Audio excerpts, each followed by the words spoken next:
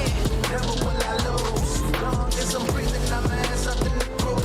Y'all can sink or swim, but I'ma make a move. What it takes, I'ma always pay my dues. I just can't win off the shuttle and I'm staying locked in. I was always underrated, now I'm in the top 10, making big plays. I was born for the big days, screwed it up, about to take it over. I'm going hard on a rampage, I'm back up on my grind. Y'all be on the grind, watching from the sideline while I'm steady getting mine. Yeah. Even on the road, we've been on the winning streak. Every day and every week, I'm performing at my peak. You should know it's nothing sweet when I walk into the game. Broken face on, trying to get another ring. With my back against the wall, I'ma show up in the clutch. Y'all ain't doing nothing much, hold my team up like a crutch. We gon' eat them up for lunch, check my appetite. I'm the perfect prototype, even with the odds that against me, I'ma win the fight. Ready for whatever, my skin tougher than leather. I'm on the bigger endeavors, my game plan is too clever. Came to win, never will I lose. Long as I'm breathing, I'ma have something to prove. Y'all can sink or swim, but I'ma make a move. Takes, I'ma always pay my dues. I just came to win off the shuttle and I'm staying locked in. I was always underrated, now I'm in the top 10, making big plays. I was born for the big stage, screwed it up, about to take it over. I'm going hard on a rampage, I'm back up on my grind. Y'all be on the grind, watching from the sideline while I'm steady getting mine. Yeah. Even on the road, we've been on the winning streak. Every day and every week, I'm performing at my peak. You should know it's nothing sweet when I walk into the game. Broken face on, trying to get another ring. With my back against the wall, I'ma show up in the clutch. Y'all ain't doing nothing much, hold my team up like a crutch. We gon' eat them up for lunch. Even with the odds that against me, I'ma win the fight. Ready for whatever, my skin tougher than leather. I'm on the bigger endeavors, my game plan is too clever. Yeah. Will I lose? Long as I'm breathing, I'ma have something to prove. Y'all can sink or swim, but I'ma make a move. Doing what it takes, I'ma always pay my dues. I just came to win, never will I lose. Long as I'm breathing, I'ma have something to prove. Y'all can sink or swim, but I'ma make a move. Doing what it takes, I'ma always pay my dues. I just came to win, not compete with me. I do this so easily. Every step I lead the lead, that's where I got the MVP.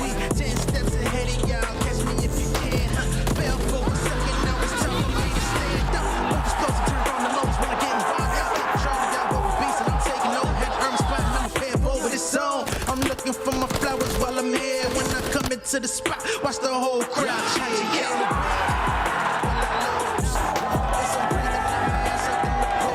Y'all can sink or swim, but I'ma make a move. Doing what it takes, I'ma always pay my dues. I just came to win, never will I lose. Long as I'm breathing, I'ma have something to prove. Y'all can sink or swim, but I'ma make a move. Doing what it takes, I'ma always pay my dues. I just came to win, never will I lose. Long as I'm breathing, I'ma have something to prove. Y'all can sink or swim, but I'ma make a move. Doing what it takes, I'ma always pay my dues. I just came to win.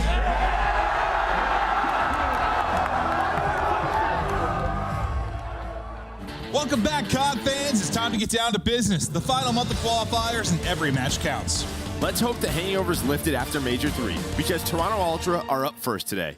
And they may have some frustrations to vent after that shutout defeat on their home turf. But it couldn't have happened to a nicer guy, Joe. These guys are f***ing brain dead. Then Minnesota and Boston face off, trying to soak up any CDL points they can for a chance to make it to champs. And then we close out today with LA Gorillas versus the Royal Ravens. Carolina is on the bubble. I wonder which version of Glacier we'll see at champs this year. Let's get this going already. The Call of Duty League starts right now.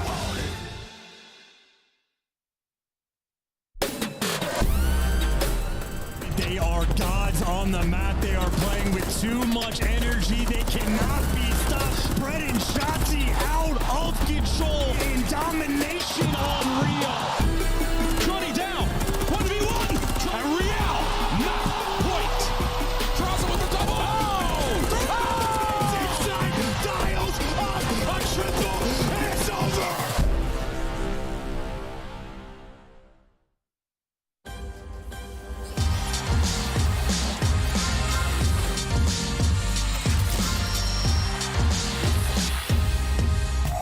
You heard? Slow down. There's shut out. There's shut out. One shot. Nice shot, bro. Top scrap.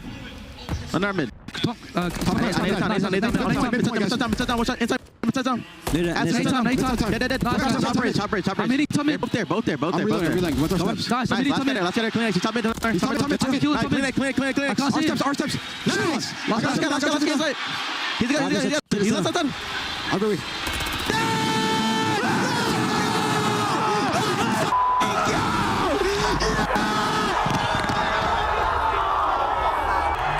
Over 800 days separated Optic from their last trophy. They raise it at the end of our Toronto Major 3, and they do it in emphatic fashion. A sweep over the home crowd. Shotzi dropping 37 kills in that final game. Definitely living up to all the hype as one of the best superstars in the League Eggs.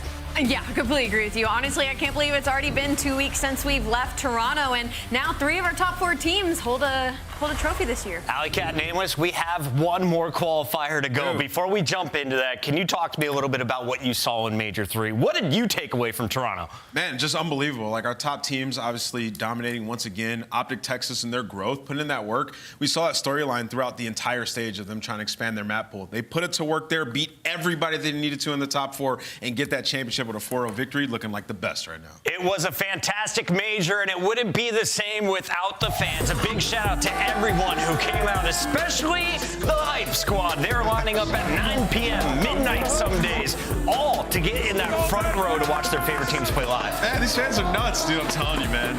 They have better fits each and every year, and I swear, as this event went on, it got louder and louder. Some of the hometown team, they were just like, okay, we got to go up against the green wall. We're going to have to bring it. And they truly had that battle. It was special. And this is now back-to-back majors. We have our top 4 teams make it to Sunday, which made all these incredible moments and all these really hype action happen all over the weekend. This is easily one of my favorite outfits with the green wall. I know she was hard celebrating Sunday after that win. Is that a Toronto jersey holding up 4 and tapping his chest? Yeah, that's what I'm saying. All right, brother, we got to get your story straight next year. I do gotta say, some of them Toronto fans, they change like the wind. I kept seeing them new fits, new jerseys every day. I'm glad you're supporting the COD League, but listen, pick a team. Pick a team, pick a player. It's hard to pick if you've been watching all year long. You know we got superstars from top to bottom in this league, but most of them, they're amongst your top 4. And if you're looking at the standings, there is huge parity between our top 4 and 5th place. You look at where subliners are at, they're even 140 points behind this Toronto Ultra. The difference between your top 3 and subliners, they won an event, right? Yep, that's the only team in our top 4 that has yet to lift a trophy this year. Optic Texas being our most recent, still at the 2nd place though, but only 25 points behind Atlanta Fate. They could take over that 1st spot. Right, and Amos, what I love about this graphic is that strength of schedule, something that we haven't really been able to dial into until this 4th qualifier. Optic's got an easy run, right? Yeah, absolutely, right? And they're only 20 points behind Atlanta FaZe. And you look at Toronto Ultra, they look good throughout this major. The finals didn't go their way, but it's really anybody's game for that 1st spot when you talk about our top 3. And then in terms of New York, they're at 255, but the drop-off from them to 5th is just nuts. And I think the key for all these teams is, well, just don't play each other in the 1st round of champs. You want to play one of these squads. Miami Heretics, a surprise performance on LAN. They get their LAN W, and now they have a 5th seed coming in. The Miami Heretics never cease to surprise me. And the fact that they're holding on to 5th place right now with the amount of changes and trials and tribulations they've had to go through the past couple of weeks. And then even right behind them, same story with Seattle Surge. They're tied in points right now, but you can tell that their disparity between online and LAN isn't that big as Miami Heretics. Yeah, you know, and hone in on Miami Heretics because the strength of schedule, they're the hardest one headed into this. Yeah. And keep in mind, Vickel's not going to be playing in their next 2 games, I believe. So they're going to have Purge coming in as a stand-in. So they're not going to have that same chemistry to build off the momentum that they just had. They're going to have to really stay confident. If we ended the qualifiers today, those would be your 8 teams moving on to champs. But these 4 are still in the hunt. And you can see they're not that far back. Minnesota with the A seed is sitting at 120 points. They've got half of their points on LAN, half of their points online. Carolina in the exact same position, but Minnesota currently with the tiebreaker over them. Yeah, and like you said, they got more of their points on LAN. When you talk about Carolina, they've had some big dubs there. But yeah, I mean, they're right in the mix, and you look at their strength of schedule as well, 3rd. Like, it's going to be tough. They're going to play some of the top teams. You just have to garner some upsets. And why I wanted to show this graphic, 3rd for Royal Ravens, who are trying to fight in, 2nd for Legion, and then, of course, you have the easiest run for anybody for LAG, a dark horse to make a run. But if you ask the community, this seems to be the fans' pick for a squad that is going to power their way into the top 8, Allie. Yeah, this is easily one of the teams where everybody is expecting them to power themselves into the top 8, and not only that, just because the tail end has been so much better for them. Unfortunately, they weren't able to make as deep as a run as maybe they were hoping at the most recent land, and that's going to be the biggest disparity between them and some of the other teams. You saw Miami Heretics, only 20% of their points came from on land. Same thing with LA Thieves. Those are two teams that they're looking to go head-to-head for breaking into that top 8 for champs. It's just for Carolina, they just keep blowing their opportunity. I mean, you think about online last stage, in one of their first series, they lose to Seattle, and then you get to land, it's like, okay, if we're going to make it a champs, we got to be able to beat teams like Seattle. They lose to them, right? Which would have set them up with a date with New York Subliners, who Carolina have beat so many times before. So Carolina, they just got to take control of their opportunities. Just a 10-point difference between 11th and 8th place, and Carolina faces off against that 11th-seeded LAG to close out the night. Another squad you're going to see in action is Boston Breach, and Boston, they've had their ups and downs, and mostly downs as of late. Let's take a look at some of the new moves they're making. A 5th roster change on the season, Alcat. Yeah, and I mean, it needed it, right? And honestly, they bring in Major Maniac, and I'm really excited about this pickup because this is one of the more staple players that we have in the league. This guy is a veteran. You bring him to a team like Boston Breach, I'm excited to see what that dynamic between him and a player like Snoopy is that has such a high ceiling. Yeah, and he's also very good at search and destroy. Every team that he's been on, like, they found success. And when you think about, him and Priesta playing together, they have championships back on that Atlanta-based team early on in the CDO. And so Major Maniac, he's had a very long journey. I will say I'm extremely happy for him, and I think he's a very capable player. But I would say that he's sort of like a Dia version of Slasher to me, right? Dia version of Slasher? I would say, yes, I would say that, right? And that's not a knock on him. That's just an ode to the greatness that is Slasher. And I feel like, the move that they made, they tried to bring in a lot of young talent. Could have just kept Austin. It would have been a better spot. Great to see Major Maniac back in the CDL. The bad news is you're joining the worst team in the league with just 50 points. Boston needs a huge run here in our 4th qualifier. You look at what they did with Beans and Pentagram, absolutely nothing. 0 points from all of that effort. Now they bring in Major Maniac. You have to question the decisions by the GMs up there in Boston, by the management. And also, you got to question, what is this new team going to look like with Major Maniac joining Priesta once again? You don't even know, right? At this point, you got to say Boston Breach, the only way we can go from here is up, right? And so high hopes for Major Maniac, but I'm pretty sure for Boston Breach right now, it's not even like looking towards champs at this point, like win a series. No, this is your champs. This is their champs. Like, this is when the players got to, we're playing for our spot in the next year. Because if you come in this stage and you do what you just did, some of those players won't have a roster spot, right? So they got to go for broke. The good thing about them is they had a lot of Game 5 series where they lose search and destroys, a lot of moments that they just threw away. They are talented enough to get series dubs. Multiple round 10 and round 11 losses in those Game 5s. Major Maniac going to try and fix that for Boston. Let's take a look, though, at everything else that's going around the league, Alley Cat. Catch me up with what you have seen from the changes in our map pool, because 6-star no longer has a pool in it. No, it no longer has a pool, and we've actually kind of solidified it down to now only 4 rotations. So all these really fun pool party gunfights that we saw from Shotzi and Optic Texas and everybody throughout the weekend in Toronto will no longer be going down, but long live the pistol and water gunfights. I'm gonna give a shout out to Spin Spence, man. Thank you, Spence. Texas, now listen, all right, so we got 4 hills now, all right, and we got rid of the pool hill, and P4 is gonna be on the statue, not inside security. We all know those bulletproof windows and how awful it was to break. So we're gonna switch that over, and I think it's gonna play out a lot better. I mean, it's gonna be just straight battles back and forth, obviously giving teams an opportunity to actually break that security hill now on statue. I think it's gonna be way more fun to play and watch. Can we give a shout out to production here? This is sick, Allie. This is really cool. So we're gonna have the same P1 and P2, and as we move over to the P3 on the rooftop bar side of things, we're gonna move across path. So not too much change as far as the beginning goes, but again, we're just saying goodbye to the pool, and we're gonna be moving over to the Skybridge for that final hill in rotation. Only 4, and it's gonna be the only map that we have that is only going to be 4 hills. Do you expect a lot of teams to be comfortable picking 6-star today here, the first day of the qualifier? Yeah, if you're not cool playing 6-star, I just think you suck. Because this map is, it's honestly, it plays great, right? Like, we move the hills now, spawns make sense, the pushes make sense, right? Like, that and Rio are just, to me, 2 of the most fundamentally sound maps. But here's another change that we have is the explosive barrels and propane tanks.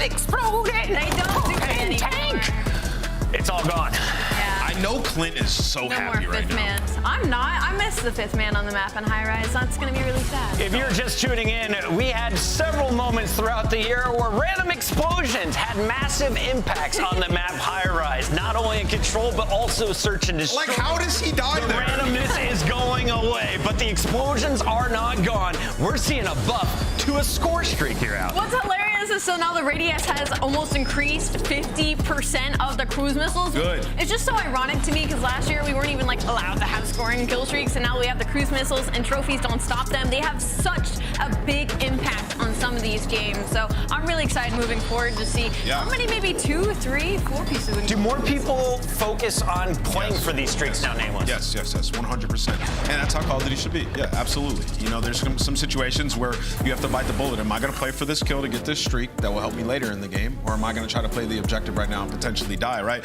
So it becomes a game. And then you see also the MCW and the rivals, they get some increased in damage buff for the MCW, which headshot damage, which I actually kind of like. 4 bullet kill. I actually kind of like it. And then the rival also increased damage range, so they'll be able to square up.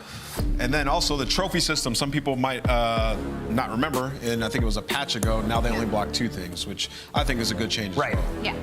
Balancing the game. Before we get to champs, you'll love to see the evolution, and today the matches continue. It's the first day of our qualifiers leading up to our Burbank event. It's going to be Toronto Ultra taking on Seattle Surge first, followed by Boston, Minnesota, and LAG versus Carolina. Lock in. It all gets started after this.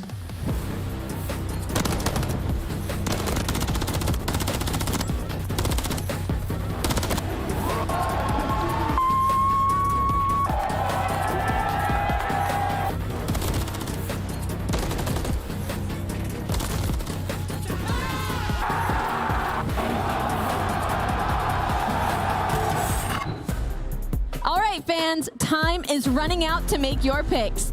Choose your winners now by scanning the QR code you see on the screen. Hurry, it closes at 3:15 Eastern. The Champs Tracer Pack is available now. The bundle includes the Reaper Operator Skin, Ripper Weapon Blueprint, Death Stare Weapon Blueprint, Cuts Deep Charm, 2 calling cards, 2 emblems, and 2 weapon stickers. Use these items to both Call of Duty Modern Warfare 3 and Call of Duty Warzone. Available in store now using Call of Duty points. Never miss a match of your favorite teams with the Call of Duty League Calendar Sync. Here's the fun part. When you add a calendar, you'll also receive a Squad Up calling card you can use in-game.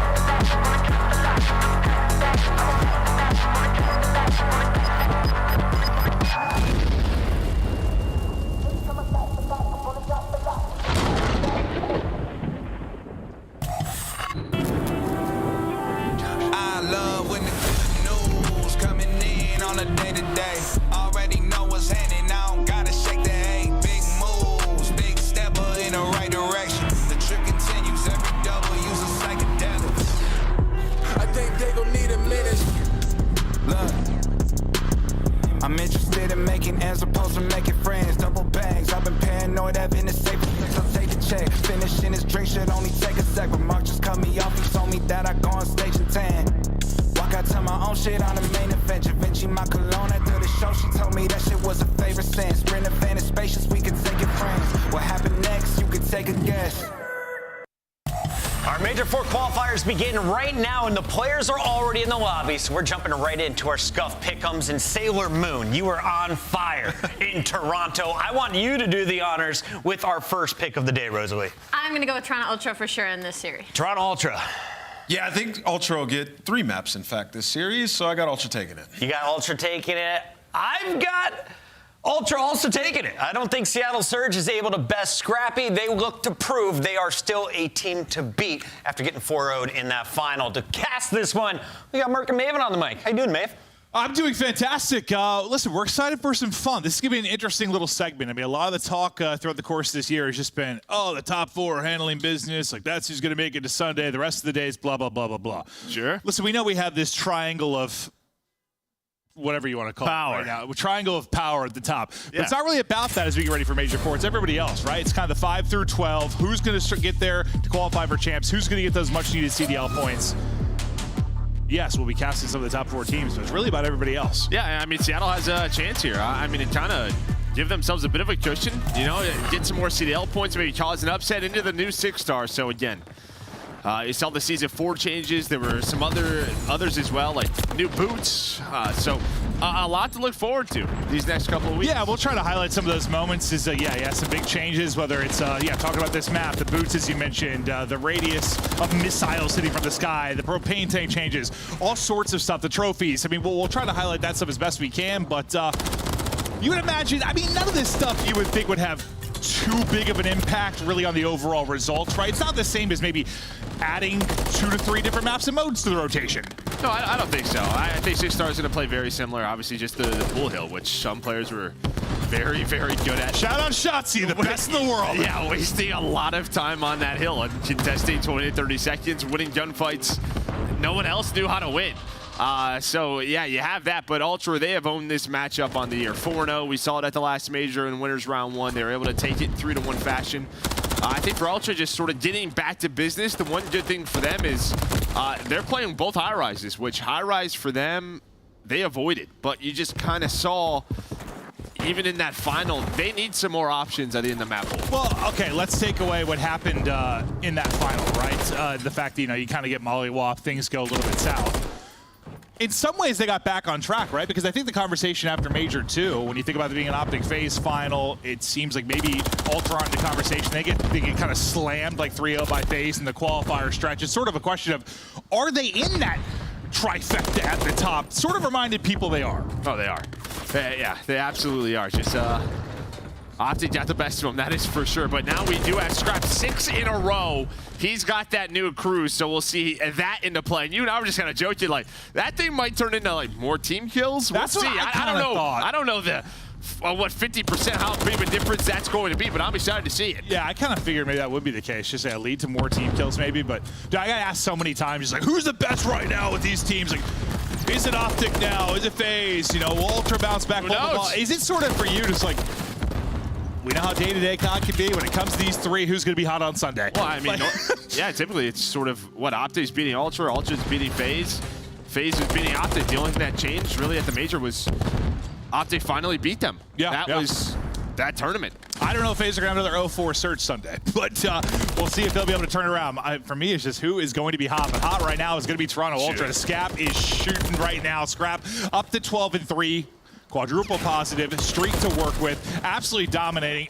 Insight, not sure if the AC is on full blast or my guy's battling out of an igloo, but he's got the full-on hood up. Yeah, he's got contacts on as well, but this will be our new first look at the new Statue Hill, P4 there towards the bottom, just see how this plays out. Now, normally, I would say in CODs of the past, when you have a hill sort of on the bottom side or top side of the map and it's right in the middle, the goal is to control both sides, sort of right and left. And what that'll do is that'll normally spawn the opposing team out. It's just difficult to do because usually there's a right spawn, there's a left spawn, and it's just sort of this back and forth battle. But if you're able to push out both sides, normally that spawns your opponents where they don't want to be. Well, we'll see if they'll be able to do just that. 04, who struggled early, was looking for number 4, now up to 5. But Abuza, who is, you know, now with an AR in his hand, one of the players of the tournament, really. One of the big reasons these guys are able to get top 6. They're going to need him to pick it up if they're going to win a matchup like this. I mean, he was incredible at the major. No, he was great. And I just think, yeah, you sort of had Envoy and Scrap going off, and they went off at the major versus this team. Again, 4-0 on the year. It's also, they've only dropped a map. It was a control. So you have this 60-point lead or so through our first rotation. The slaying very much one-sided, but maybe you saw a little glimmer of hope if you are Surge there on that hill. Envoy, he'll be on 4 in a row as he is looking for more. Seattle Surge's POV, though, as they try to break on through. Envoy gets 2, though. That'll be number 5 and number 6 to line it up as he will get another streak now to work with for this Toronto Ultra side. Trophy up and trying to lock it down for Scrap. As Ultra battle for what time they're able to get. Really nobody in the hard point for now is just kind of fighting around it as Kleenex will look to get dirty. Yeah, I mean, you would love to see this, obviously, for Envoy to continue this from the major, right? There was sort of the talk after Major 2. He's got to get better, him and Insight. And I think sort of stage 3, Envoy absolutely has gotten back into that form. That's why I kind of want to take, like, the final kind of is what it is. Like, Optic got hot. Like you said, you've been there as a competitor. Everything is going your way. Every decision is the right one. Like, that was their day, bro. They were by far the best team. But if you take that out of it, like, yeah, you saw some stuff from Ultra that you needed to see desperately. Like, that they could make those run. And Envoy, Insight, they're the guys you're going to have eyes on. Yeah, no doubt about it. Yeah, I mean, if you look at the final stats, just those, well, especially Insight really struggled. Choke slam, yeah. Yeah, we'll see if he can get back into form a bit. He can be such an important piece for our Major 1 winners as Envoy continues. You have pretty much have had good spawns. That's what's been so tough for Surge throughout this game. P2 has been well controlled by Ultra. You can see number 1 trying to flip the spawns. That's going to be Scrap. So they're just playing how they want to play this map right now. So now with like the water hill kind of taken out of it, is it just going to be a guy trying to find a route, guy trying to disappear? Like, where do you think it's going to be used? What, the water? Yeah. Probably a lot more in search than we see, but yeah, it normally it's just going to be, yeah, maybe you take a route, try to survive, push on out. Sounds good to me. Sneak through, yeah. Well, it's just not going to be, water sports for 60 to 90 seconds, but Ultra trying to take the first series here, up 40 seconds so far in control. Let's go to listening right now with Toronto Ultra. Outer, one shot. Behind close. Front, hop 2. Front, Lobby now. Lobby dead. Bro, one front, one outer. Hop up already. Hop. Last 2. Hop me, hop. Nice, last 2. Let's see, dead Hop again. Challenge it. 2. Use your nades. Challenge out. One. Buzo's weak. Standing on top. Lane. 2 in. Nice one. Lane down. Nice guy. Maybe what's steps? Huge. Close mid stairs there. Like, all is fun. I'm getting out mid. I'm pushing out outer, bro. Yeah. We have enough to shoot the trophy. I'm mid. Head outer. Ivor up. Lucky, what's steps? I'm front, by the way. They're up. Yeah, outer Tiki. Absolute. No, what's steps again? There's 2. One's in water. One more. Water. It's one in the back, too. Right there. There's one in the back. Front still. Just trying to get to time. 20 seconds. Water stairs, too, Toby. Just get, yeah. Oh, good. It's one hold as well. They live office. Yeah, come mid. One's push out the back. I have a streak as well. I have a streak, yeah. Flip this. 3 mid. What's 3 mid? Bingo. One mid, by the way. You want me? Stun you. Oh. In you. Rest ult. Stun. You want me? Rest gun. Stun you. And you, weak. No, one more time. Nice. Yeah, bro. No, I can cruise. Absolute dead. I'm sliding, Jimmy. Long. I'm one shot. I might try pinch low. Go low. One mode dead. We blow the game out right here. Eyeball mid. I'll drop it down. Pushed outer. 2 outer. Dead. One more weak on the steps, guys. On the steps, laying down. Left, close up on you. It's both weak, bro. Low one stay. Yeah, low, bro. There's 2. 2 their side. Look you. Nice, you know. No long again. Absolute long, bro. Stab. We have a streak as well. Getting back to it, 60-point advantage now for Toronto Ultra. Seattle Surge still trying to keep this close and competitive, so maybe they can make a run late in this, but it just feels like there's a hump they haven't been able to get for. They haven't been able to like burst through and really take advantage of this game. No, they are staying in the game so far. I think just sort of dealing with really that first rotation, staying within 60 now, still around 50 points. They've kept it scrappy, and I mean, just through the listening, you heard some frustrations on the Ultra side trying to finish this first map on out.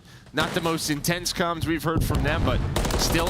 When is it though with them? Yeah, that's true. Yeah. Very rarely all of that intense. Typically cooler than a cucumber. But here, vibing to the music, it'll be 04. Right over to Brezzy we will go as he'll try to get the cut towards mid.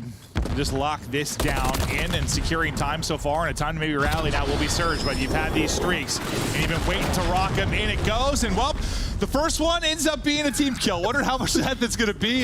Maybe not the best example, but no, I think it is. I mean, he was on the other side of the balcony, so we don't know. Dude, you literally said it to me like 50% more sides. My first instinct, I'm like, literally, they're just going to kill their teammates more. Like, how often are you thinking with a cruise you're going for multiple kills? Like, that's not really the thought. You're trying to isolate like one player. It's just going to be like, oh, I think my homie's safe. Oh, he's not. Yeah, and behind that now you have Seattle within 23 seconds. So you are very close into this game. Now, if you're Seattle Surge, plus you have rotation is, yeah, we see the picture-in-picture there. You saw where Kleenex was. And again, this update just came out a couple of days ago. Our teams have some scrims on it, but they're going to have to think about that. And like I said, now it's a 10-point game. Here we go, starting to rally and bring it back. This is why we always talk about teams kind of keeping it close, keeping it competitive, just staying within like 60, so it's maybe one full hold to you're right back in the game, and that's exactly what you're getting right now from Seattle Surge. They're just trying to look for their first lead in what seems to be the entire game. A chance to do it right now as they get 2 down. Tick by tick, they're over the hump. Now in front goes Seattle Surge, 50 points away from a map 1 stunner. And this is kind of what they were doing at the major. It just felt like it was just difficult to put them away. Just always staying within these maps. You're getting a solid game out of Brezzy. He's got the most kills at 30 and What's 30. that remind you of? Like Ultra Bowl. Yeah. Honestly, just tough to put away. Like, as you do have Ultra on rotation though towards P3. This is looking to be a clean setup. Envoy getting some of that scrap time. Maybe a chance to put away this game 1 here. A chance for sure. Here comes a 4-man push from Seattle Surge. How good can it be? Abu's at least able to trade out one before the stun will hit. Kleenex and Inside still holding for now. Maybe an opening. I thought Inside maybe loses aim assist for a moment. It might get caught, but it's knocked down to 1 HP now. Everybody spawning out water side and trying to flood across. 25 points down needed for Ultra to close this one out. Abusa with the opening pick. Trophies there for coverage. Envoy sitting at the bar and looking to lock it down. He might be the last line of defense. They're able to burst through with just a little glimmer of hope remaining. 30 seconds left to the hard point. Yeah, you have the close spawns though for Toronto Ultra. Continuously just contesting time and time again is Surge. On that balcony hop up.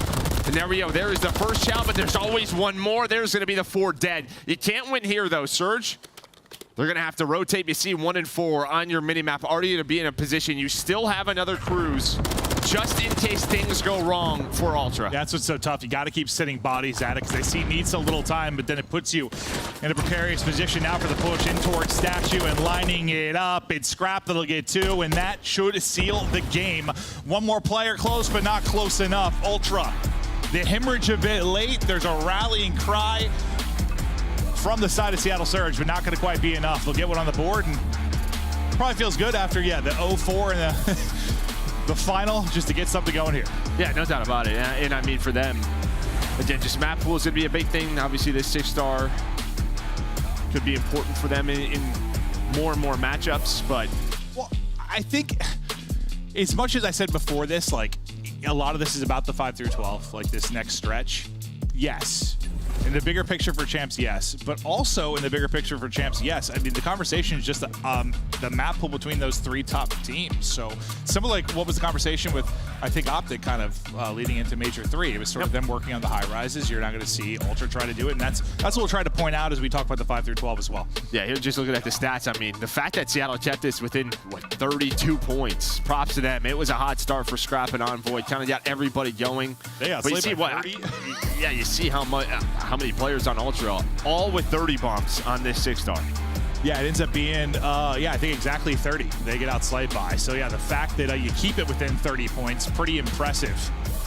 Difficult to do. Certainly we've had teams that have managed to do it really well in the past in Hardpoint. It comes to mind, somebody like a Red Reserve randomly has popped in my mind. They were the kings of it, bro. Outslayed by 50, win by 2. Okay, awesome. We take a look at the highlights now. Toronto Ultra, Seattle Surge map 1. No, but what you're saying with the map pool, you know, was sort of the talk of town was that sub-base pick time and time again. They had the choice in the final. Map 1, we played sub-base or 6-star. They went for the sub-base again. Lost that one.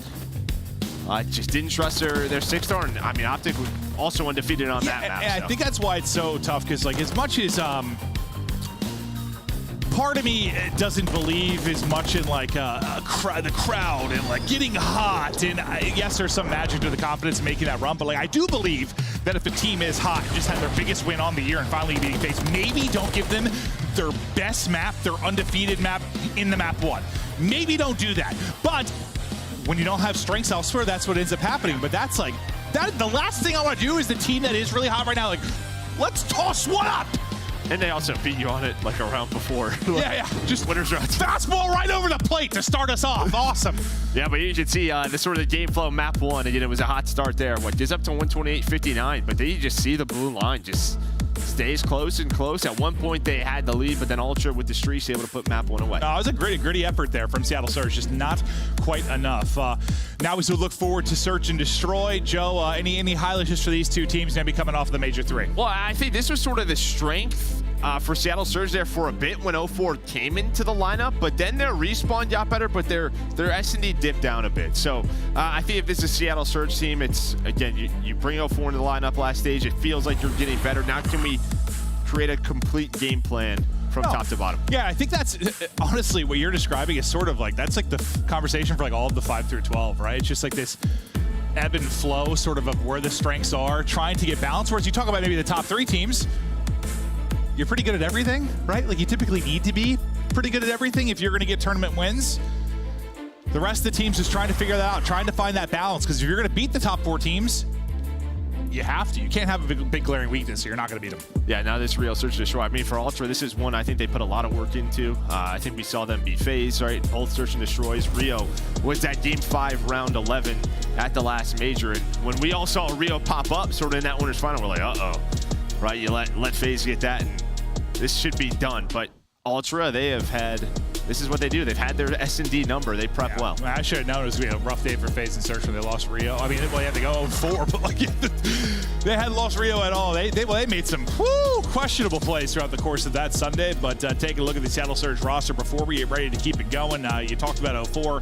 He comes in, and yeah, he is popping off, making some terrific individual plays from his position on the squad. Abuza, who has been, I mean, even when they've been struggling, I feel like he's been lights out just from like a damage or a stat standpoint. I mean, just seeing him, going a bit negative in the last one was kind of surprising with how strong he was at the last Major, but expect for him to be firing it back now as we get to a Search and Destroy. But I don't know, when you think forward, like about these top 3 teams, is there a mode that you're highlighting the most, like between them? Is there something that's going to be the separation? I know you've always kind of been a control guy. Like it's kind of been, maybe you go 50-50 in the other two, but like the control edge has been huge between the top teams in the past. Well, that's a good question. I think, yeah, I mean, the control is always one to watch. I think that's why there was so much high-rise prep for like Optic last one. I think it probably just depends on the team and matchup. Depends on the matchup. Yeah, that makes sense. Like well, for Ultra, like that's what it's going to come down to is maybe a high-rise. Like for sure. If they start to play it. I just love it. Like, I don't know, kind of the evolution of teams and control as a game. Like people complain about control early, but I think it's like one of the more interesting conversations as we get deeper into the year. Scrap shooting though early is Hook's head put straight in round 2. Yeah, obviously now you're gonna get this bomb down. You see number 3 inside. He's gonna have, well, I thought maybe some info, but he's gonna be the first man up on the pinch. All of Surge gonna try to retake in a 3 versus 4, and there is the info, but Abuza rips him. Some nice shots into a 3-on-3. And that is where Abuza has been so good. The individual talent just absurd, but Scrap will give them numbers again. 04 dancing left, right, trying to find an opening, not able to find it. Round will be closed out. Scrap, the first, he kind of gets like 2 first bloods in a way. Like he gets the first to give him 4-3, gets another, kind of get them out of the 3v3 into the 3v2, like coming up with some big ones. Just continue to give them numbers. Well, I mean, just the first blood just literally runs to bridge and is like, please fight me. Yeah. And if you watch that sort of Game 5 versus FaZe, that's what he was doing. There were just some spots where I think a lot of players would back down. Sort of he's looking over the bomb site, and he's just like sitting there like, let's do this, right? Like, let's scrap. That's what he wants to do, take as many gunfights as possible. It's not usually going to be about the sauce, the finesse, the movement. It's straight gunny when it comes to Scrap, who's had a lot to say since the Major. I swear I got a clip of this guy popping up every other hour. But Abuza now with the first blood, his turn to get things rocking and rolling for Seattle Surge. Hook going to follow it up. Another player in trouble. They're able to trade that out as Hook will now get 2. Scrap going to be last alive. And while he's got everything to do. Oh, no. Oh, I would have loved it. I thought thought he was just going to stick it. Just get in there and grab it. Does it work? Probably not, but sometimes you just got to grab it, Joe. I would have done Absolutely. it, dude. I mean, it seemed like one of those scenarios that's just set up perfectly for like the timing, like the player by bridge door just like turned, one running away, like grab it. Stick that thing. Stick it hard. Would have been sweet. I mean, he probably dies. They were all so close. But, yeah, I mean, there was a chance. The smoke was still up a little bit, put into a tough spot. But Surge with that first blood from the nade, able to tie up the map. Yeah, I think with the smoke being there, one of the first things they're going to do is check that. But, like, you never know. I want to see the effort, the chance for it to happen. But, you know, in those situations, sometimes you end up having 3 players lined up in front of you. You never know how it's going to work out. Had a couple of those, and those were always so fun. Yeah. Well, now we tied up 1-1. First blood, it'll be 0-4, so a back-to-back first blood now for Seattle Surge. Now, what can they do with the numbers? And again, watch number 1 Scrap just trying to find info from that bridge side. Kind of just feel like maybe you have to plan, but they're going to get aggressive instead, try to catch them off guard, but Hook watching the cross for Brezzy. So they knew without having man advantage, they couldn't plant a bomb or didn't want to. Maybe trying to force a 3 versus 3, isolate that one player. Instead, now Envoy and Kleenex have a lot of work to do. Kleenex getting the kill, getting out. Now 2 versus 3. Can't believe you got out. Yeah, I thought the trade was going to come in there, but now you give yourself a chance to do this. Time, though, dwindling. Time working out for Kleenex, though. He almost got insane slide behind. Trying to get away his Envoy. Strap on those Pumas, boy. 20 seconds remaining. 1 versus 1. Gets the opposite site. Gets the plant down.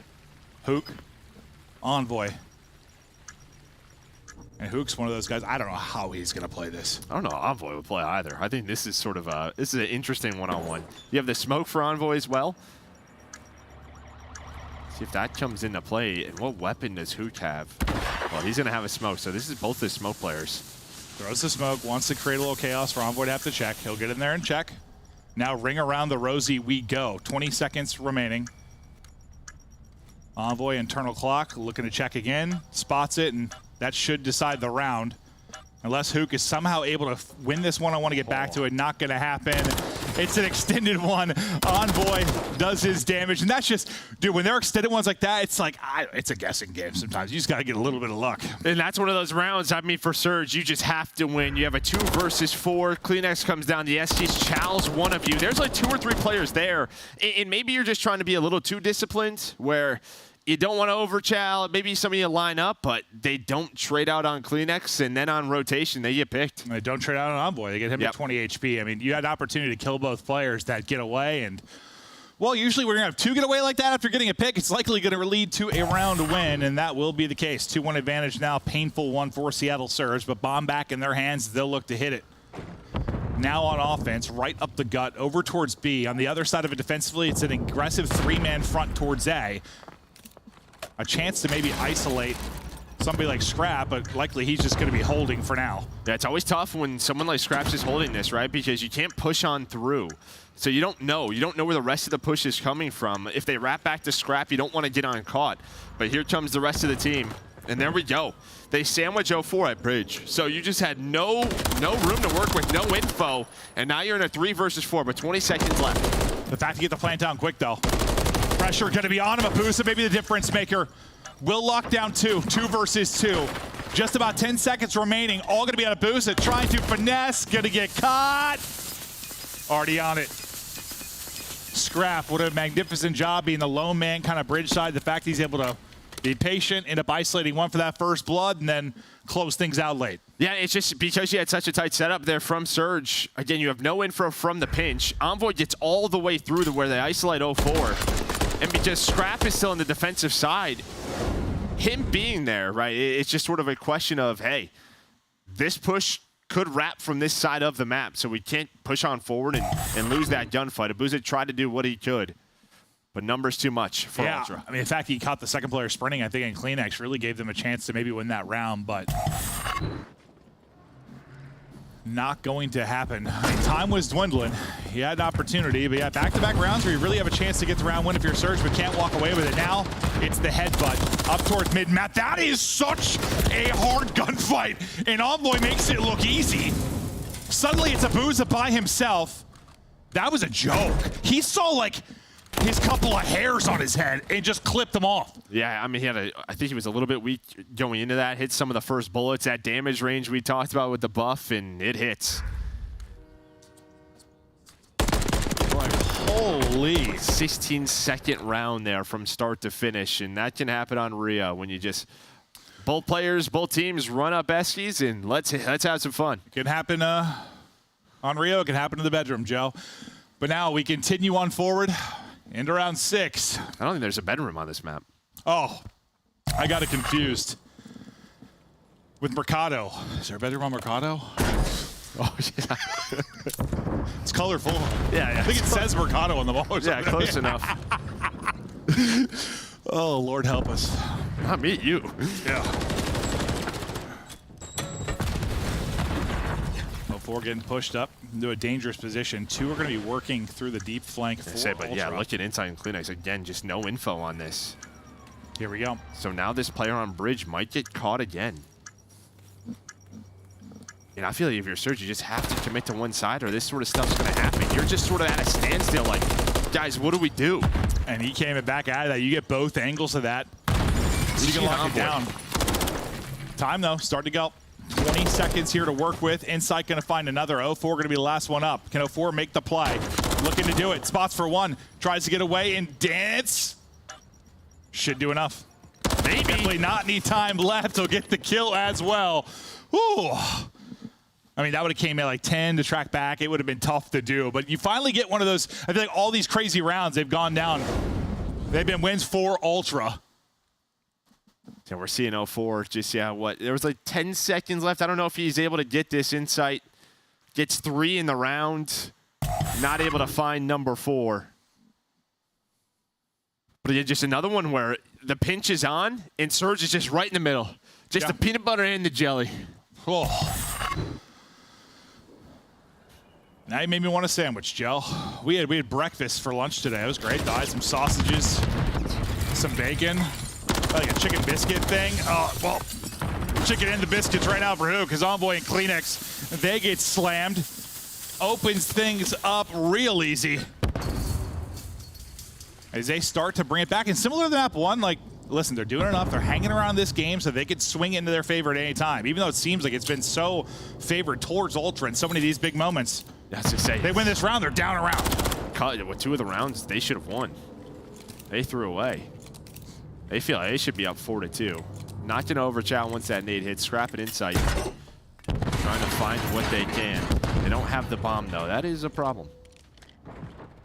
Well, Hook is just running through them. He's been able to get everybody in this round as Hook will now be working on the ace. Sending it forward, it'll be a Booza with the final one, but Toronto get nothing going because they get chopped to bits mid-map. You were talking about peanut butter and jelly sandwiches one moment, bacon and eggs the next. The next thing you know, Hook is taking apart the team. Yeah, just great round by Hook. And that time, you don't have Scrap bridge side, so he just mantles on up. There's no gunfight. Just mantles up. It pretty much has the pinch. So you get a bit of a different look there from Ultra. But Hook just takes the chance. Again, taking that B fight. And now, as we've been talking about, just staying in the game. 3 straight for Hook. 3 straight for 04. Still ways to go towards maybe earning a streak, but we'll keep an eye on it. Aggression up towards mid yet again. Point man on the other side will be Envoy. He's going to back down for now. We're going to have a one-on-one maybe on the other side.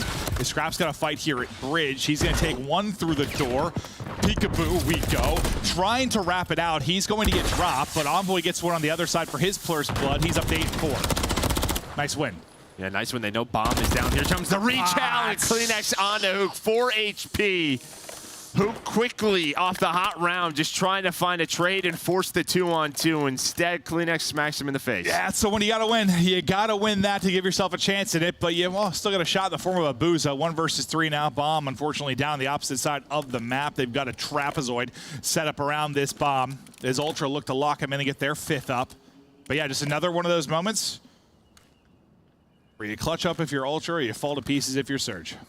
And Hook, I mean, he kind of was like gambling for that gunfight. Maybe he's just thinking there's going to be a second, or I'm just trying to get out of here. Maybe stop shooting. But Abusa able to turn this into a 1-on-2. Now has to work the bomb. So little time. 15 seconds to go. Where's the gunfight going to come from? Tries to slide out, gets caught. 5th round up for Ultra, 1 away from the 2-0 edge now. And yeah, those trades are the awkward ones. It's like, I don't know, it's one thing when you have a pretty clear line of sight to instantly get the trade. It's just like a slide out and chow, but when you're like trying to sprint to get the angle, it's like, do I just get caught sprinting in smoke? Because by the time you get gun up, you've just been fried. Maybe he was told he was weak. You know, from the previous. Well, I don't know what he probably was. He took some damage in that fight. But maybe he wasn't as weak as he thought. Yeah. We've all been there. He's 1.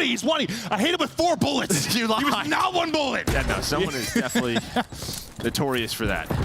Everybody's got that friend. And everyone's got that friend that's Brezzy. He's 1-6 right now. The boys are trying to carry him to victory here. We'll see if they can do it. It's an awkward fight there at the police car, but Envoy is able to get another first blood. After that, though, Brezzy lights it up as he gets 2 out of 3, keeps them alive, and this one is Insight. Will be the last up. I roast him a little bit, and he comes alive. Yeah, I mean, maybe Ultra just weren't ready for all 4 to be there from Surge, but they were all there. As soon as those trades start, Surge in a great position. Ultra get caught off guard, and now Insight, similar to Abuza last round. At least you have the bomb, but he's got a lot to work with, and not going to happen. Yeah, I thought for a second he was going to, like, slide, peek, and chow that like Hetty there, but he just ran out and got cut to bits. Yeah, you are dead as can be. Easy there for Abuza as he gets up to double digits. Maybe a slow map 1 for the squad statistically, but he's right back out of the search and destroy. Again, can't overstate how well he played now with an AR hit in his hands at the last major. I feel like we rarely see that at that site because normally if offensive teams see multiple players over towards A, they just turn. It's just like, you're just like, let's just go plan A. You're too committed to the blend. Or let's go plan B. Yeah, I mean, they were just very much wanted to take the fight at the site. Just all 4 players there for Surge. It's one of those weird things, like, yeah, you have the high ground up here, but not really. Like, some of the headies you can get and the angles you can take from low are absurd. 04 will get the first, but Kleenex answers back from this side. Kind of a dose of their own medicine now, so you have advantage to close this one out. Scrapple followed up with another. Brezzy now has got to be the magic man. Pull off the 1 versus 3. He's going to push this to around 11. Not going to happen. Final kill through for Toronto Ultra. They'll get the victory here. And this seems to be like one of those ones where we're going to say at the end, man, Seattle Surge, it was a 3-0, but they played them tough. Yeah, you can say that. I mean, map 1, yeah. But this map, there was 2 rounds they absolutely threw away early in this map where maybe we're still playing, but that doesn't happen. In a nice setup there from Insight and Kleenex. Insight normally the only island player, but sort of sets up his duo in Kleenex for that free 2-piece as Seattle Surge get aggressive over towards A. But what?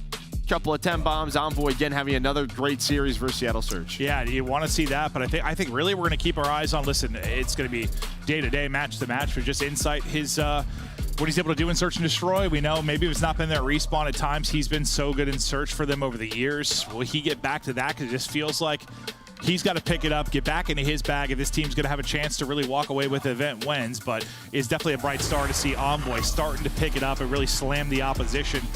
2 up so far, looking to close it out in High Rise. And yeah, High Rise is one where you're excited to see maybe some of the work there in Search and Destroy and also in the control for Ultra, right? Yeah, and not explosions. That's true. That's true. Right, so we got our first look at 6-star, our first look at High Rise. So thank you to Seattle and Toronto for giving us this first match. We appreciate it. Bro, my favorite one was well, it was Optic versus, I forget who it was, but Kenny was going through it. He was like 1 in 10 or something. I can't remember what it was. And you're like, I think he just died to a fire extinguisher. Yeah, like, no, I don't. It like shows Kenny's face and he's just like, ugh. Yeah, no, he was literally running away underground and died to a fire extinguisher. So we don't have to deal with that anymore. Hopefully it works. I saw propane tanks. I'm not sure what I identify a fire extinguisher as, Joe. It's true. They said environment. That's true. That's true. I was looking off some of the tweets I saw. You're right. You're correct. Okay, that's going to do it for our first 2 matches. So you're ready to go to High Rise Control after the break. We'll see you here shortly.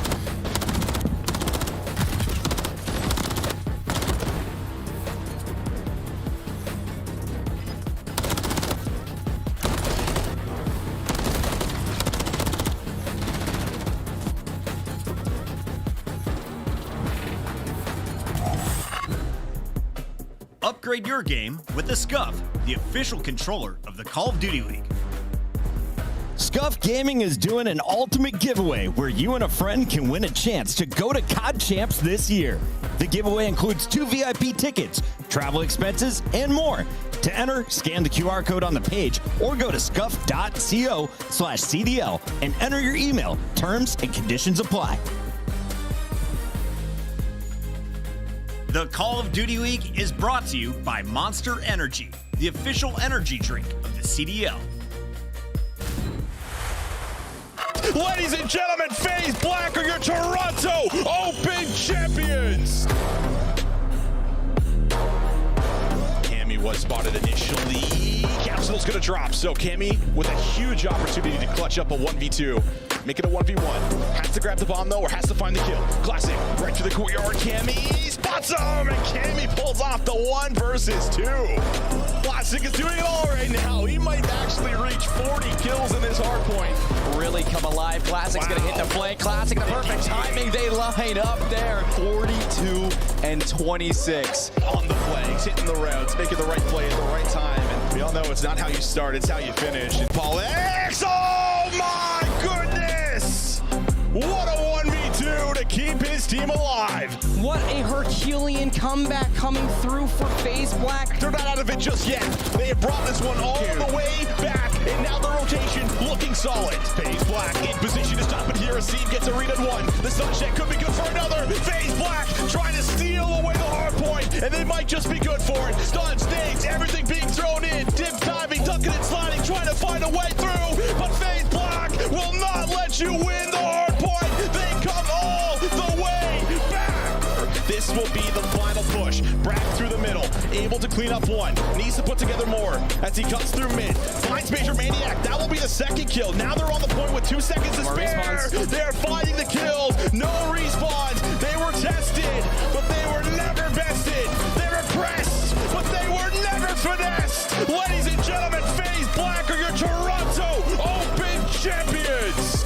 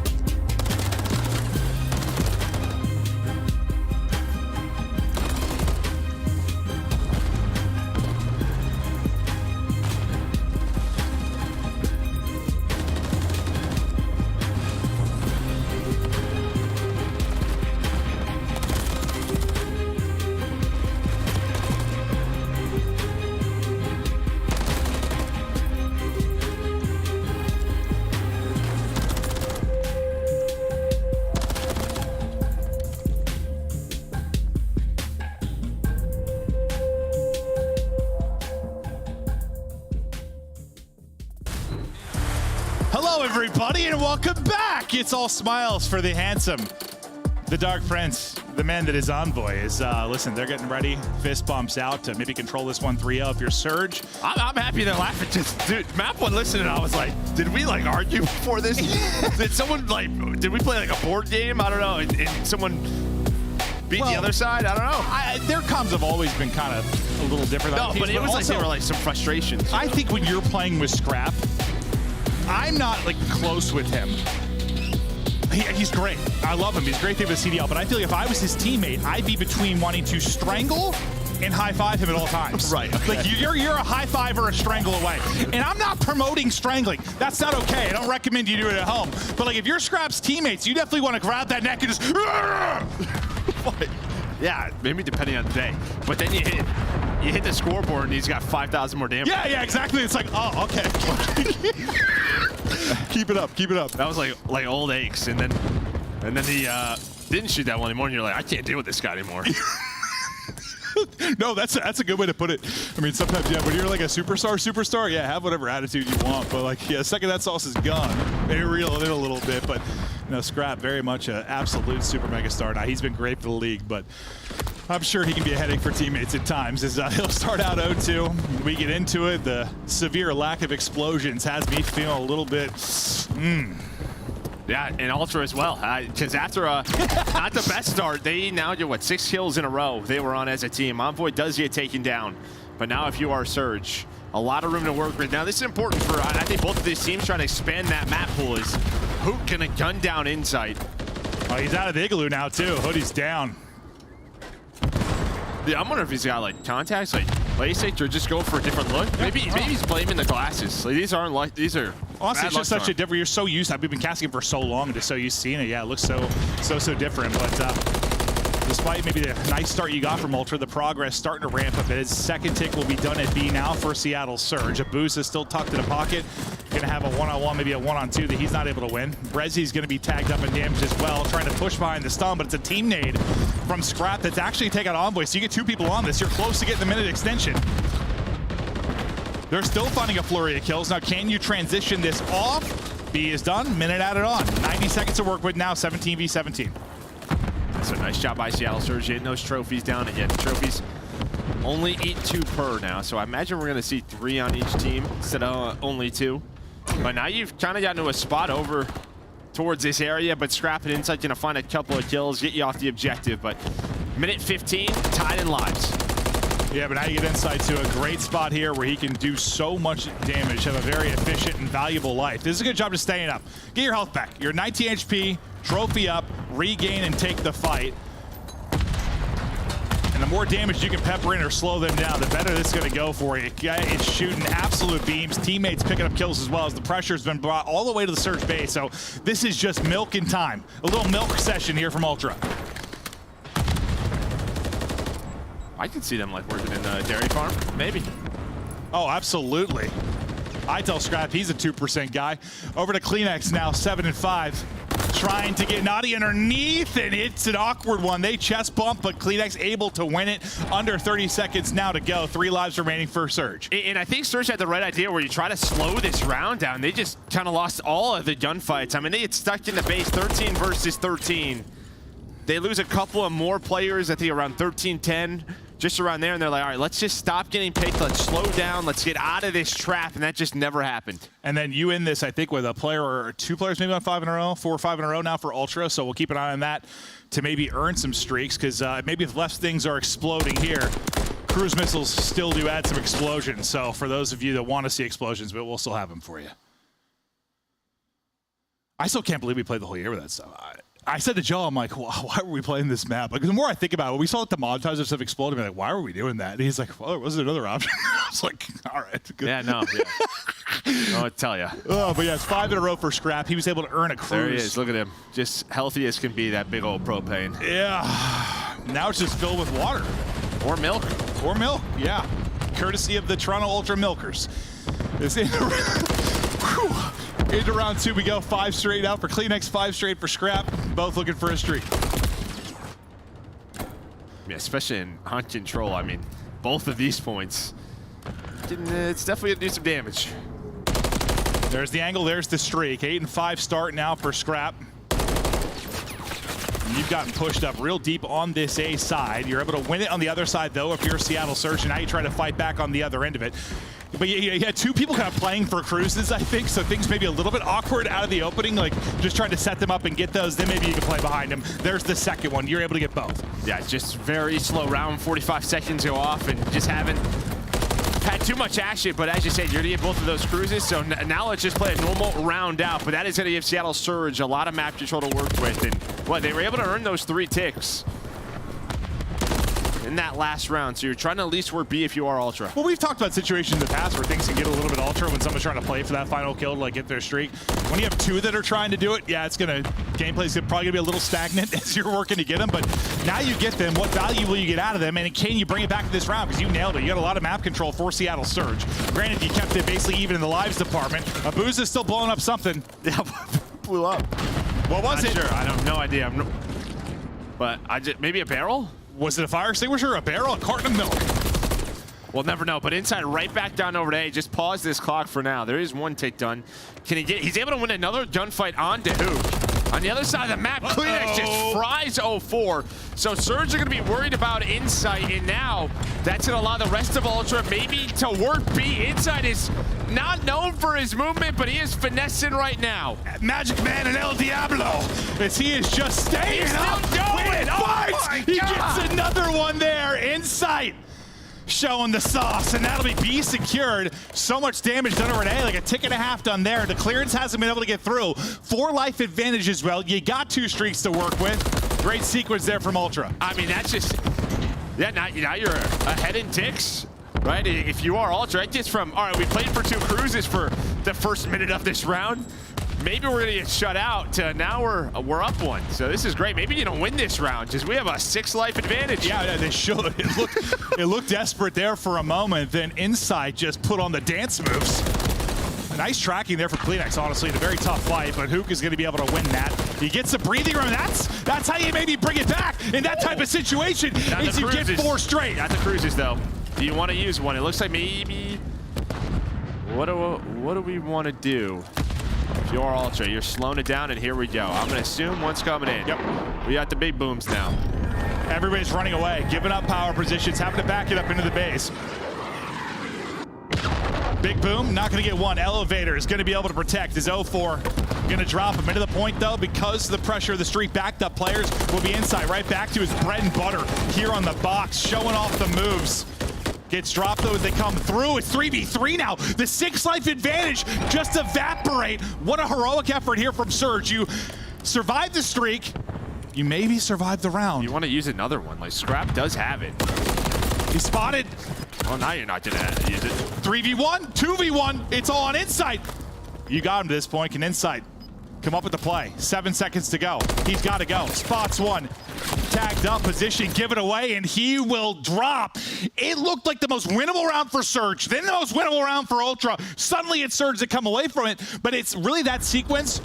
The 4 dead just brought them back basically even in lives, and well, they dealt with the streak well. I mean, you tuck away back into your base. You think maybe that's an opening to get some good positions if you're Ultra, but they get maybe peeled. they're just worried about it. Like, honestly, with that sort of buff with what we talked about. But we're going to look at this. So I'm going to assume maybe a barrel? Not sure. I don't know. It says it. That's all I'm saying. It could have just been a regular grenade for all I know. But either way, sending that one in. Zuma, get on it. Yeah, he'll fix it. Yeah, it's on Zuma. Yep. Guy's got the community in mind. Figure it out, Tommy. Yeah, it's a red card for him. His fault. We love you. You're a very handsome Italian man. And what the next round is 0-4. Showing the gunny here early. We tied up 1-1 after a crazy round 2. Maybe it was that one, dude. That one's hissing, dude. That one's hissing. You hear it? It was. It was that little sucker. Okay. We missed one. Somebody get on it. The oxygen tank. All sorts of damage in there from Insight, but not able to finish the kills. Kind of sets him up, though, for Kleenex to now go to work as he's on 4 in a row. Still a streak to work with. Is Detective Joe and Glenn are on the case. We are on it. I told you. I knew there was going to be one, man. I knew it. Yeah, because there were 50 of them, Joe. Of course one got through because they thought every single element of the damn map had to blow up. Oh, it's a cardboard box. Well, in the future, there's flammable cardboard that explodes. No, there's not. Maybe. 17 to go on the clock. Well, I guess cardboard would technically be flammable, but listen, we'll get to the nitty-gritty of this later. Because there are things to figure out, but Scrap has got him pinned. Surge are in trouble. No opening on the map as they will get handled throughout this one. Something else just blew up. The Kleenex is gone. Where is it? One more blew up. It might have been the same thing. Oh. Well, I don't know, Joe. I've got questions. I have died. Oh, imagine they just like flip the coding and all the stuff that's not supposed to blow up blows up now. Like those don't blow up, like a desk, like everything else blows up, like a little slab of concrete, like just anything. That'd actually be a funny mode. Why is this tar pissing? That would be such a funny mode. Oh. All right. Reel it in. You gotta lock you back in. Whoa, we're having a little bit too much fun today. Hope you at home are enjoying the matches. I got too much sleep last night. I'm absolutely twisted. Brezzy will start things off, and as Kleenex gets done, he'll start to push up the map. Still that one streak to use. He's at +10, and Debbie out looking to make a play, but dead silence ain't gonna matter when you get spotted. Man, Abuza's pistol hits. Yeah, I mean, I thought for sure he had it, but maybe doesn't get the headshot. You do have Envoy push on up, though. Looks like Hookah's looking for him. I think he needs one more bullet. Now number 6 in 04 just going to turn around. Everyone's focus for Surge off spawn. Going to be on Envoy, able to find him. Yeah, just good job dealing with him. Don't let him get loose again. 4 in a row, 4-0-4.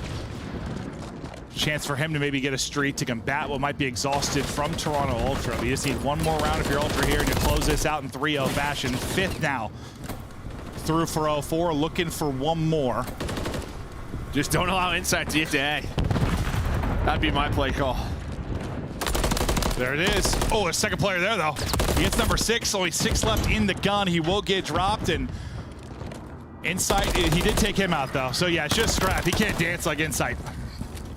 Well, you do have, well, yeah, 04's got a cruise as well, so you have another cruise on the side of Seattle Surge. Yeah, he just got that, and then who still has it on the other side? They Scrap does, yeah. Scrap does? Okay, I couldn't remember he used it. Great defense here. Lining him up as a Booza, 4 straight for him. Uh-oh! So good luck with that one. It's him! Who is it? Is it Insight back to his spot? Oh, they got him. Oh, God. Guy's unkillable. 5 seconds now to go. Trying to send it. I'm looking to get the cutoff there. Trying to get on it and just stop this clock. Maybe some desperation extension of the minute here. But Hook is dancing in behind enemy lines. He saw this last player. Now just trying to track onto him. And it'll be time that closes it out. Now to around 5. And yeah, again, this is one Ultra is working on when they talk about the battle against Optic and FaZe. As you look forward to Major 4 and Champs, this is one they want to find improvements on here. And, well, you've seen some great moments. You've seen maybe some blunders, but fact is Surge have played them tough throughout the entire series. Yeah, I'm waiting for, like, one of those top 3 teams to kind of just give the okay to play Karachi. That'll be the question when that sort of chess match comes into play with Karachi control. But for right now, it still just seems the focus is going to be on High Rise and Invasion for those top 3, top 4. Yeah, I mean, it seemed like, well, like early on we saw a lot of Karachi. Then it was a lot of Invasion. And now it's more and more High Rise. I just feel, well, maybe it's just, also I remember the stuff I cast way more, but I just feel like I used to catch Karachi so often and just barely have, but it's round 5. Is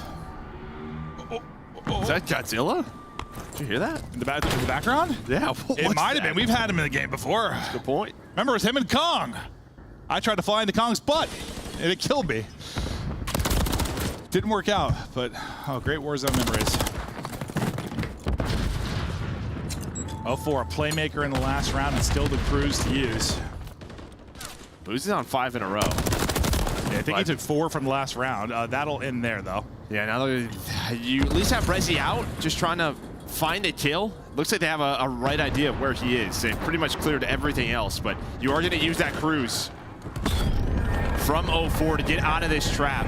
Right on to B goes the rest of the team. Insight and Scrap did a play down low, but it will be 3 dead. So it gets them out, and they will find all 4 from it. So great job by Surge. Not only is it all 4, it's clean. It's everyone is still alive here for Surge. I think you saw 2 trophies there for coverage. Trophy not going to matter a lot with this coming in, but the point's going to get finished off. Oh, he misses top it. of the tower, too, so the accuracy not there for Scrap. All streaks exhausted. Surge still sending it forward now. A threat absolutely here to late moments of this round 5. Yeah, you got to get to the point. But nobody, okay, you're watching the cross, but Brezi, maybe a stun is on him. Doesn't allow 0-4 enough cover. A tick doesn't come on through. Still, though, a minute 40, a lot of time to work with. We're tied in lives. But that's a huge clearance from Toronto Ultra because they are up against it. And yeah, maybe some great utility kind of help him get across to find the kill, whatever it was. A magical moment there for Scrap and the Ultra crew to get a semblance of balance back into this one. Try to lock them in on defense. A minute 20 to hold. Lives basically all square. That's going to be tough. Obviously, you can just run 3 trophies now to, well, still counter 6, but it's just the timing of them, right? If you only have 1 trophy, an extra stun might connect. It can be tough for those attacking teams, but now you do find some room. And look how many players are going to have on this. They might just 4-stack this. Surge just going for it. They're just going for it. Why not? Taking the risk. Here comes the retake. Scrap able to take down 2, but there is all 4. But what, 11v10? Not the worst case scenario here for Surge. That got to like 80% to the final tick too. Like that thing was cruising. Mostly cleared back to square, but yeah, what can you do with these 8 lives? You already had a situation, what, like 5v11 or 6v11, whatever it was. Now you're able to bring it back and around. Trophy placement, it's interesting. Right there on top of the fence, but there you go. Flurry kills it out, get out. They might do it again. Just like last time. They're gonna do it again. All 4 are going right to it. This might be over. Oh my God. It's done. It's done. Is it? Oh, is it? Oh, he wins the gunfight. Surge winning round 5. It was so close. Comes down to that 1v1, the slide on in. Bro, that is like, that felt like deja vu, where it's what, like a 5-6 life advantage? Well, man. And then Seattle Surge just came out like, 4 dead. And then everything we're talking about doesn't matter at all. Like, what a retake from Ultra late earlier. And then what a burst of passion there from Seattle Surge to get out. Comes down to a massive gunfight win. They take it 3-2, and well, this reminds you of what, of last time they played, right? It's the control that was the difference. Last time Invasion though, correct? Yeah, it was the Invasion control, but yeah, again, Ultra don't play a lot of high rise. Just a map they're going to continuously work on, but there you can see, yeah, still some work to do. And I think you can really see there's work to be done here. Obviously, they lost it, but like this, in my opinion, like when you're like a top 3 team, when you are a contender, where you should find the biggest gap between like lower teams is control.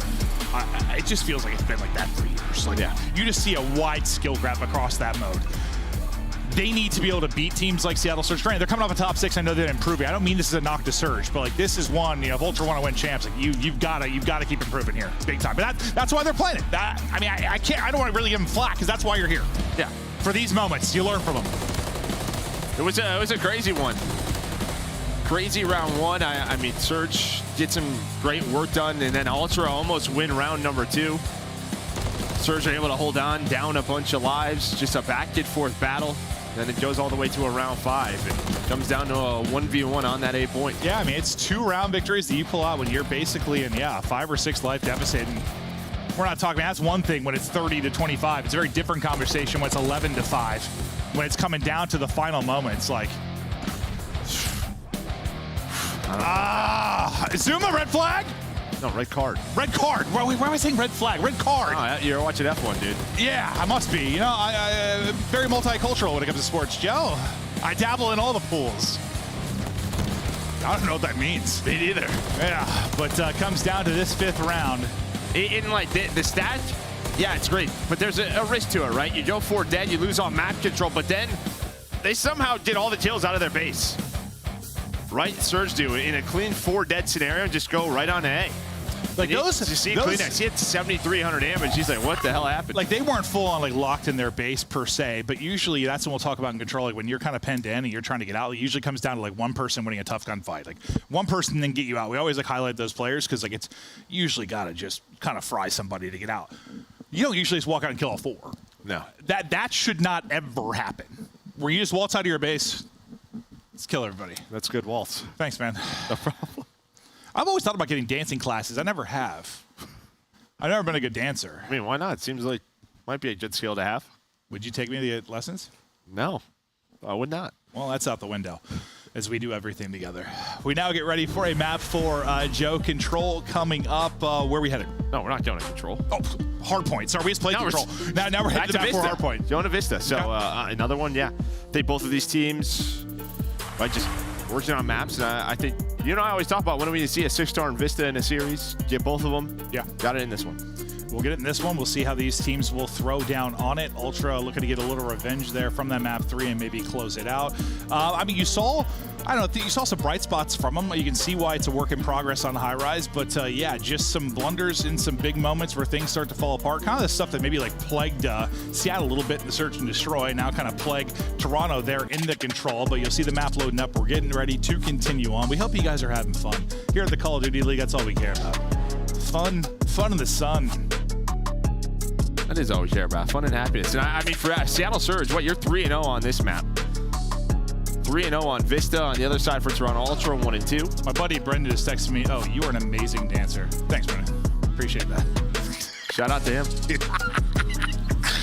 At least somebody saw me dance. But here, take a look at the stats overall for these squads. Looking good if you are Seattle Surge.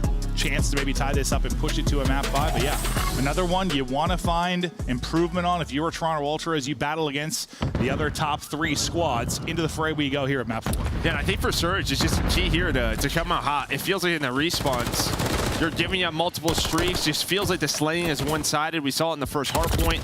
Can they have a better start with their weapons? But so far, that hasn't been working. Yeah, you know, I don't think you're going to win hard points when you're getting outslayed by 30. It is possible. We have seen it historically, and you know, you're not going to win Vista. No, okay, yeah, that's a good point too. That can be very map dependent. Also, going to be so hard to do that here. So the gunny's going to have to get warmed up. You're going to have to fight toe to toe. But can you do it against a superior Ultra team? Yeah, see who trying to take a long route. You get 27 seconds does Ultra. The rest of the players outside of Insight going to rotate, set up for P2, really control top middle. But a double chow from CleanX. But Insight, he spun up on the left side, so he's going to pick up that cut alongside Scrap. Well, they've got it picked up, and now they'll try to go to work. As we'll see what Scrap can do from this position. That Teddy can be fierce. Good job by Abuza, maybe trading that out, but you still have to get to the backline and Envoy. Now that backline suddenly becomes CleanX, and he's going to get peeled. So Abuza able to burst on through, baits one, but sets it up to get 2. That could be the power of that headshot multiplier, right? Just one extra bullet, well, one less bullet. Oof. As Abuza is starting to beam, he's on 4 in a row. He broke into the P2, now he's locking down middle of the map. But when you're on a heady like this, if get a little flinch if you're the other player, hits your head, and that's you dead. Yeah, and there were maps where like he carried the slaying load, like at the Major. Like maybe it was slow for the other guys to start, but this man was frying, and he's doing it again now as he's able to earn the cruise. And sometimes you have a guy that just playing like that, he can keep you in games. He gives you time to maybe get warm, get your flow within the map. Yeah, well now he's going to give you an extra cruise missile, right, to help you break one if you need it. Well, when you need it. The rest of Ultra just going to rotate now over towards this P3. Booz is still alive, working the bottom side of the map, but the rest of the team's going to try to run at the hill, and they're going to trade it out. Yeah, you got the numbers here. For now, Hook is able to get another one, so fantastic job there between him and Brezzy. Abuza late gets into the fray. His streak now up to 7. Seeing what damage maybe Brezzy can do from this spot, but you're about to have a 20-point advantage. 2 of your teammates are going to drop. We're going to hop right back to Abuza, who's on the streak.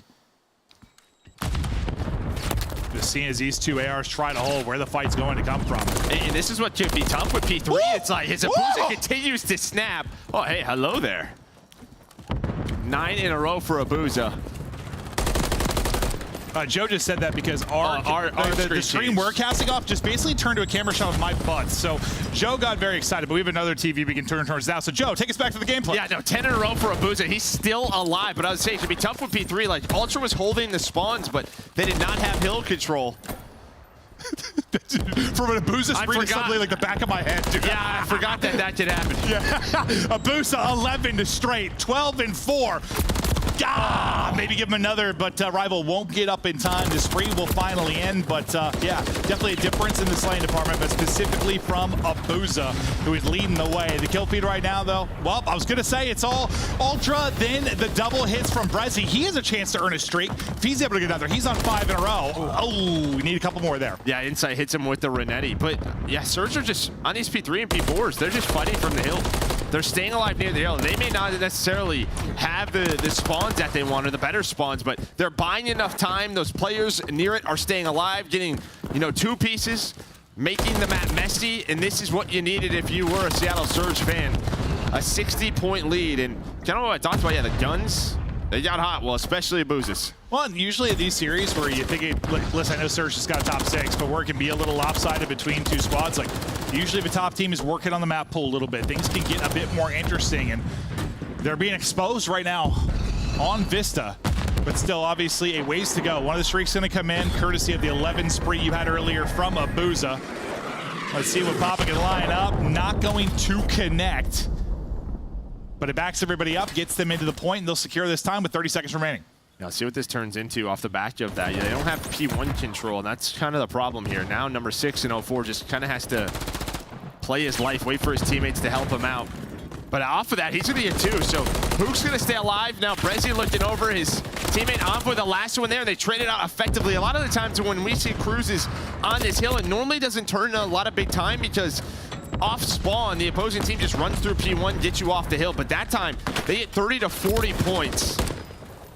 Now near a 100-point lead. Yeah, I mean, I just looked at the map like after that streak went down, I'm like, oh, they've got some gravy here. Like, they had all the room in the world to work with. They are ramping it up right now, up 80. Seattle Surge in control and trying to push this one to a map 5. Let's go to listen in now with Seattle Surge.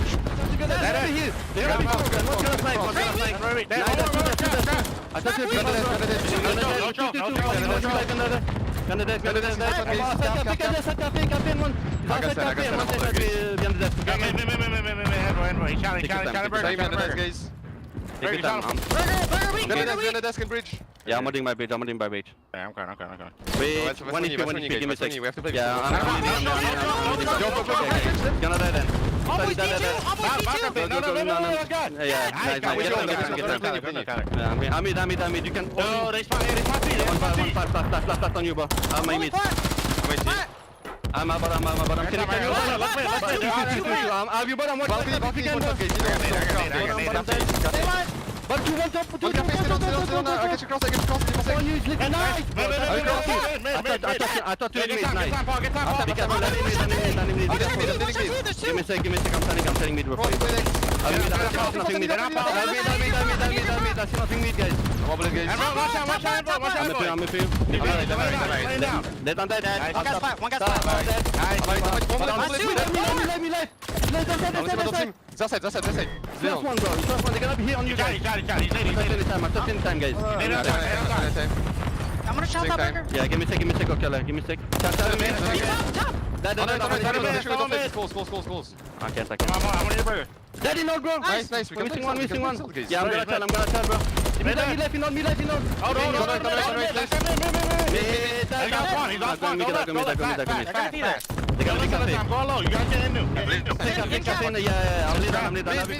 The passion was absolutely flowing, Joe. I thought it was in like Troy or 300 or some historic film. Yeah, I mean, listen, I don't know if those are the best comms in the world, but they were passionate, energetic comms. Dead on a hook. Abuza's on another fight. It's working, whatever it is.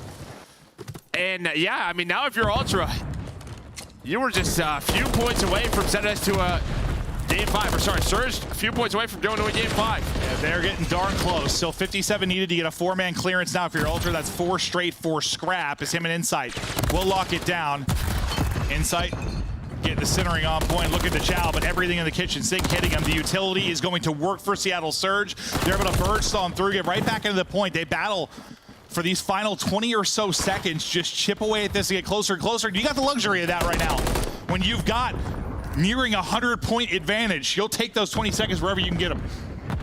And I think one of the keys was they ended up at the beginning of that listen really breaking P1, like the first 20 seconds. That gave them so much map control over towards that P2. Prezi did such a wonderful job just staying alive, buying time for Abuza to watch his cross. And now we're in this situation where you do not have the spawns if you are Ultra, and you have to go. Kleenex, after an incredible map 3, maybe a little frustrated carrying that here into map 4, and now 10 and 23. Well, I mean, some of the sequences you've seen from Abuza, I'm sure you're just getting caught sometimes if you're Kleenex. It's just like, my God, like Abuza has been shooting missiles. The guy's 28 and 14, very, very deep into his bag. Envoy's going to be able to deal with him. You're staying alive right now if you're Ultra, but you need an insane sequence and rally. I don't know what the biggest comeback we've seen on this map, but this would be amongst it. Yeah, let's say North 5 Puka here for that pinch, and kind of what you talked about. Any time here is good. With scrap time wise, they will take this all day. This is going to put them at 242, 243. That's a prime example of like why it's so difficult when you're down this large. You have to win it on the other side of it. You still have to battle for scrap. They decide to set up for next. Think that's their chance to get something going, but you give up those 10 to 15 seconds to get 8 points away from victory and Surge. So the setup does great. You hold here, but still, more likely than not, those 10 points are still going to hurt you. This is where it should get interesting, though, because at this P5, yeah, into the P1, you're kind of controlling both of the areas anyways, so you just need Ultra to try and stay up. And now Insight, he's able to earn 6 in a row. He has a crazy play inside of that P1 desk. The contest is going to be on. Just trying to stay alive, and there is the Cruise. Maybe to help out his team. well, there is that team kill we were talking about, but you at least find one on the pinch is Hook, and behind that pinch, that might be the game. But 04 Chalice, he Chalice off of it. You don't have him on the other side, and Ultra's back into it. Now inside of P1, Envoy is there. Uh-oh, here we go. Oh, sweet child of mine. A chance for this to fall apart for Seattle Surge, and an insane comeback opportunity out for Toronto Ultra. Into the point, as we talked about, having to like hold old, hold new. Different here was, you mentioned, you can kind of do both at this particular setup between 5 and 1, and so far they're doing it, but it's got to be clean, the comms have got to be on point, the trades have got to be efficient, and so far you've been able to do that. Now, you cannot win this right now if you're Ultra. That's where it will get interesting when we get late into this point. If we get there, so far, so good. Trades right now favoring Surge. Dives across on one side. 04 Abuza, Hoot, they're all able to earn some kills. They're just able to break down through. Ooh. They stopped the comeback, and we're headed to a game 5. Yeah, I think you take a deep breath there. I think it's all 4 like, whoo, a little sigh of relief maybe, as that one got a bit more interesting than they thought. That 100-point advantage started to slip away, but seeing maybe some of the weaknesses right now in Toronto Ultra's map pool, and they're going to be big when you think about the competitions against FaZe and Optic as we get deeper into this year, but exposed there on the control on high rise here. Vista, some struggles in the hard point as well, but Seattle Surge, they are fighting. Abuza came out nuclear early on. The guy was putting on 6,000 damage, 34 and 21. He had an insane spree during the highest spree 3, 11 or whatever it hit. And then, I mean, you also look what Hook catches up to him. Like, I think when, if you're a Seattle Surge fan and you want to beat the top 4, I think like you're looking at like a guy like Hook to just have an insane series. We've seen it in the past. So if he plays at his highest level, they can upset teams like this. Yeah, no, it's just been this like glimmer at times with him, these little windows where he seems to be in that he's just going dead form. Dead! But he was locked in, and that listen in. They get the 250 to 203 victory. And now we start to think about heading forward in this one. This is the breakdown, how it will go. 2 high rises in this is, again, one that's Ultras will be working on. High rise Search and Destroy will be the 5th and final map. And what are your thoughts on this one? I mean, you're 0-3 on the year if you're Ultra. That's it. You're 4-3 on the side of Seattle Surge. So kind of what we talked about. Huge CDL points for Seattle Surge, right? Talking about that top 8, and for Ultra, it's just the map pool, but this is where you can catch a team like Ultra. It's a different conversation because we talk about, like, they're working on this. Like, high-rise control, they play all the time. They play every day in scrim. Search and Destroy is kind of a different combo. Yeah. You're getting very different types of reps. It's always been a conversation in Call of Duty with regards to scrimming Search and Destroy. So looking to get a big rep here in map 5. Who will take it? Will it be Surge? Will it be Ultra? We're headed to break. We'll be back after that.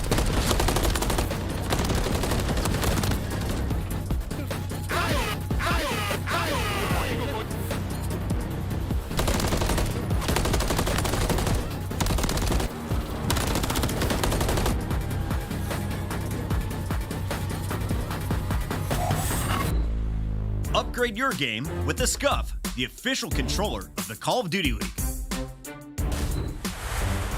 Upgrade your game with the Scuff, the official controller of the Call of Duty League.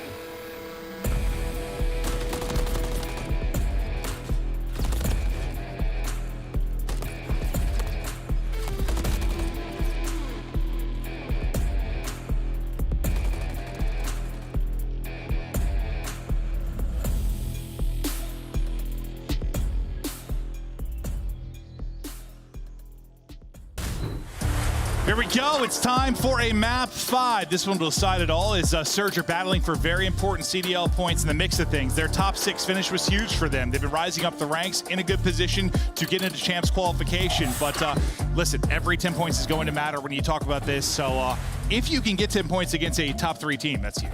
No, I mean, obviously, there's like analysts going back and forth. What will be the number? Some people think it'll be around 150. They're at 130 right now, right? So you win another 10 here, just depending on their schedule.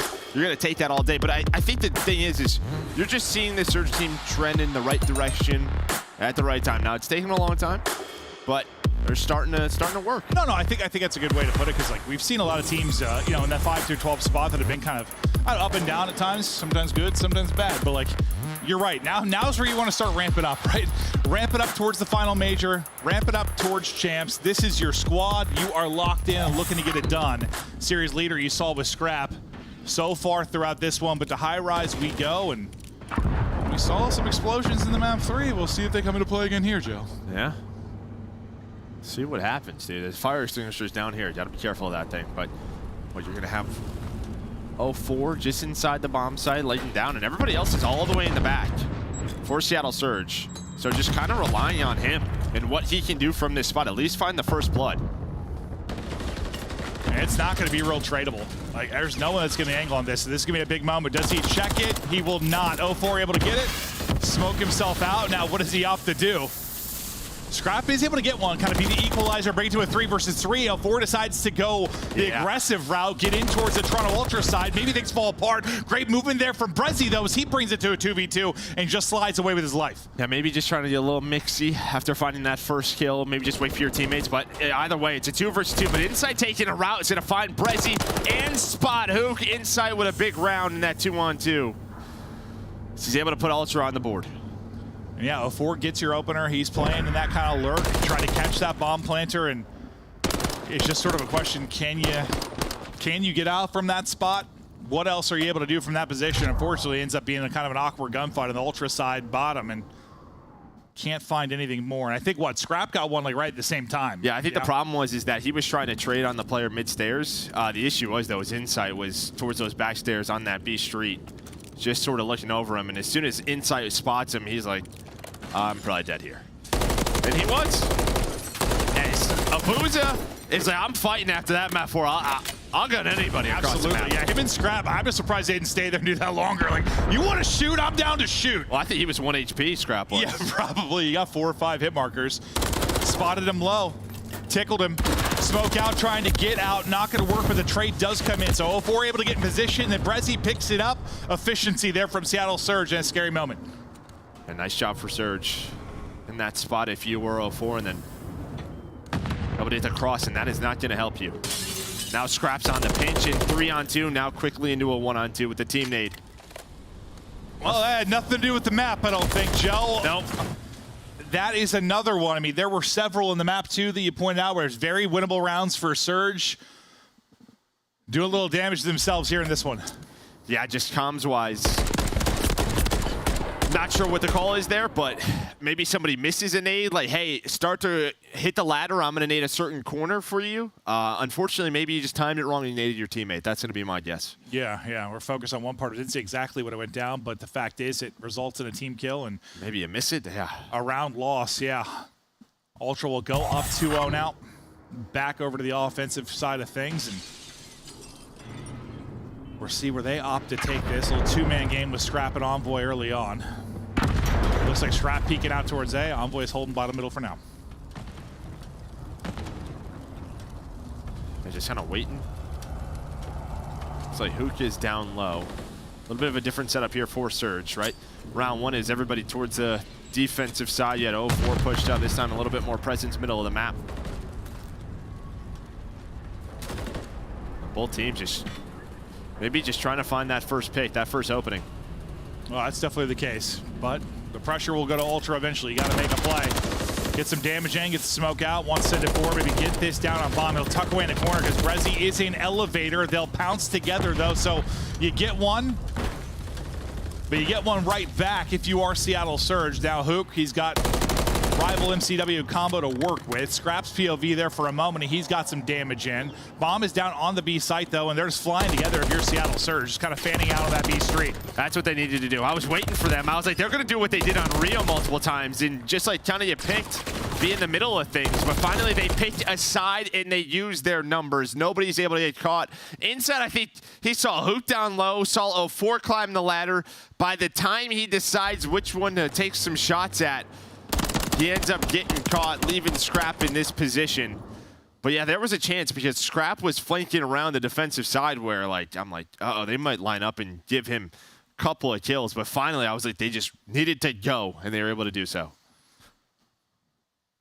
You needed to get one back after the frustrating round before. And yeah, another chance where I saw your face. You're like, oh, God, please don't let this one get away from you. But they're able to use the teamwork, play together, and get that round up.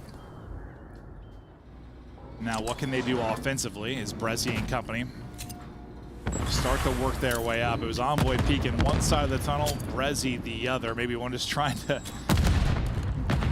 double nade, connect onto Envoy on the other side. But now they'll start to work this two-man game bottom middle. Eyes on Envoy. Yeah, it's really Envoy only here. Everybody else is over towards the middle of the map or in the spawn. So Envoy's got to play his life. And instead, he's going to get picked. He's going to get picked. Now there's no trade. So you get that man advantage if you are Seattle Surge. And what can you do behind this 4v3? Eyes over for 04 as the bomb plant works to get in. Wrapping outskirts will be Abuz as he looks to get the angle. I think he got shots into one, but again, you trade there if you're Seattle Surge. Abuz, I thought he had that gunfight won for a second, honestly. I thought he got some good shots in, but he backs down, plays his life, and then they want to double chow it. But okay, they do get it. So 04 has been the guy. He's been like the trade king throughout this round. Now 2 versus 1. Insight going to be the last guy up. Down to a 1 versus 1. Luke is bottom. I mean, you know the type of player it is, right? It's who is it, how he likes to play. Oh, and if you would have checked that underground corner, maybe you have the round 1. What is the timing going to be? Hook's going to see the cross, and there we go. They don't throw away another clutch. Able to win the round and tie us up. But great teamwork there from Surge, right? Just 04 watching the cross on one side. Knows as soon as that bomb is planted, someone's going to peek from middle, and they do just that, and then just the teamwork to take down Scrap. Yeah, I think Hook got the first blood onto Envoy. And yeah, like the next 2 were just like, I mean, not like the craziest trades in the world. It's like ones you just need. It's fundamental, yeah. Yes, just trade it. Otherwise, this round gets scary.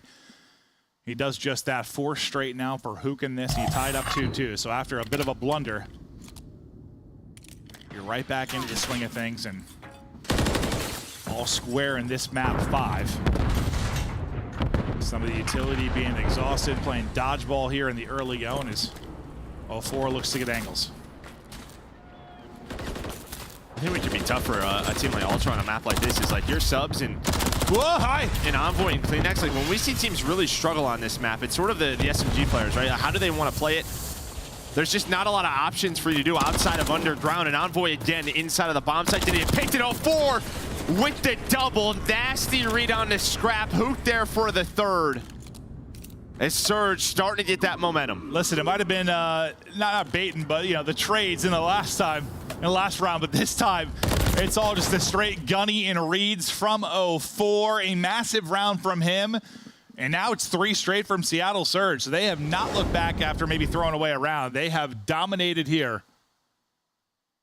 Excellent stuff as 04 doing it all there mid-map. And this is what I mean. Like, there's just not a lot of creative options, right? For someone like Envoy, who on Rio had 10 kills, it's just able to read the map, sort of knows where his openings are. I think when you just haven't played this that much, like, it could just be tough for any sub. We've seen it.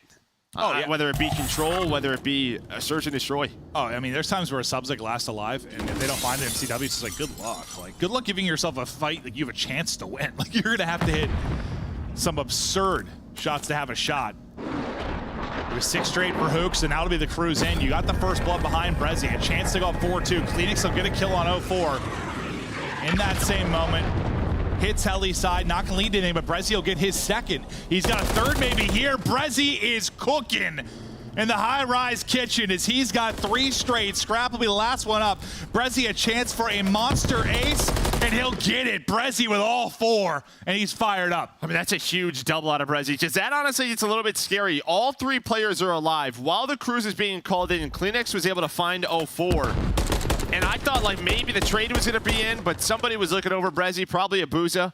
But I was like, oh, man, if these trades don't start to go their way. But he played his life. He stayed down, had his teammate watching over him. Again, the teamwork shown here for Seattle Surge. And if you're those teams in, like, anywhere in kind of the 5 through 12, you're sweating because it's like these are the ones where you hope, like, the top 3 team kind of handles business. This is where you hope a team like Surge doesn't get points, but they are closer and closer to getting points. 6 straight for Hook, 4 straight for Brezzy off of the ace. 4-2 will be the round advantage, and it's been 4 straight. In this map 5, another first blood for Surge. Abuza ripping. Yeah, it's kind of just like your standard. Let's try to take this B street away, but the nades hit. Kleenex gets caught, and now I love this from Surge. You just kind of take the helipad side with that first blood. As Hook's going to find Envoy. So now a 2 versus 4 for Insight Scrap.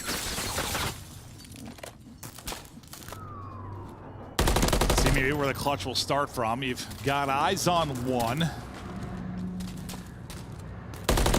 Trying to give himself the gunfight. He's able to do that. So Abuza, the shoulder a little too wide, but who is it again that's able to get the trade? It's 04. He's been so good at getting the trades. Oh, you want that back. You think you get the bullets in for the kill, but you don't quite finish it. Brezzy's going to poke out again, though, and Inside will get it done that time. Too many players to deal with, though. They'll drop on the other side. That's who it was. It was 04 again. Was it really? Yeah, 04 with the trade. He's been the trade god over the course of this map. Or at least the rounds where I was really noticing it. He's been the trade god. He's been so good, too, just around this bomb site, whether it's with a rival or an MCW. He's got 10 in this map 5. And now if you're Ultra, I mean, just that round 5 high-rise control, man, I mean, it is haunting you. Obviously, you have to give props to Surge for winning that and winning this Vista to get us here to this game 5. But 04 just so good around this B-bomb. Yeah, and those trades, like, a lot of times it's just the reason they need to be efficient, too, is because this particular map, like, once your position's given up and getting a kill, it's hard to, like, finesse. It's hard to get away more often than not. It's like, a lot of times you just have to, like, take that gunfighter ego challenge. And 04's kind of made sure, I guess, that doesn't happen in a lot of these positions. Just get that kill back. It's 7 straight for Hook, by the way. And now just one more round. Another first blood. Hook on 8 straight. And you said they needed this guy dialed against the top squads. Well, he's on a couple back-to-back heaters. That man was locked in map 4. Passion was oozing. See if Ultra can get us to another round.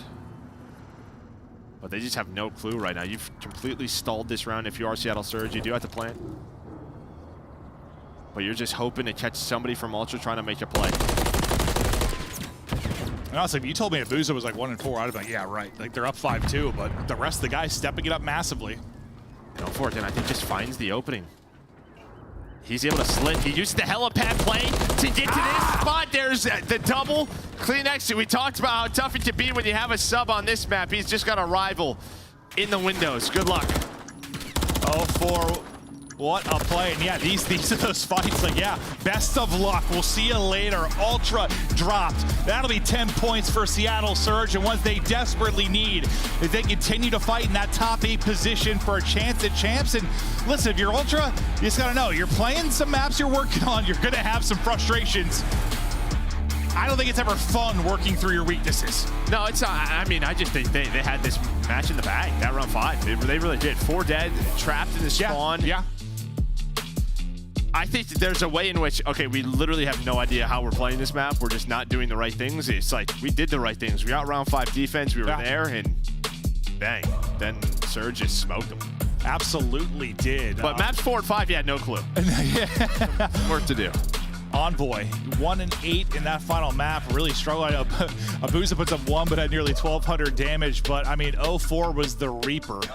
I mean, you really had everybody outside. Like, I know Abuza, he had like a first blood, that 1 kill, which is great. All, but like, Hook had what? He had the 8 spree. 04 had all those crazy trades and the 2-man opener in the last one. He had the ace from Brezzy. Really, just everyone kind of their highlight moments. I mean, it felt like a time at the major, it was like Abuza was like a 1-man army sometimes. Like, the guy was just putting in so much work. But there, you see the full volume of work as the team gets it rolling. Everybody had their bright spots over the course of that best of 5. And you get a big upset here. You get big 10 points and a lot to be excited about. I think you saw them in the cams. They were pumped up. No, they were. I mean, this is a matchup you lost 4 times, 4-0 on the year for Ultra. Able to finally beat them, right? Win that control, get us to a Vista.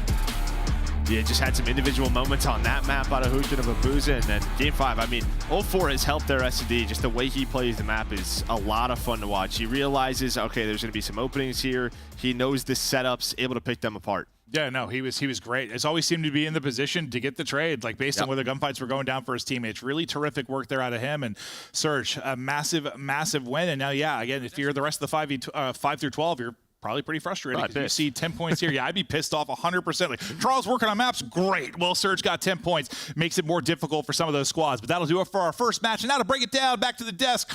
Hello, Chris. Hey, buddy. Thanks, Maven and Merc, for great casting. What a performance by Seattle Surge. No one got their prediction correct, as even the fans picked Toronto in this one. But let's talk through it, Nameless, because there was a point in this series, I think it was Game 3, where he said, Seattle is playing with all their heart. This team is battling for their spot in champs. Yeah, it was that listening, man. Like, you could just hear the passion. It was flowing. Hook commanding the troops. It seems like these guys have really rallied behind him as a leader on this roster, and everybody's coming to play. You could tell the wonders that their performance at Major 3, what it's done for their confidence, right? In this series, even though they were down, they were not out. Like, when we look at the map layout, you know, we didn't get a chance to break it down pre-show, but we saw, like, Toronto was trying a lot of different maps in this series, and Seattle had to capitalize when we got to the latter half of it, and they did just that, winning that control. It's not back-to-back controls versus Toronto in the series that they've had, where they've won, and then they take that momentum into games 4 and 5, where you see some hero plays. Alec, can you tell me about the impact of 0-4? Because after watching this series, I have to say he may be the best pickup that any roster made this year. I think the impact of 0-4, specifically, at least for Search and Destroys, has been completely changing kind of the face and the vibe of Seattle Surge. But honestly, it's been Abuza a little bit more for me than 0-4. I feel like once Abuza starts getting comfortable, the Seattle Surge team kind of looks unstoppable. I mean, this was a 250-218. They were getting outslaved very bad in their early start of the series, but then Abuza has a high-race takeover, 34-25, averaging 1,300 damage around a life. I think it's really him that's the X factor for this team. The young Belgian getting it done. In fact, he earns our scuff play of the game. Allie loves him, so I want you to give me the play-by-play. Let's take a look at the damage. 34-21 with an 11 streak on Game 4. Yeah, and then he continues it off into that hard point, right? And it was just Abuza and Hoop takeover again. And what's funny is because in the high rise, when it was Insect staying alive over on the A site, it was those two that were keeping Seattle Surge alive and forcing the round number 5. Look at this play of the game, man. This is just brutal. Yeah, you know, due to the couple months that he ran a sub, like, he's just pulling out every weapon. He's like, I'm comfortable. I'm going to fry you. And, you know, there was one point where it was like he was double positive and just soaking hill time as well. 91 seconds in the hill. The man was doing it all, and that's what you love to see out of your young star. If you're Toronto, you really had nothing to gain. With the win, you only get 10 more points. Today, they play with their map pool, but Surge, they come back and they steal this one with the reverse sweep. Joining us now, live in the Monster Winner Spotlight, we welcome a very special Surge member. Welcome 0-4. After dropping 12 kills in a Game 5, you guys are still in the top 6 right now, fighting for a top 5 seed. How's the team playing right now? The team's playing pretty good, especially when we're like all in flow. Like, I actually feel like we're very unstoppable, and like I feel like our scrims, like leading up to this match, was like every scrim was like a game. Like, it's like we win in scrims. So we was loading into this match was like very confident. Nice. Versus Toronto. For sure, 0-4, and a reverse sweep like this isn't easy, especially against one of the top 4 teams in Toronto Ultra. After you guys were able to close out that map number 3, just kind of what was the conversation heading forward, knowing you still had 2 more to go to try and steal the series? After map 3, I mean, we had Vista. I think Vista's our best hardpoint. I think we're the best Vista team right now. Wow. So we're very confident. We love we're great in S&D. So once we got that map 3, we damn near knew map 4 was a lock. So it was just a map 5 for real. So nice. Yeah, and you guys confident during the game. And you guys dominated them in that Game 5. You had some huge plays. I want to reflect back on the Major. You guys played these guys. You know, the scores, you guys lost by a decent amount, but I remember in those games, it was like one moment or one rotation that y'all threw away where you actually could have caused an upset. So what did you learn from that match that you applied in this one? Honestly, just like making the game way more simple, and then not like don't take what they give you. I feel like in the Major we was like everything was so like hectic. There's a lot to play for, obviously. So I think we lost a little sight of making the game simple for us. Yeah. And I think today we made it pretty simple after Game 3. 04, do you like people expecting you to lose? Do you like being the underdog right now? I love it. I love being underdog. It's great. Today you guys got the job done, and we look forward to you trying to clinch a top 8 seed here in the qualifier. Thank you, guys. That is 04 from Seattle Surge, who steals our first victory of the day, but we have 3 matches on the day, and it's a very impactful one for the team coming up. Allie, can Boston get a win? Maybe. We come back. It's the CDL Major IV Qualifiers.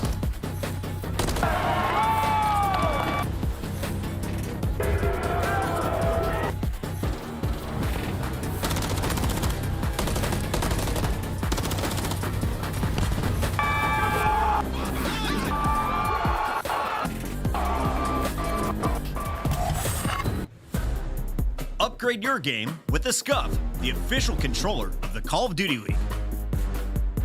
The Call of Duty League is brought to you by Monster Energy, the official energy drink of the CDL.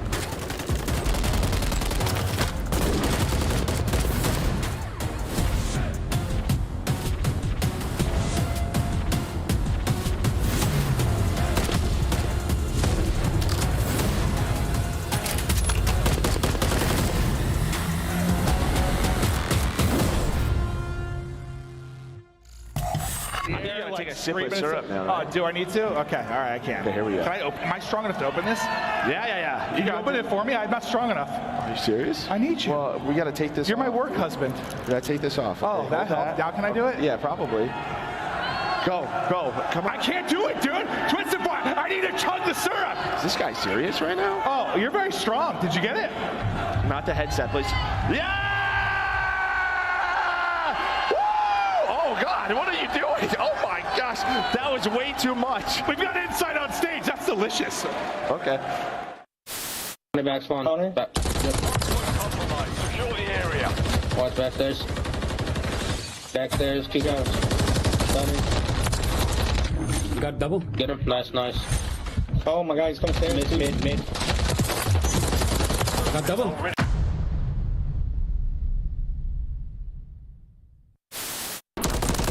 El otro, cerca del... El otro tiene que estar por el under, creo. Going alley. No en el Eli,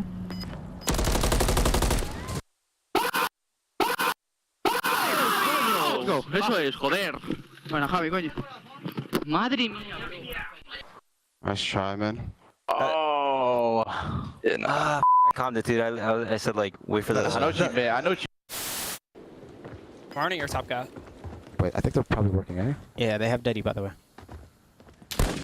Nice. Sheesh, bro. Good Hold that. Sheesh. Bro, my POV that.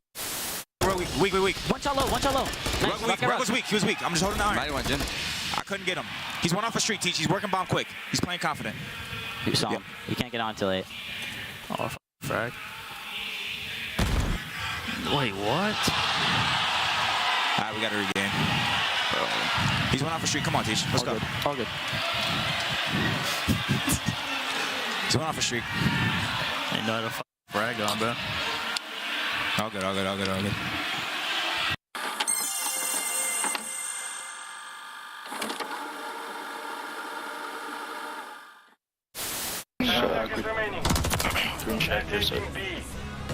What?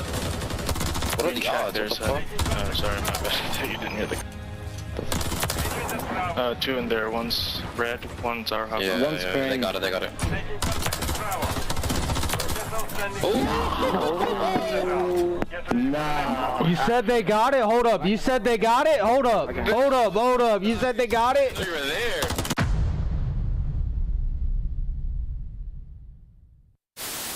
The best. He might. Not going to happen.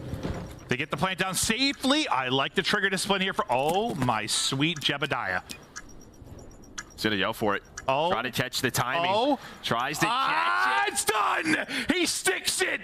The rookie. Balls of steel. One tractor for sure, okay?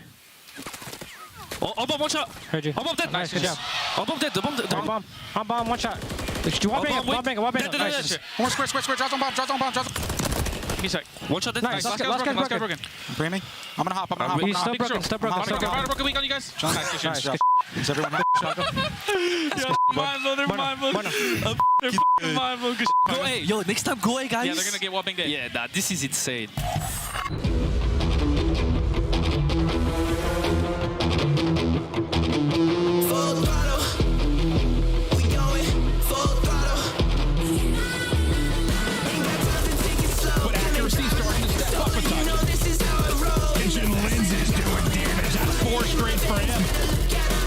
Oh, the shots from Cutlass are perfect! I feel the power flowing, the flashing lights are glowing. I keep a steady focus, this is my glory moment. We hunting rubber on the road, if you hadn't noticed. No, they ain't ready for the smoke, gonna let them know.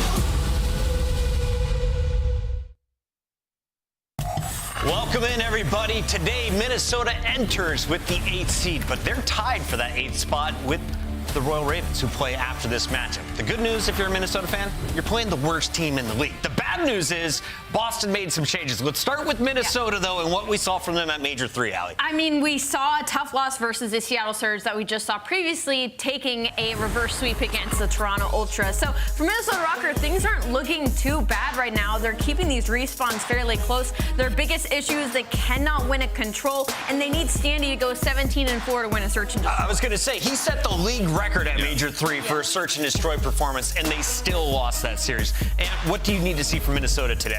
Improvement across the board. I mean, you talking about a team that tried to bring in Slayers, right? We would all agree that was their motive for the move that they made. Yep. They're 4-17 in the last stage across the respawn game modes. It has to get better. You see our Monster Energy pregame will reflect that. Like 0.92, Team KD, 6. They just have no confidence, like no team flow whatsoever. It just feels like the roster composition, it just isn't working. Aside from search and destroy, I will say the dynamic between Linz and Standy has been awesome to watch. Standy gets a lot of kills. He makes a lot of big plays. It's taking pressure off of Linz. What is so weird for me is that control has just not been good. 1-8 in the last 9, 0-3 in the split. The team is averaging a 0.8 across the board in that game mode, which is weird to me considering I look at this lineup, but I think Standy, I think Linz, I think Gunless, I think Aggression, I think Slayers. So I'm hoping with this little time off they figured out. 0.92 is not the KD they were looking for with this Slaying squad. Minnesota looking to improve their game, but they're going up against a brand new Boston. And Minnesota, they have the 4th hardest qualifier schedule here. So this is one of those expected match wins. But Boston bringing in a new face. Well, it's an old face. Major Maniac rejoining Priesta for the first time in 4 years as he is going back into the CDL starting lineup. Listen, I know, like, this is going to sound crazy to say, but I feel like the Boston, like, they look better than Minnesota throughout the last stage, too. Yeah. Like, they went to way more Game 5s. They didn't get any wins, right? But they had so many Game 5s. The hard point was solid. The control was actually phenomenal, like top 4 throughout the entire split in the game mode. And now you bring in Major Maniac to fix what you have been awful at, which is S&D. I mean, almost setting records like 1-13 in that game mode is completely and utterly unacceptable. So you bring in a guy who can command the troops. He's done it with some of the best players in the world. He can do it with these. And 1 for 12 maps in that Game 5. I think that's what they really need to fix, right, Allie? Yeah, that's going to be the main focus, right? The search and destroy, again, like Ant touched on, they've been pushing it to Game 5s. And I completely agree to your point that they haven't felt like the worst team in the league. No. It's just kind of way the cookie has been crumbling. Their control has been great. 6-2 in control in stage 3. That is their strongest game mode right now. Beans is rocking a 1.2 with P-Dog close behind with a 1.18. Again, the biggest focus right now is if Boston Breach can fix these search and destroys. 0.7s across the board with this team when it comes to that game mode. And they're bringing in Major Maniac, who has some history not only in search and destroy, but with Priesta as well. He's got that clutch gene, right? Yeah. Like, we've seen him and Priesta do some special things together. It's gonna be awesome. We've got that 6-star coming up as our map 4. Do you think that this could give an edge to either team? I mean, I just look at this, you know, you think about this Boston team and like the potential role changes with having Priest on SMG. I'm hyped to see Vista and 6-star in this HPs, right? It should be a lot of fun. Allie, are we getting another Game 5?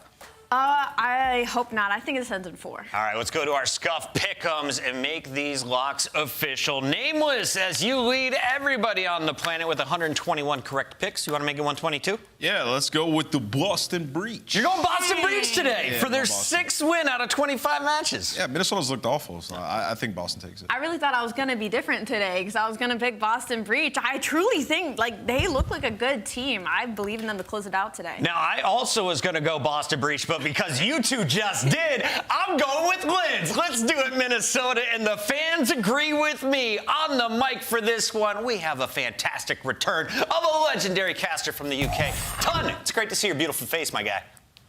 That is some premium gas, Chris Pickett, for a Friday night. Thank you very much, my friend. And a pleasure to be back with you, Chance, to get into this one. In what should be a very interesting game. The guys are going with Boston.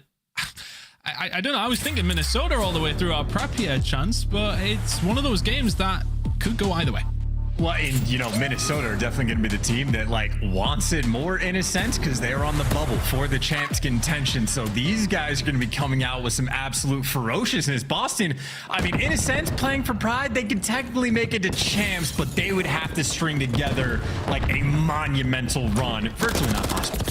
Well, if you've got to win them all, you've got to win the first one, right? So let's see what Boston can do.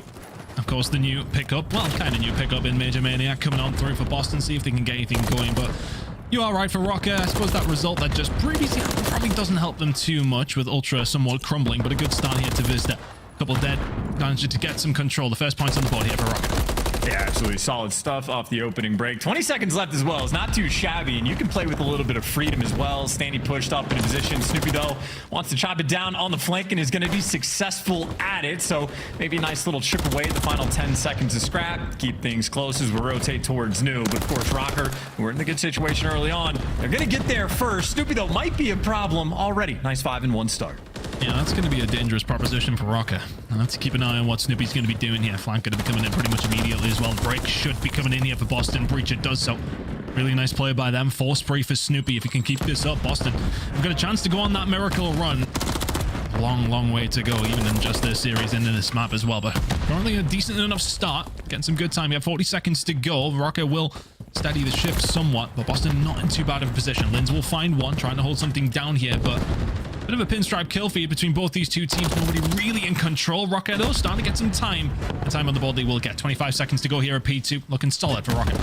I was going to say 25 seconds might be worth fighting for as well. Boston maybe a bit scattered on the idea of what they exactly want to do. So Priesta maybe wants to hit all the Rocker. I mean, just the tightest of setups around the zone, and they're going to shred and get virtually every single kill as well. So a lot of effort being put on Boston to try to make things mixy, and as a result, you get the split spawns on the rotation. And Rocker, that is just an opening to try to lock down the back. Linz, well, it's going to be him and Accuracy on the back line. They're not on any rush for the moment. Take your time. Make sure you win the gunfights behind the time.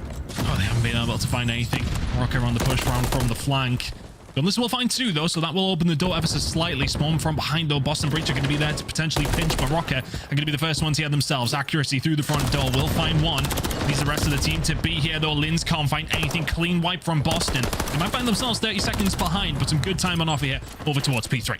And it's going to be a tough one, too, actually. I mean, Rocker won so many of the key gunfights to actually go and get the spawns, but still on the actual whole pod front thing, Boston, pretty sizable job. You feel like it's going to be overwhelming. Like, eventually, Rocker should be able to pierce through, but Boston, somehow, these guys have been fighters, flooding back in through the front side of the time. And, I mean, all things considered, for the fact that they never really had the back spawns, that is a good chunk that they were able to get. Of course, though, if you never get the back spawns, the rotation should be difficult, but right now, I know Stanley just completely by himself on the back line. His teammates there to help pick him up off the cross, and good enough job done. Able to stay alive as the hill pops, but right now Rocker sort of hanging on by the skin of their teeth. Boston played that one very toughly over towards P3. Gonna have to be a bit tougher to try and find the break here, though. Setup is looking good for Rocket. Can they manage to find this kill over towards the back? Just trying to be a nuisance. If you are Beans, he gets taken down. And now it's about the push that comes in from the front side. Standy will find one. Accuracy here to clean up as well. It's been a good hold so far from Rocker. over towards P4. It's getting better as time goes on. Gunless can't find that gunfight. There is a potential break coming in here through for the Boston Breach side. Only find themselves 40 points behind at the moment. Chance definitely feels that Rocker, or maybe just an ever so slight step ahead, but nothing to be too worried about for Boston so far. Rotation's going to start coming in over towards the bridge in a second, but Gunless has slipped the net. This could be an issue. Yeah, right now, Rocker have just been more sort of fundamentally sound. Again, just putting that extra emphasis on the back spawns, and even Gunless, extra emphasis on those rotations. But that is incredible awareness there by Snoopy just to take down the pinch. And again, Gunless could have pierced this setup and just daggered Boston on this hill. But instead, Boston, now they're free and clear. No flanks rolling through. All eyes forward on the hill. Might be able to get themselves a good chunk of time. Oh, they might have been able to had not three of them died pretty much simultaneously. Snoopy now left all on his own. He gets wiped out as well. It's just too easy for Rocket to break on through for however tough they were over towards P3. That was weak. Boston get broken far too easily. Spawns towards the back for accuracy and a 5 spree for him as well. We'll be looking for the 6th, and the cruise missile, especially the buffed ones, are going to be looking solid on this map, including what he can do from this position.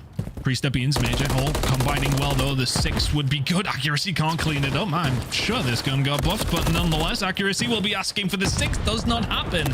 So focus on that from him.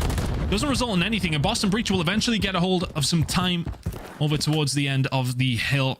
Not going to happen, though, for Boston Breach on that first rotation. Minnesota Rocker very, very solid throughout, but Boston not out of this one by any shot.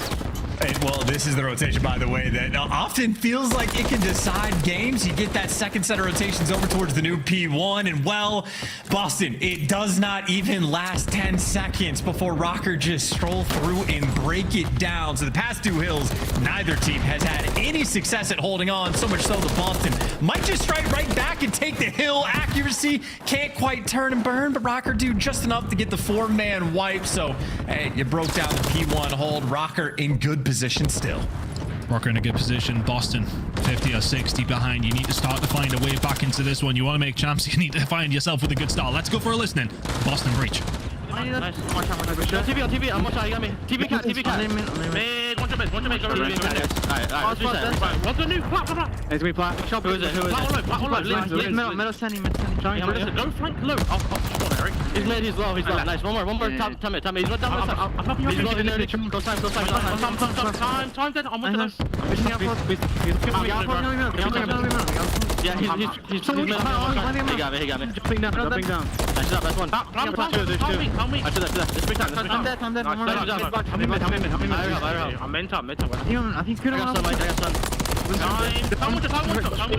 I'm one shot mid, bro. Mid, Sandy. Nice,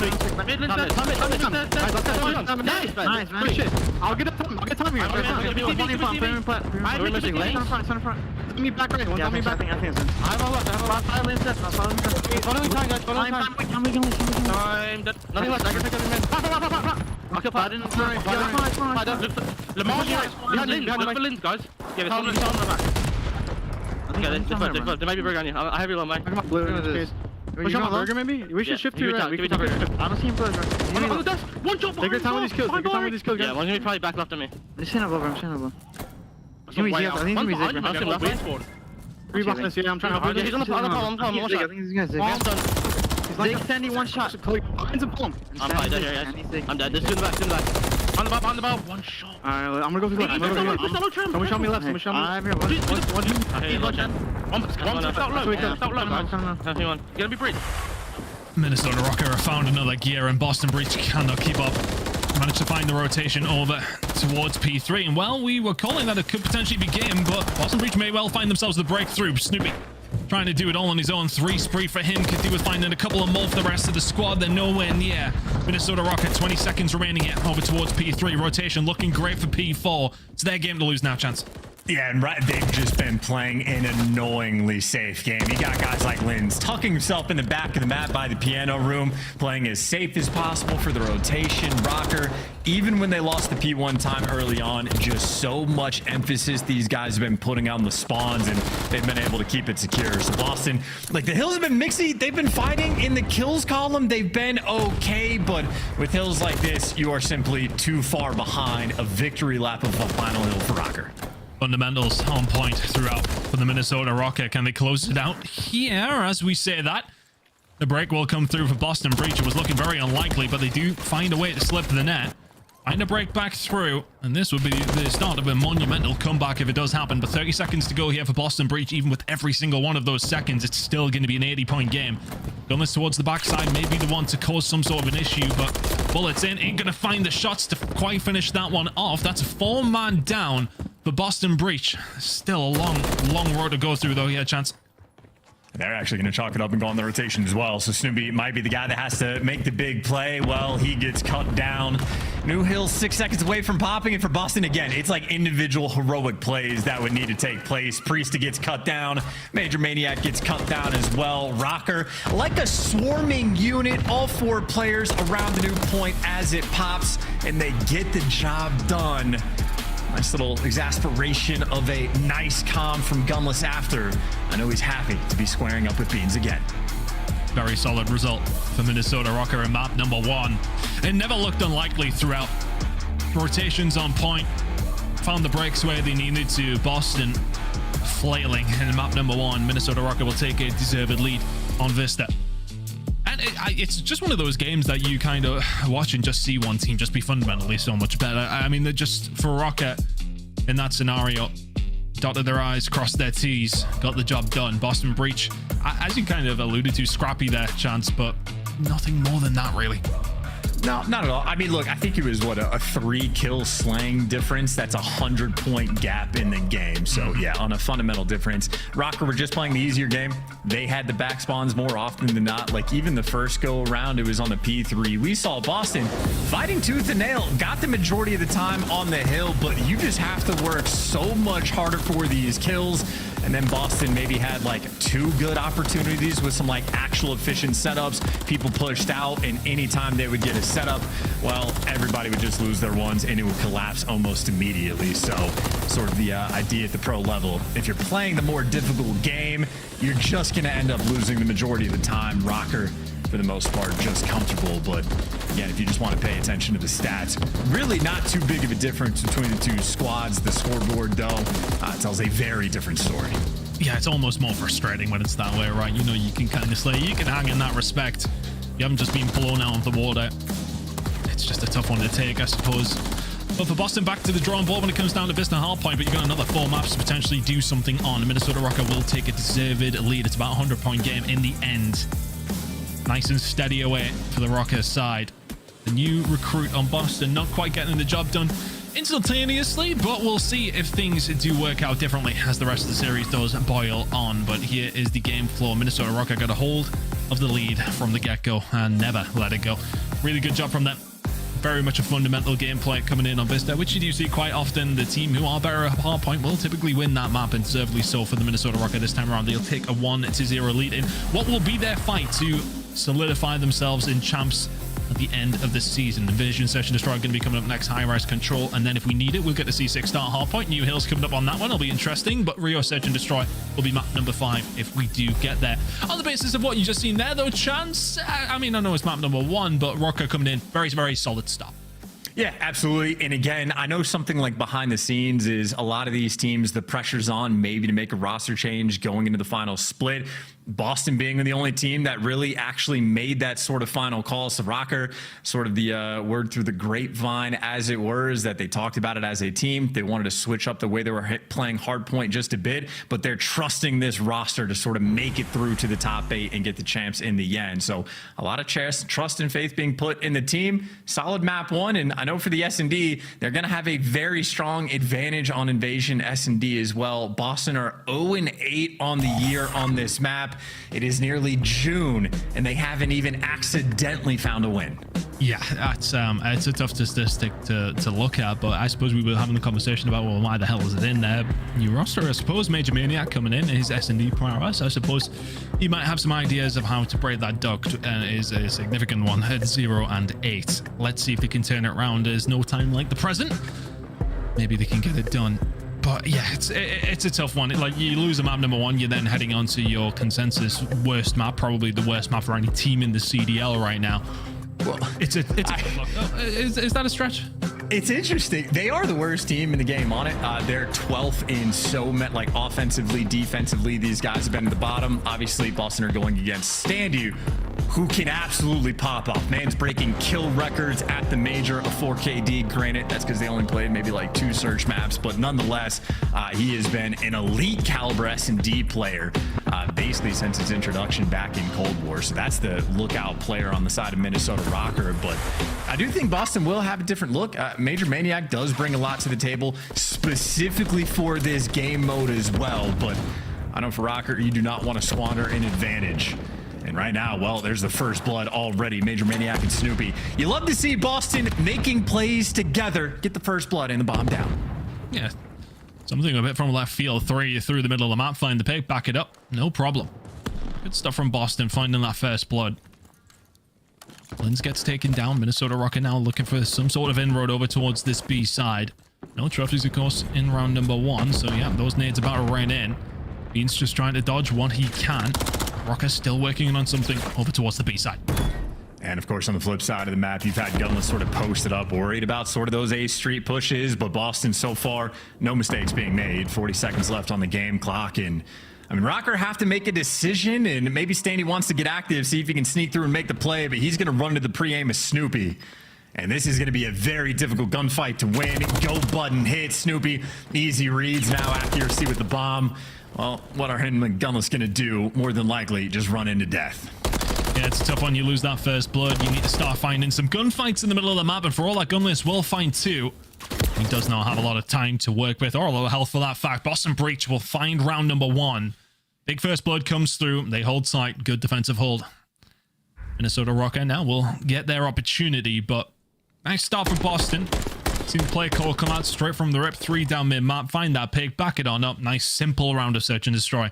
And he's going to be a huge factor, as you point out, Chance. Major Maniac already offering up his influence in 1 round, but 1 round does not make it a search and destroy. Let's see what Rocker can do to bounce back themselves. Yeah, 1 in 13 in search and destroy throughout stage 3, 0-8 on this map. And I think a lot of it just comes down to sort of those play calls. So Boston spread the map, as is sort of tradition. These guys like to take it slow on attacking rounds. And I mean, that is by comparison. But you know, Linz is in broken. And maybe that's you want to isolate it, or maybe you know if there's 2 players on B, make the pressure over towards A, because Standy really by himself on this A site. He's got his work cut out for him. Ceilings then. Do you want to challenge it, or do you get a little bit scared? Snoopy turns around just in time. Priester flies out. Gunless with the Hail Mary. And all of a sudden, Snoopy and Major will fall into 2 versus 2. Linz has found an inroad, but doesn't find the kill. The round was quiet and it sprung to life, but Gunless finds his 3rd. Will be looking for the ace. He's not going to get it. Linz will clean up. It was looking like such a good start for Boston Breach. They find 2. But the grenade from Gunless stops them in their tracks. 1-1. You know what? I still kind of like that from Boston in a sense, though. Like, it's an offensive round. They're making plays. They're coordinated. They're doing stuff together. And then, well, yeah, Gunless, absolutely. Well, he finds a way to make you explode. Ends up getting another gunfight win as well. So Gunless, again, fierce on the rematch against Bean so far. But outside of the nade being devastated, Boston, I mean, hey, would have been free and clear for the round. So at least the ideas are there. Definitely want to see him to continue to stay active and make some plays. Right ideas from Boston, though. I think you right to point it out. Just 1 good nade comes in from Gunless. That kills the round entirely. Priester, another first blood for Boston. That will now be 3 in a row. Linz trying to work on something over towards A side. Can't work on anything if your teammate grenades you. Grenades have been, well, 50-50 so far for Rocket. But Gunless, the one who has been solid with him, still alive and cooking. 2 versus 3 will get out. But Boston Breach, a good start to the defense once again. That's just incredibly awkward. Don't even know how it happens, but maybe an unlucky roll or one of those good old heat-seeking frags that just... You watch the path it takes in the kill cam, and it just blows your mind. But either way, Gunless and Standy, a 2v4 on offense. You do not get options. Major Maniac making the plays, lines both of them up, and, well, should just send Standy into death. So nice jump on it. Good recognition of the situation as well. And, again, Boston virtually, they've been, like, both attacking and defensive rounds, the ones sort of setting the place and controlling the play of action. So for a team that's 0-8 on the map so far, they're not looking too bad. Been extremely proactive, which is what you like to see. Never have to be... Oh, you never want to really be the reactive one in search and destroy, right? You want to be the ones making the calls. And Boston have been doing that so far, and lucky not to be 3-0 up, to be honest with you. 2-1 to the good now. Very solid performance. Gunless really is the only one holding the fort for Rocker so far, and one of the only reasons as to why they have number 1 next to their logo at the top of your screen. Looking like it is going to be a B hit coming in from Boston, trying to make some plays. Rocker not as aggressive on their defensive side this time around. Holding tight, but Boston trying to make some moves. Well, still 2-2 split. I mean, roughly the same. Accuracy in Dark is going to be a bit more active, so he can wrap back and help out the A pressure. So I think Boston, instead of full committing, taking their time once again to sort of figure out what they want to do. But just so much attention is actually being dragged down B Street. So if I'm Boston, A will be a little bit easier for you. Stuns out, might want to attack the tank. Snoopy toying with the idea. It's unfortunate Snoopy gets that stun off, and then Gunless peeks his head through the middle of the map. Slows that down, stops it entirely. Still looking for a pick here, both teams posturing. Throwing blows, but not quite able to find the killer one. Snoopy now may well make a move in here. Goes the move from Boston. They're going to find their way down B Street. Linz gets taken down. Snotty there for the return. Snoopy will find one back, though. And all of a sudden, B is wide open. 15 seconds to go. Nade is not going to be there in time, even if it does land. Bomb down. 3 versus 2. Gunless. Standy going to try and find something here, but in a possible situation. Priester lines himself up lovely. Snoopy finds another, and Gunless now impossible task in this 1 versus 3. Boston Breach, barring a miracle from Gunless, are gonna have themselves a 2-round lead here. 0-8 is looking like it may well be going away very, very shortly. A lot of rounds of search and destroy left to be played, but that was well played from Boston Breach. Found the breakdown B Street and ran away with it. Yeah, that was absolutely gorgeous, by the way. They were running out of time. Less than 30 seconds on the clock. Accuracy was actually doing a very nice job inside of Dark to sort of like keep the pressure away from Lynn. So that is not an easy moment. But if you look at the player cams, Major Maniac has been the motor mouth in between all of these rounds. Shout out to the Stocksmans for the interview. I was watching Major Maniac talk about it. When they pulled off that sort of like Minnesota miracle where they reverse sweep Toronto in the finals, he was play calling. He said like over 70 rounds in a row. He just completely took control. So Boston early on, playmaking's been on point. Snoopy feeling the love in that regard, 7-2, but Priesta having to back down. You see Boston, they are just active. They are all over the place on the map. Rocker right now playing in a very uncomfortable spot. I was thinking in the previous round, these players seem active. We seem to be moving around. We're trying to find a lot of information out. And I was like, well, I'm watching Snoopy, so that is pretty much par for the course. But everybody else really doing what they can. They know Priesta's up, round potentially behind them. The flank not coming on through, but the smoke does go down. The push comes in. Major Maniac is there for the trade. Will get out 3 versus 3. This bomb may well go down and does so.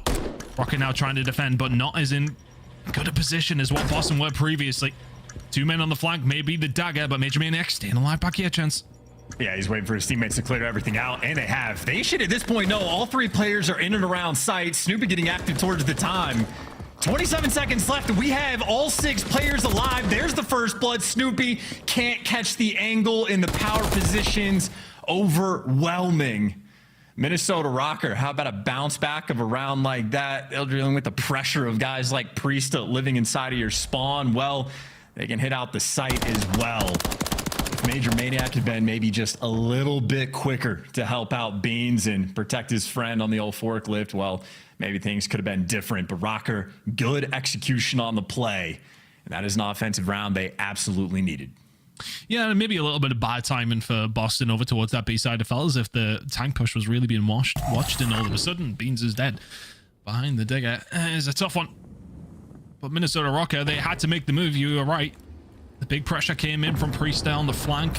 And Rocker said, well, yeah, we don't want to have to worry about that. Let's just push towards the side. They executed beautifully. Now find themselves only 1 round behind. Len's now just trying to posture over towards the tank's side. Boston having a little look now. Won't quite be getting nervous yet, but they know they're still in a very good position, still with that lead. Snoopy sitting in 7-3. Beans yet to find a kill, so the weight being carried by the youngster. The S&G presence is going to have to be good here as well. Priestess straight out the front door will find one. Snoopy gets taken down, but the trade is there for Major Maniac. 3 versus 2. It's always feeling like Boston have an advantage, and they got the bomb down as well. Shuts him down, too. Look at who picked up the rival 9 off the ground. Just enough to shut down the Renetti. And Major Maniac making plays, too. Calls out one-shot P-Dog. Swarms right in. And again, Boston Breach getting active. Everybody making them play at the exact same time. It's not just the two players, the two SMGs flying outside a cafe to go for the guys on AS&D. They've got their ARs with them as well for the tag. So again, Boston, the play call has been on point, effective. That even if they're not getting the first bloods, they're there for the trades, but they have been getting the first bloods. So they've been finding quite a few man advantages. This is genuinely just good search and destroy gameplay we are seeing out of Boston. 4-2 lead. It is not safe with this squad, though. They've had negative ice. Rocker can fight back. Statistics be damned so far, but it's not over till it's over. Especially when it does come down to Boston. But look, I mean, they're making all the right plays, as you said. They look like a well-oiled Invasion Search and Destroyers team right now. Minnesota Rocker, though, looking for an attack of their own. Trying to find a breakthrough, which has been a big problem for them. It was kind of the screw-it play towards B that got them that previous attack. Can they find anything? Can they cook anything up through the middle of the map? Looking to try and find a Pig Priest, and now under a little bit of pressure, will manage to get away. Rocket starting to get aggressive over towards this A side, but have switched it up. Are you ready for the switch here from the side of Rocker? If you're Boston, Snoopy's gonna have to back on down, but Beans is gonna get the info and his first kill of the round. Gonna have to look for a second. Will be screaming for help. Eventually will fall down, but it's the B route once again for Rocker. They find another way in. That bomb will undoubtedly go down. 3 versus 3. Can Boston do anything about this? Well, they failed at the retake last time. Well, the only difference now, Major Maniac, instead of being an ice cream, he's working the flank with his teammates. Haven't cleared out Broken just yet. You got to fly and get active, but their second attempt at the retake, how well can they do? Rough start, 2v3 now. Somebody slipped the net, though. Somebody got through. Snoopy evaded absolutely everybody. He's ran through the middle of the site, found 2, now Linz. 23 seconds. Do they know where he is? They should do. They've already cleared out the Broken side. They nearly line up, but they don't. It's all about Snoopy, who finds 2 from nothing. And Boston Breach, second time of asking, find that break back and find themselves 5-2 up. They're just too good with it, man. Smiles on their faces, making plays in search. Snoopy's getting some help on the playmaking front as well. Smokes out to be the distraction for Linz, who, I mean, Linz ends up just looking the wrong direction. Snoopy finds the play, and the Major Maniac finds himself in the perfect position. Nearly stood up into the pre-fire, but Major Maniac, he has been on point, having the right gun at the right time. Another Rival 9 kill he is able to collect. Bullet away from dying, and a couple of shots did go through towards Snoopy, so Linz not far away there, to be honest with you, but the rest of the squad and Minnesota Rocket far away from Boston Breach right now in general here on the Search and Destroy Division, and they are 1 round away from finding their first win on Invasion Search and Destroy of this season. Just to remind you all of the date, it is the 31st of May.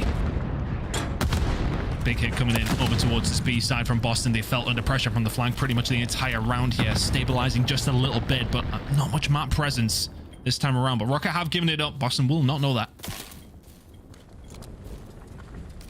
And Boston have effectively just like trapped themselves in the corner of the map as well. They were trying to play like active over towards B, but the utility going to slow them down. So another opportunity to reposition. Mid-round adjustments. Priesta, well, no standees going to be back over towards the A bomb. Still just the default setup for Minnesota Rocker. And now with 30 seconds on the clock, Boston, you got to make the play call and point. It's going to be A again. It's worked out for them. The SMGs through the yellow door have found the break. Standy turns around and it just works out ever so perfectly for Boston.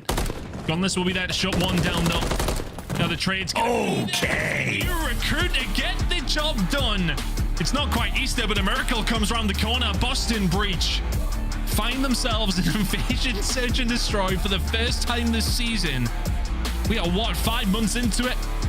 Better late than never. Boston Breach will tie the series. And I tell you too, that is a fairly dominant look. That is, they were running them over on the offensive rounds as well. Quite literally, if not from that like double kill nade from Gunless, Boston would have just absolutely picked them apart. I mean, there's maybe 1 or 2 sort of 50-50 rounds, but other than that, Boston Breach looking perfect. Snoopy, I mean, he's been fantastic in Search and Destroy, fantastic playmaker as well. Another double-digit game he is able to collect, but Priest and Major Maniac there for the show, having a grand old time. Priest and Snoopy, 3 first bloods apiece. And again, we know exactly how those comms were going in between rounds. Major Maniac commanding the troops to a commanding 6-2 victory. From 0-8, they got their first win, and this is just one of those questions like, Major Maniac is the thematic player. How are you just not bringing this dude in for S&D? Like, the rules allow it. He is that guy. We haven't seen nearly enough of that since the CDL's inception, to be honest with you. But we see a really good performance from Boston. Breach 6-2. Very much the conductor of the orchestra was Major Maniac in that one. Fantastic performance from Boston, who break the curse of invasion, search, and destroy for themselves and find themselves 1 apiece here in this series. Minnesota Rocker, work to do here, chance. For all that, Boston played that one well. A couple of flappable moments, I want to say, from Rocker. You think of that previous round before the one that finished. You got to think they do better. You're now looking at a 5-3 scoreline. If they hold that bomb site down, they do not. It is now 1 apiece. We'll be heading to control after this very quick break. Don't go anywhere. The series is on.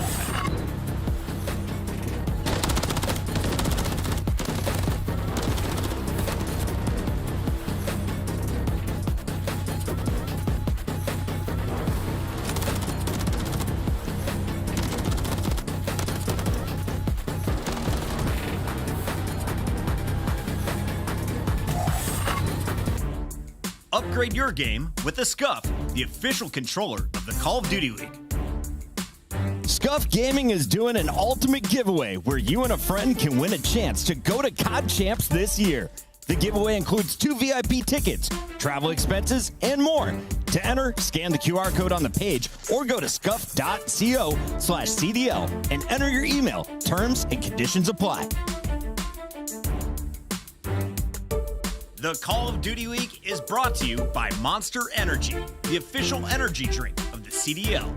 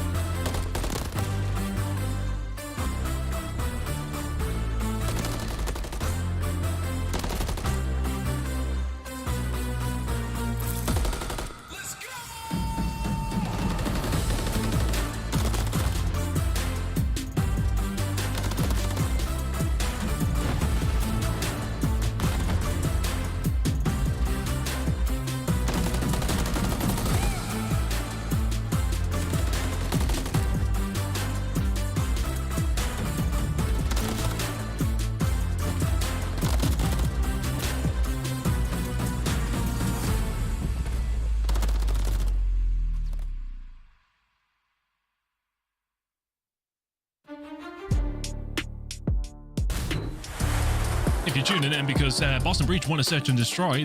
Just to check that actually did happen. It did. Minnesota Rocket absolutely crumbled Boston. As we mentioned throughout the entire map chance, a well-oiled machine in Boston side of things for the search and destroy.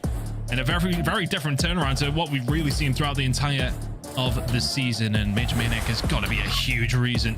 Challenger so far this season has been pretty solid, to be fair. Average line finish top 6. Toronto Open placement 2nd for him. Good player, Major Maniac. Been around for a very long time. He's got the experience, knows what he's doing. And Boston search and destroy in that map number 2, showing that experience.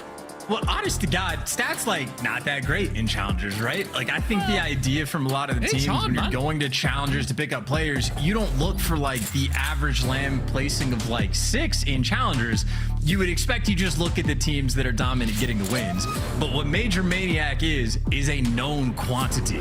Like, you know how good of a player is. You know he's going to be good in the practice room, incredibly professional, works hard every day, and there's literally never been a team that he's been on that has been bad at search and destroy. So, like, you know what his value is. You got to see it in the map, too. But for Boston, obviously, got to win some respawns as well. You have Minnesota Rocker an 0-3 record on this map. So, an opportunity for Boston to get the extra edge, or maybe Rocker will just strike right back. Mentioned during the break, chance that Rocket's starting to play this a little bit more often after not really too good of a start, specifically on high-rise control at the beginning of the season. Since the new roster's come along, though, they are trying this one out and having a good time with things, really, over towards his B side. But Nate coming in from Snoopy will pretty much shut that down entirely. Big kill from Beans as well. Now the setup is here. Rocket with a good start, but all of a sudden you are finding yourself trapped in your spawn, and this is the kind of position that Ben Beans dreams of. AR in hand, plenty of cover, and just people spawning up into his gunfire, trying to lock it down if he can. Rocket trying to find a way through. So far, no opportunities, but one player has slipped in net. That is going to be Linz. He's going to have to try and find the breakout here for Rocket. Well, and he's going to find it. At least gets that first opening kill. And hey, everyone starts to get a little bit distracted, and the trades roll through. So, Rocker, you have made it out of the setup. You already got 2 ticks over towards B because you stacked the point. And they're going to stack it once again. Linz and Gunless playing the objective, getting the point secure. Added minute to the clock. Rocker looking good on high-rise attack so far. Good job. It can get a little bit scary. You get stuck in your spawn. You worry about it. Linz has got 1 kill to his name, and that 1 kill has been very, very important. He's going to find anything here on this side of things, but B has been locked down, but Boston have pretty much assumed where they were beforehand, which is fully locking down the entire map. Mid-map control now there again. Minnesota Rocket have done it once. They're going to have to do it again. Trying to push out over towards A, but not too bad of an attacking round to kick things off. Pre-step Beans combining well. Linz will once again find a kill to try and get Minnesota Rocker out, but this has kind of been the story of the round. Chance Boston find a few kills, lock them in, and just make Minnesota's job very, very difficult. This is devastating. Stanley has to get an entry, and he does, but traded out immediately. Maybe an extra kill coming through, but Rocker still has such a long way to go. They've at least made it over towards the helicopter, maybe attempting to get a power position, but Beans is here, not to shut it down, to get world starred. 2 for Rocker. Snoopy's gonna fall off the map, takes 1 to the grave with them, but Rocker out and about, 2 players near the zone. Priest had to win that gunfight and did. Looking for the second as well. The eco child, if I've ever seen it. Priest shutting it down. No comments on the propane whatsoever here from my side of things, but Snoopy now just trying to push this out, trying to solidify the round. 4 lives remaining for Rocket. Things get a little bit scary for Boston. With 25 seconds to go for Minnesota Rocket, they try and pull a rabbit out of the hat. Looking unlikely. 3 ticks is what they are going to end up getting unless they can find a wipe nice and cleanly here. Boston Breach very solid on the defensive side of things. That 1 minor lapse you could maybe speak of, but overall, not much to write home about from Minnesota Rocker unless you can find something. I've been writing their obituary, and all of a sudden they're inside the point. Linz is going to be able to find a kill, but it's 2 versus 8, 1.5 seconds remaining. It'll be something quite monumental if you find this one. Linz Gunless trying to stay alive. Snoopy Major will finally come in, put the nail in the coffin. Boston Breach, one to the good here. They find the defense. What was mostly comfortable, Chance, and then got a little bit uncomfortable. I mean, a little bit. It's one of those situations of like, you really have to take your time to fight out of the spawn trap.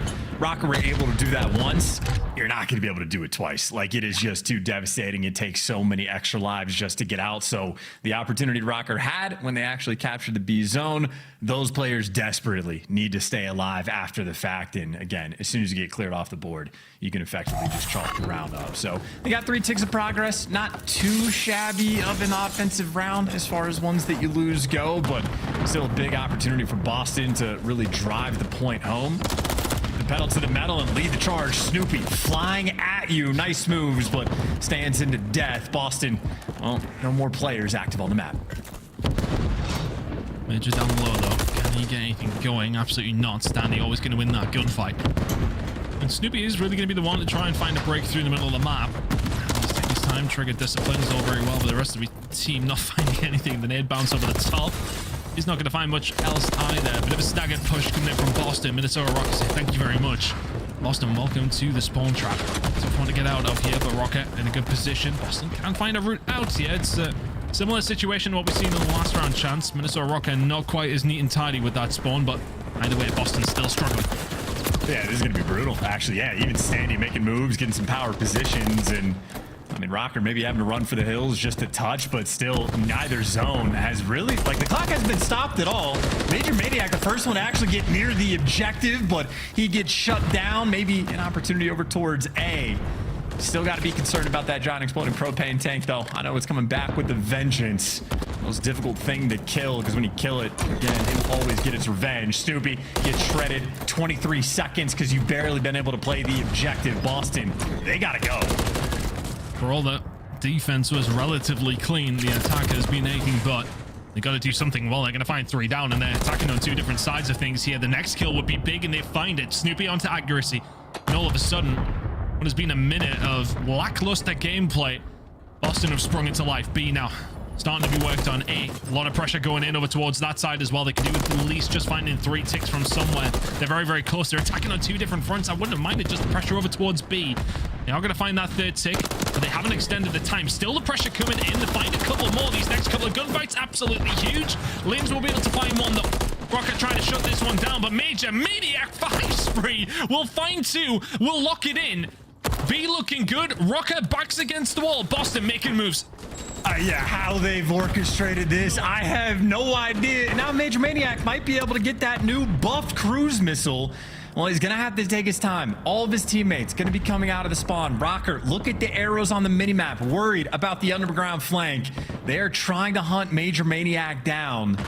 Definitely want to be a little bit careful for the gunfight. And they've been so worried about Major that his teammates at least able to get out of the window. So Boston, 55 seconds left. Not a lot of lives to work with, but the play could be there if Major Maniac can spot his head.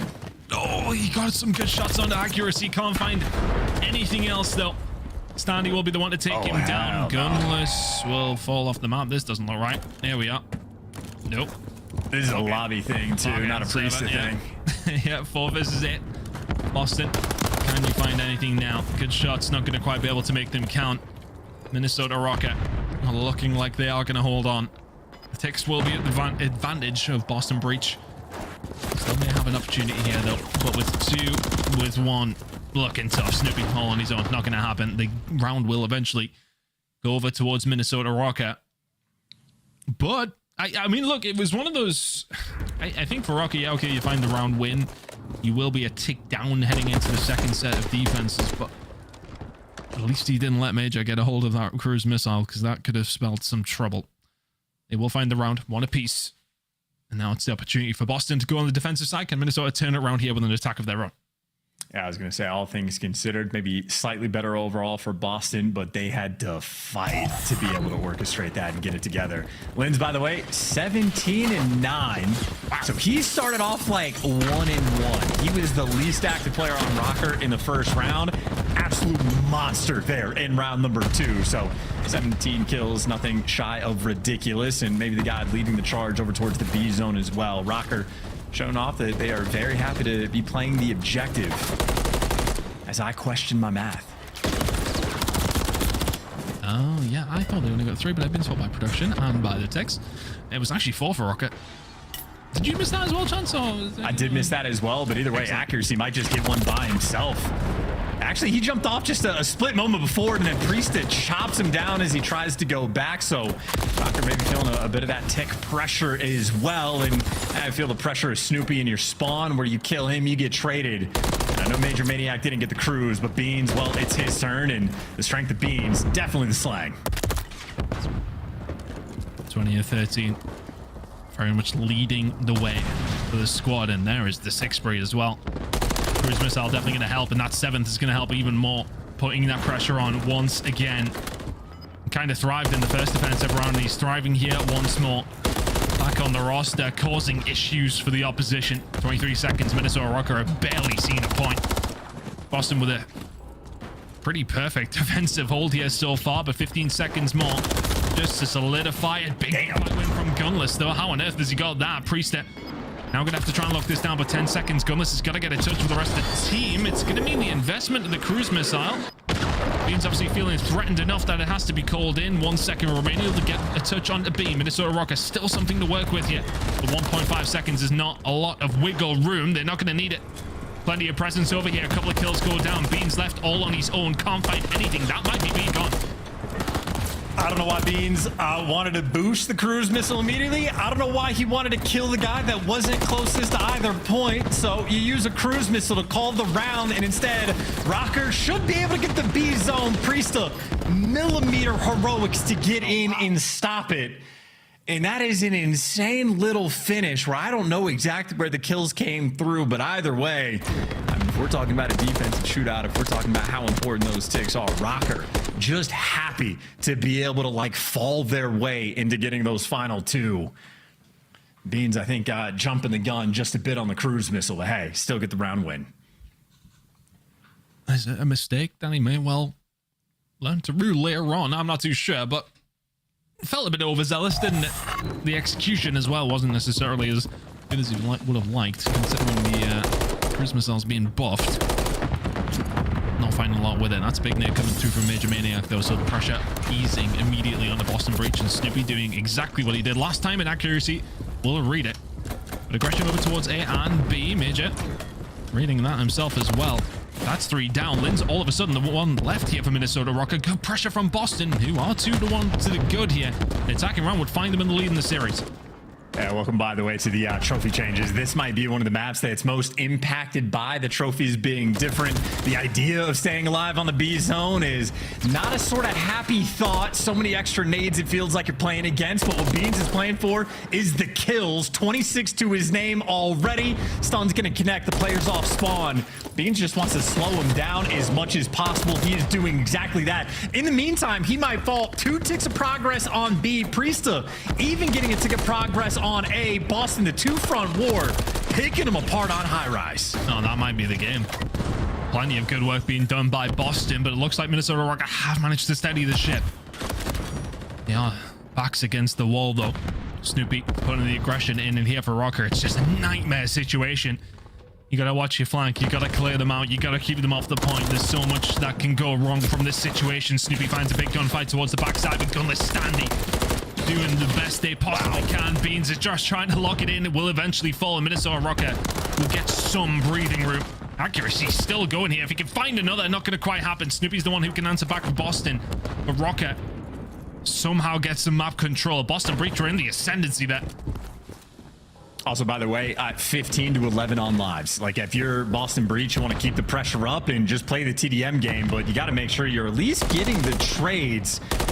And Beans in a technical, S&D kind of situation does get first-blooded, but Minnesota Rocker want to keep things nice and slow. Standy, well, the timing's there. 2 players are shooting the back. There's number 1. Next guy trapped in the elevators, on the hunt, on the prowl. Can't get it done. Snoopy gives you 2, but 10-8 on lives now. Both these teams have to be very careful. There's still plenty of time. A minute to go. These lives really are going to matter. Gunless finds himself in such a good position, and what was looking like a good position for Boston is wiped off the face of the planet.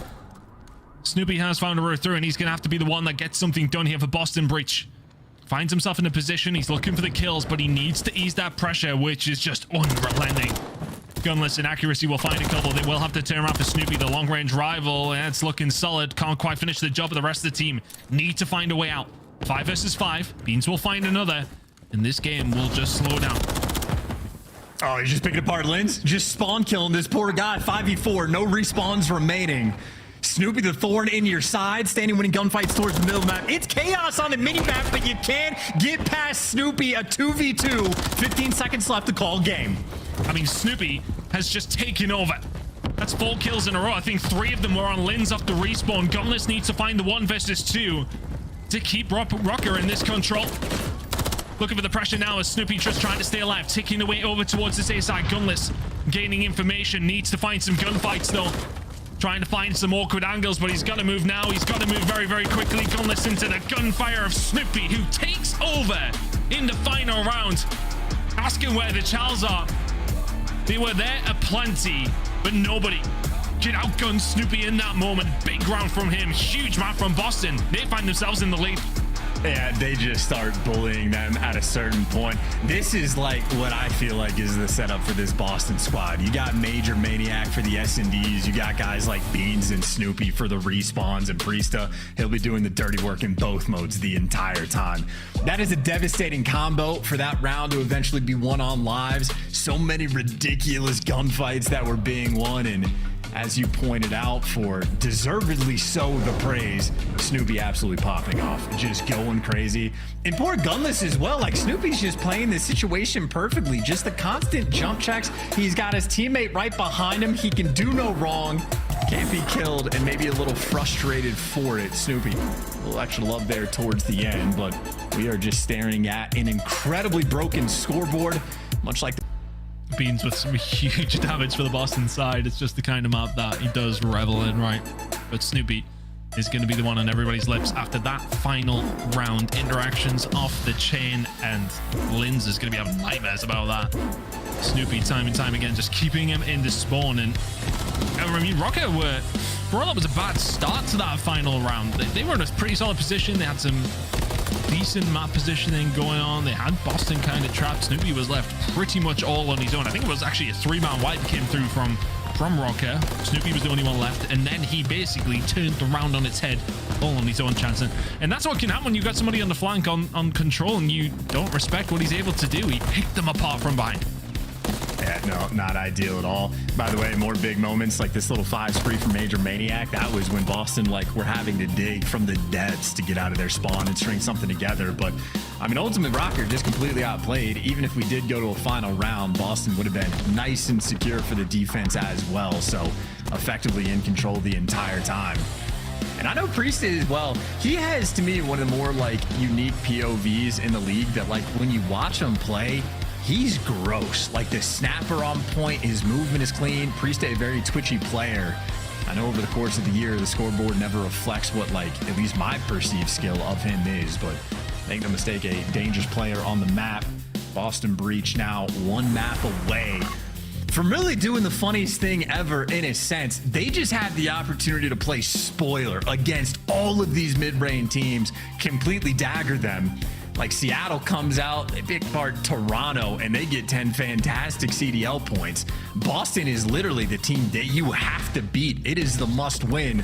They got 5 wins on the year. You can't afford to lose CDL points to them. And Rocker, I mean, again, a map away to being on the receiving end of a punishment like that. And it's honestly looking a little likely. I'm more thinking about a New York style miracle run from Boston. Chance, what are we thinking? Yeah. I don't know what that means. You don't know? You don't remember New York when they made the miracle run to make it a champs? We're talking a couple of years ago, to be fair, man. Okay, that's, Well, the New York squad, yes, at the New York event. That was a good one. That was a good one. It was the event. Well, was it Boston to pull this off? Yeah. I mean, I did the math on this. For Boston to pull it off, it's the teams that are tied in 8th place right now have 120 CDL points. So you've been getting 40 per stage. So the rough idea is you got to get to 160 as sort of that threshold mark. For Boston to get to 160, they would have to go either 6-1 or 7-0 throughout this stage, and then still place at least top 4 at the major. So it is possible, but if they do it, Major Maniac first round ballot Hall of Famer, lock him in. There's no way fans or buts. It would be like nearly impossible for Boston to pull that off. But again, they can play spoiler to everybody else. It's fun to maybe have hope about it. Maybe Boston can. Not yet. Not one series. Nah, okay, if they go like, if they start out 3-0, then we can push the narrative. But we're too far away at this point. Yeah, I'm getting carried away. They're 2-1 up in this series. Chance. I'm on board the Boston train. 2-1 up as we head into 6-star hardpoint. Things have very much, well, kind of changed. Difference in terms of where the hills are. The team's well practiced on it. Yeah, let's find out. I imagine they are, but it's fast, it's furious. There's no more water hardpoint, which is, well, you can say it's a blessing if you want, but relevant of that, Minnesota Rocket with a decent enough start, but a 0-3 record for them will not be good viewing for the Rocket fans. Priest is starting to heat up here as well. Boston Breach are going to be feeling themselves, but we'll still have to get this one solidified. 2-1 up is all very well, but Minnesota Rocket will be looking to try and send us to map number 5. Good start from them as well. 12 points on the board. You will get this final 15-2. Good position to be in. Boston Breach already on the back foot here, Chance. Yeah, Boston Breach also, because they have to rotate, are going to be forward hitting through the top side of the map. I think Gunless got the call out from his team that all the pressure is coming from this direction, and him and Lynn's nice little crossfire. That's going to be the sort of start of the push. The back line for Minnesota Rocker is going to be accuracy. Who is last man standing? Rocker, they read the pressure. It doesn't matter. They get picked apart, and Boston flip the map as well. They'll be in control of P2. Somewhat air of confidence, isn't there, in this Boston Breach, and the way that they have been playing this game. The Search and Destroy was the epitome of it, but Beans will find 2. It's a wonderful break in rotation from Boston. 35 seconds remaining, and that's something for Rocket. You can't let that happen. I mean, again, they got a 4-man wipe on P1, free and clear on the rotation, and yeah, they convert that to virtually nothing. So getting punished already, and accuracy trying to find the route, but that is your main AR as your front man, never gonna pay off. The only thing Boston want to wrap back and get is the actual time. They'll have the spawns as well as the final 12 seconds, and Snoopy doing the smart thing. He does not have the timing to jump and make that play. Gonna group up together with Priest, a new SMG duo. Gonna be running it down mid. Standy will be the target. We'll have a little bit of backup from Linz, though. And this is going to be the break to potentially come through here for Boston if they can work something towards this side. Snippy would want to find one, can't find the second. Linz is there to pick up the pieces. Good hold from Rocket. 45 seconds remaining here. Over towards P3. Looking like a good setup so far from Rocket. Nothing to write home about for Boston Breach. And Major Maniac has set himself up in a decent position, but needs a little bit of backup. Does have it, goes for the child, will find one somehow. It's an ever so slight touch, but a good hold from Rocket so far, and that's what they really did need. After that P1 to P2 was looking so good and then also terrible, they needed this bounce back. They get it. 20 seconds to go. They're going to get every single one of those seconds. Rotation starting to come in. Rocket have some presence here as well, but Boston are going to be the first ones. Find some sort of contact, and they will find these gunfights. So Boston looking good for a rotation, but it's a great hold from Rocket. Well, kind of, right? I mean, overall, yes, for Rocker, certainly good, but they ended up like losing the Scrap Tom fight while Boston are ahead of the rotation. So Boston currently in a bit of a pinch right now. Rocker putting the pressure from both sides, and Priesta feels the pressure and does get picked apart. So you might have gotten there first, but you will not be there last. Rocker maybe make amends for losing the final, 10 seconds at the old time. They are absolutely free and clear for new, and they're pushed out both directions. This is perfect right now on P4. When they do manage to get a hold of the setups, it does look good from Rocket. Losing a couple of gunfights, though, and a bit of a pinstripe kill feed is going to open things up here potentially with Boston to try and find a way through. They are close. Not close enough. Major Maniac taking Snoopy down. Not going to happen. Rocket comfortably taking away this final 20 seconds or so, you would like to think, but Boston Breach are going to have one more stab at it. Through the front doors they go. Standy gunless holding it down, though. And that's a big spray coming in from Standy. 5 in a row now. 6 will be wonderful. Great hold from Rocket as we head into another rotation. And for all that, we were singing the praises of Boston Breach with that breakup towards P2. That's really all they've done. Yeah, one good moment, and you are exactly right. Rocker more or less been in control of the game, and Standy's going to let that ride. Was able to get the cruise missile, which the cruise missile sort of changes the way the map gets played now. It used to be you would only invest it on the water hill or like primarily, but now it might just be primed up for like a P3. So Rocker, they can afford now on any of the next 2 hills to really fight tooth and nail for the scrap. Use the utility for the end, but they're in control of P1, in control of the game, and their hard points have been singing sweet, nearly double the score of their opponent, and firmly in control of the time. It's a very solid lead for Minnesota Rocker. Minor one blip over towards P2. They have been dominant throughout 6 stars so far. The comms have got to be flowing. Let's go for a listening with Minnesota Rocker.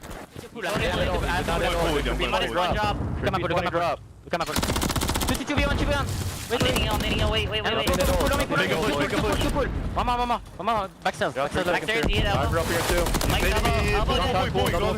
On time and pull. One bullet on time. That's two. He's both on time. They're not push up yet. Put one shot. Oh, dead. Got it. Hit him with anytime. Go. I'm looking elbow for you guys. Misses, one misses. He pinched me the C2. The chair's dead. Nice, good. I got mid-chairs. I have B2. I can help elbow if they're there. Okay. If I help elbow, look at me. Two elbow, guys. I'm helping elbow. Another one elbow. One shot. On time weak. Elbow and Charity spawns it all. Go new. They spawn you guys. One already took her You gotta out. play kill some. Oh no. 2-0. One pushing the full. He's pushing the full. I can shriek this. Class C2. Okay. You should. One is here. Okay, to the back first. In the back? There's someone in the back. Be dead. Lobby dead. Nice. Last guy's all dead. Beans. I'm looking wood. I have the right guys. We would? Wood. That would be. One dead. After me, they're gonna be. Okay, I have wood. Okay. I have wood. You did. Good job. No one hitting one. Off one, guys. Lobby. I have lobby. Lobby dead. Good job. I have wood. I still have wood. One dead. Wood. You want me? What bullet? No, I have wood. real wood. I'm gonna push up with good time. Okay, go. I stuck the shit. Get the mid. Two on the hop. Beans one shot on the hop. One's wood and one hop. Wood fast. There's two hop. They're all hill. Lobby dead. Nice. I'm gonna pick a mid. After wood. He's here. What? Not weak. Beans. Johnny. I'm gonna give mid steps. Hop. On the hop. Okay. Send it. Do you see one? I'm going new. I'm repeating wood. I can go. Mike, he's in here. Boston Breach still finding themselves around 80 points or so behind, now starting to rise over towards a 90 and 100. They need a good hold shortly, chance. They seem to have made all of their money over towards P2 and not a lot anywhere else. Yeah, and well, remember that time Standy got a cruise missile. If Rocker want, they can call it in. Standy is standing still. Cruise missile's going to be flying in, and how many kills can you force for your teammates to actually collect? You know they're going to be underground, both sides as well. Accuracy makes his way out to time, and well, Accuracy holding the iron, able to get his kill before he falls. And the cruise missile there for the setup, eventually enough to break. Gunless, the final player to strike. The last Hermano on the time, 30 seconds left. Rocker will win this game. The dominoes fall into place for them. 25 seconds to go, but the break potentially coming back here from Boston Breach. They find a couple, they need to find a couple more. Lins and Stanley holding firm. Lins with the angle, finds two of his own. The third would be wonderful. Can't quite find it. Major Miniac just slows it down, but the time's still ticking here for Rocker. 15 seconds or so away. They can't quite win it here. They will need another rotation, but it has been, other than a couple of bad P2s, perfect from Rocker. Other than that, it really has been them all of the way through this one. Boston Breach, not a lot to write home about here, chance whatsoever. No, not at all. Sort of that last-ditch effort before you're going to have some guy like Accuracy just go and collect the time. But once again, Rocker just making the hard points easier than on themselves. Boston, they'll get into situations, win a rotation, absolutely push out nothing, and then just get pinched for free. And, I mean, Rocker, again, on the fundamental front, these guys have been on point. A little bit of swarm around P1. Lins for the extra stamp on the game. You want to make it match the comms, but Snoopy, you're not going to allow it to happen. Boston still fighting. Such a long way to go. Still 100 points behind and about to find themselves heading to a map number 5. There we go. It's felt imminent for, well, I mean, a long time. Minnesota Rocker find map number 4. We will get another game 5 here on Friday. You'll love to see it. Both these two teams going head to head. And Search and Destroy, Unreal is what's going to decide it. Minnesota Rocker, fantastic in these hard points. Boston Breach has still got a lot of work to do. There's no doubt of it. Definite improvements. You're going to see those improvements again in the Search and Destroy in map number 5. We're all tied up. We're heading over towards the final map. Yeah, Boston really a team that is unable to capitalize when they have the advantage. But just for the fact they're going to a map 5, things are definitely going to be interesting across the board there, though, from Rocker, SMG duo, excuse me, absolutely feasting. Lynn's 25 kills, Standing 23, damage out of control, and ARs just hanging out in the hill. You know, that is accuracy at his very best. And Gunless, well, he's doing everything he can on the map. But let's set up for a map 5, 2 of the uniciest teams. But now Boston, it is quite literally just that new dynamic they have. As maybe we have a new look at a game flow. One of the shortest ones you're really gonna see. Not that many hills had to be played. Rocker quite literally did just run away with the game. Very comfortable. I think we're either way I described that one for Rocket.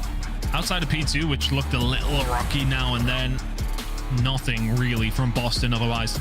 Very, very similar scorelines when it comes down to the hard points. The 2 in the middle, though, come in from Boston. 6-2 in the Invasion Search and Destroy. Something that may well be on the minds of Rocket as we head into a map number 5 on Rio Search and Destroy. Plays very, very different to Invasion, I would presume. But, I mean, look, for Rocket now, you've brought it back. For Boston, you have an opportunity to put to bed some of the woes that have been your season. Are they going to be able to do it, though? I'm not sure. It's going to be a banger either way. Map number 5 coming up on the other side of this break.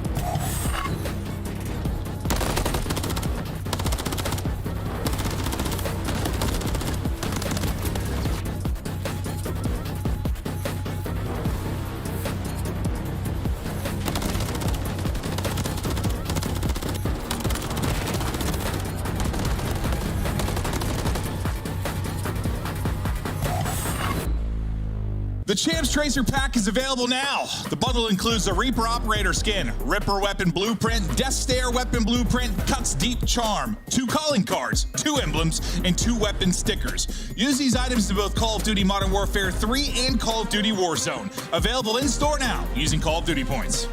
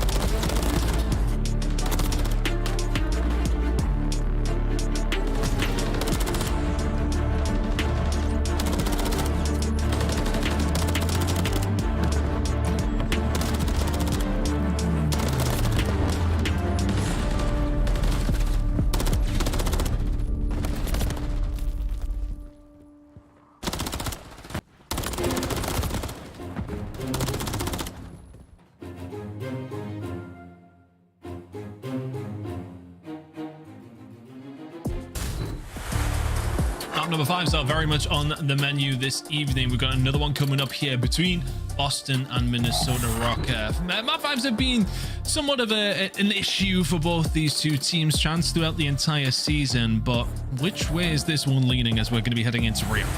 Look, these guys have played a bunch. They always go to map 5, and the thing to pay attention to, 1-11 record, obviously horrible for Boston. If you're thinking 5-5 is solid, quite a few of the game 5 wins that Rocker have are just against the Boston Breach. So I think that record is even a little bit deceiving. It has just been Boston with negative ice. They are 0 on the Kelvin scale. They are in the negative 40s and 50s on both Celsius and Fahrenheit.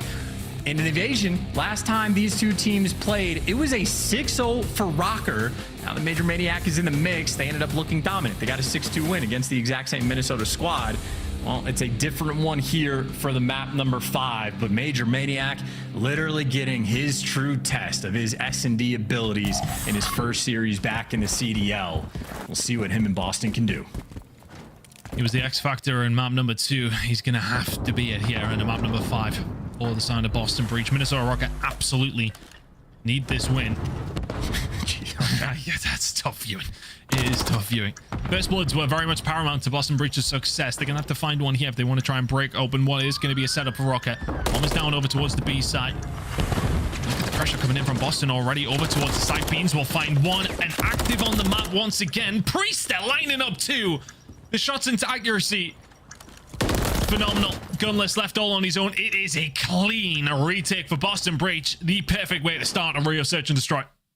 No effort nor energy wasted. The gunny on point there from Priesta for not just 1, but 2 kills that he was able to get. Stanley just picked apart for the first one, and that is exactly what we would like to see. I know I mentioned the Invasion the last time these two teams played was a Rocker 6-0. Boston make amends for that one. The game 5, though, went all the way to around 11. It was a back-and-forth battle between these two squads, but I know for Boston, round 1 like that, it's got to feel good. Perfect way to start your Search and Destroy. Rounds like that. Minnesota Rocker, though, what have you got the ability to do to bounce back here? As Boston, not quite as much of an aggressive push over towards B, of course. As Minnesota Rocker setting themselves up over towards the A side mostly, but Boston playing information right now, putting the feelers out, trying to understand exactly how Rocker are set up, trying to understand where the gaps actually are. Very proactive on Invasion. They're going to have to be it here. Boston looking to try and get something done over towards this B side.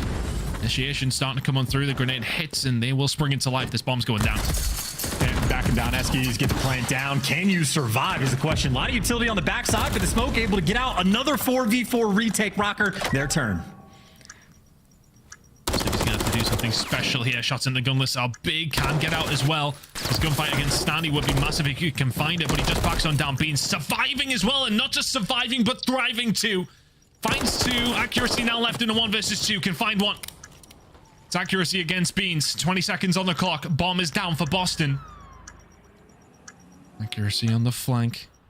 They're gonna run into each other though. Beans isn't gonna guess right. And accuracy, the Iceman himself, will get the job done. The big flank comes through. The route is played. And accuracy finds a round for Rocker. Chaotic one of that. That is, I mean, make no mistake, massive round. I mean, for Minnesota, these guys are the ones that are legitimately on the bubble for champs. These 10 CDL points mean so much more to this team. And the big vet stepping up in the 1v1 when you need him most, because that was a 2v4 where Snoopy and Beans nearly break you down. Accuracy so focused in that moment, he even stopped chewing his gum. Man leveled up for that moment. Big 3 kills on the round as well. Tied up 1-1. Very much locked in. A 10 series losing spree for the side of Boston. It is quite some time ago since they tasted a victory, but Beans is really doing very well here in map number 5. 2 more kills to find. Minnesota Rocket now left in the 2 versus 4. Bomb not in your hands. Boston very aware of that. Tough round to win from here. And there's some extra noise as well. So you got Major Maniac wrapping back on the mini-map to make sure he can help out Beans. Maybe look for the double chow. Maybe don't make any mistakes. Trying to coordinate some nades. And accuracy back down. You still got to pick up the bomb. Meanwhile, Snoopy's going hunting, and Gunless, well, he's just doing a world tour, getting his steps in. Pretty good exercise as Rocker gonna end up losing this round. Yeah, not a great deal like Gunless can do from this position. Great gunning, as expected, but Boston Breach, again, it feels very similar to Invasion. They are being proactive. They are the ones making the plays. The first bloods are falling their way. And looking maybe not to be 3-0 up, to be honest with you, after the clutch comes through. Accuracy was the one to solidify that, but Boston Breach, so far so good. Major Maniac comes on point, talking to the younger, more inexperienced player, and Snoopy, letting him know what he thinks he should be doing. Snoopy is thriving under this pressure right now. Boston Breach, 2-1 to the good here on map number 5. Just making sure you stay coordinated, and Boston's coordination may be on the right side of the map. 2 players through mid, Snoopy and Major Maniac working together. So that was the call out. Good Snoopy in the mix, but he looks the wrong direction. So he's just going to get first blooded. Nice little moment there from Rocker. Now Boston really have their work cut out for him. Do you want to go for the bomb plan, or do you want to find a pick first? I think Priesta has got murder on his mind. Spraying in absolute nothing. But we'll get the bomb down. Beans takes up the position, but look at this 3-man flank that is just being orchestrated somewhat from Minnesota Rocker. Is Priesta going to get the read on this one? Needs to find at least one. Can't find anything. It just gets caught by maybe a little bit of bad timing. Now Major Maniac. Beans, what can you do from this position? Major will find one. Gets traded almost immediately. Beans can't find that first, which may well have set him on his way to a good position. They will close the gap. They will shut him down in Minnesota Rocker. Convincing retake on the site. I think with Priesta there, it's just an awkward little spot, right? One of those awkward moments where you set yourself up and you already know you're in an awkward position. Rocker, collapse, punish. 2-2. Very tight search and destroy so far, Chance.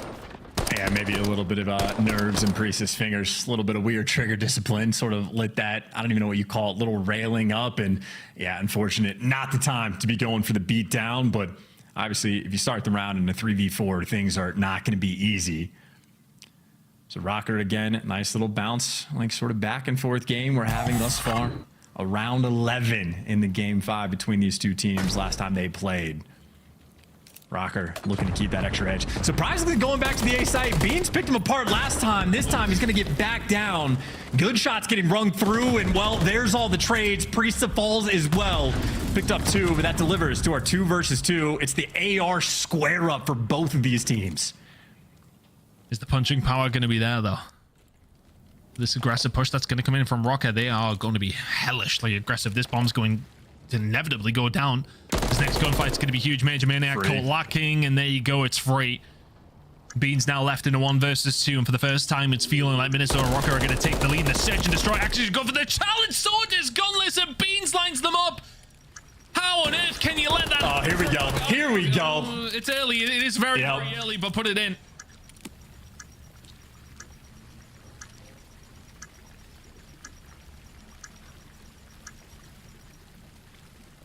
Look, Ton, all I know is that if I'm the 2 AR players of Minnesota Rocker, we're not traditionally the fastest guys in the league. I get the bomb down, I'm L-triggering. They wanted to play like some SNG. They fly at B's, and they pay the iron price.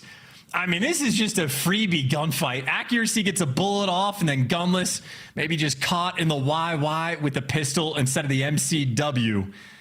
Incoming Beans, I know the worst thing on Gunless's mind in that moment, that dead call out, had to have been a roar.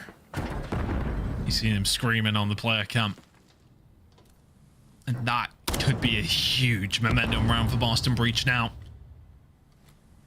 7-2 from Beans. He has been an absolute behemoth yet for Boston in map number 5 so far. Setup from Boston is slow, it's passive. But look at this push that's now going to come on through. As Beans got the info that I think he did. Grenade's going to go down just to slow things up. It's going to initiate the rest of the team to make the push over towards B. Bomb going down and fight the pressure. Rocker going to have to go for the retake. Beans is positioned well. He'll butter them up as they head into the site. Snoopy and Co, can you clean up? That's so much damage. This is just awkward. Yeah, Standy doesn't know what direction to look. Leans food for fodder. Gunless might be able to get one in the meantime. This is going to be a 2v3. Again, the AR players for Rocker have to clutch. Such a difficult position. Snoopy very, very weak though. Gunless caught with his pants down, and all of a sudden It's accuracy now left in a 1 versus 3. Not this time. Boston back into the lead. And Beans is just playing with them. I think they didn't see him. He catches a glimpse of the flank coming in. He holds it down, but it's Snoopy who really puts the dagger in. But the information was gained. The job was done from Beans. It just initiated Boston to find that push over towards B. And then all of a sudden, things start to collapse here for Minnesota Rocker. Boston commanding position once again. Looking like a very different team here in Search and Destroy. Without question, it is not even remotely close. And again, in the player cams, seeing Major Maniac be the motor mouth common for his team. In Boston, coordinated. Major's going to be on an island. Everybody else stacking towards A. And it's honestly the perfect play call. Rocker was sort of toying with the idea of working the A site. That gets shut down. The bomb plant for B is going to be completely free. We're just trusting our retakes again for Boston. 3 players working together as a pack. Gunless will find one. This bomb will go down. Boston trying out what Rocker have done. The shots are crispy from accuracy. My word. The second is absolutely absurd. Now Snoopy, very little you can do from this position, but on a 4 spree, probably wants to keep that up, to be honest with you, and choosing to back out of a unwinnable situation. Rocker may well go hunting, but also don't want to give any more over. Yeah, he spotted him. Snoopy now in the wisp. Oh my god. Good lord. 13 seconds to hunt him down. I think after that gun, no. If I'm Rocker, I'm chalking that up. There's no hunting this man down. That's okay. He can live in this corner. That's his garage. Lynn's, maybe if he can catch a weird angle, can rip his foot off, but yeah, you're playing a dangerous game. So nice round from Rocker. Honestly, in a few of these sort of mixy moments, Major Maniac hasn't been able to execute. He gets caught by Gunless for the first blood. That effectively seals the deal, and I don't know if Boston are going to be super trusting of the retakes after the fact. But still, good things or good ideas to play with for Boston. Snoopy on a 5. You'd love to get him the cruise missile, but you also don't want to mix things up too much. Like the play calls have been on point. Yeah. Aggression has been your friend. You don't want to get too caught off guard by a 6 spree if you can help it. But Boston spreading the map. They are going to be playing for a picks, at least initially in this round. Yeah, 5 spree can very much be a double-edged sword, right? I see so many players playing so well, finding those kills, flowing around the map. And all of a sudden, when you need one more, you change up exactly how you've been playing to get the 5 initially. But with the way that Snoopy shut down Stanley in that previous round, he just needs maybe a tiny window of opportunity to make this count, but he's now very much stunned up on the cross and very much the weakest man. Here goes to get out and doesn't. Does that initiate the rest of the team? Not quite. So the 6 not going to happen. Passive play from a player like Snoopy is never going to work out that well. Now Bean's going to have to wait on the rest of his team, who is only Major Maniac, to potentially find a flank, because Minnesota Rocker have battened down the hatches yet. But Major Maniac, he did find a route through, but does eventually get shut down. Beans knows where they are. Does not matter. Minnesota Rocker back-to-back rounds. Yep, big rounds as well. Gunless putting in overtime in this round. The lone defender by the van and able to just catch Snoopy. I think Snoopy might have been better off just laying down and waiting to heal up, but he tries to run away from Gunless, and he is not going to be able to get very far. This has not been a very cuddly game. Back and forth clutches for either team. I know the ARs from Rocker have been showing up. Accuracy and gunning some players down as well. A nail biter for a Boston team, 1-11 in game 5s. They're feeling the heat again. For Minnesota Rocker, we talked about it so often, right? They absolutely need this win. They cannot let this slip. Games against Boston, the consensus worst team in the game right now. You need to find a dub here. Boston have definitely looked like a different animal in the Search and Destroy than they have done all season. Looking a lot better. But this one's not done yet. Big hit coming in over towards this A side. Boxes control is going to be there for Boston, but the smoke will shut things down. Standy, trophy down. Bomb alongside of it. Really nice setup. Execution from Rocker. But can you hold this down? Lint. Towards the garage side is going to be the initiator here. Is he going to be able to hold this first entire gunfight? Beans will find 1. Accuracy finds 2, though, on Overwatch. As Beans will answer back with 2 of his own. 2 versus 2. The game slows down. 28 seconds for them to do something here. Chance, but Beans gets the shots in. Accuracy has to back him down. Oh, my God. Gunless makes the push, but they know he's coming. Snoopy is there, and all of a sudden, they just break them down. Beans will find 3 for the retake. Minnesota Rocker crumble. Boston are 1 away.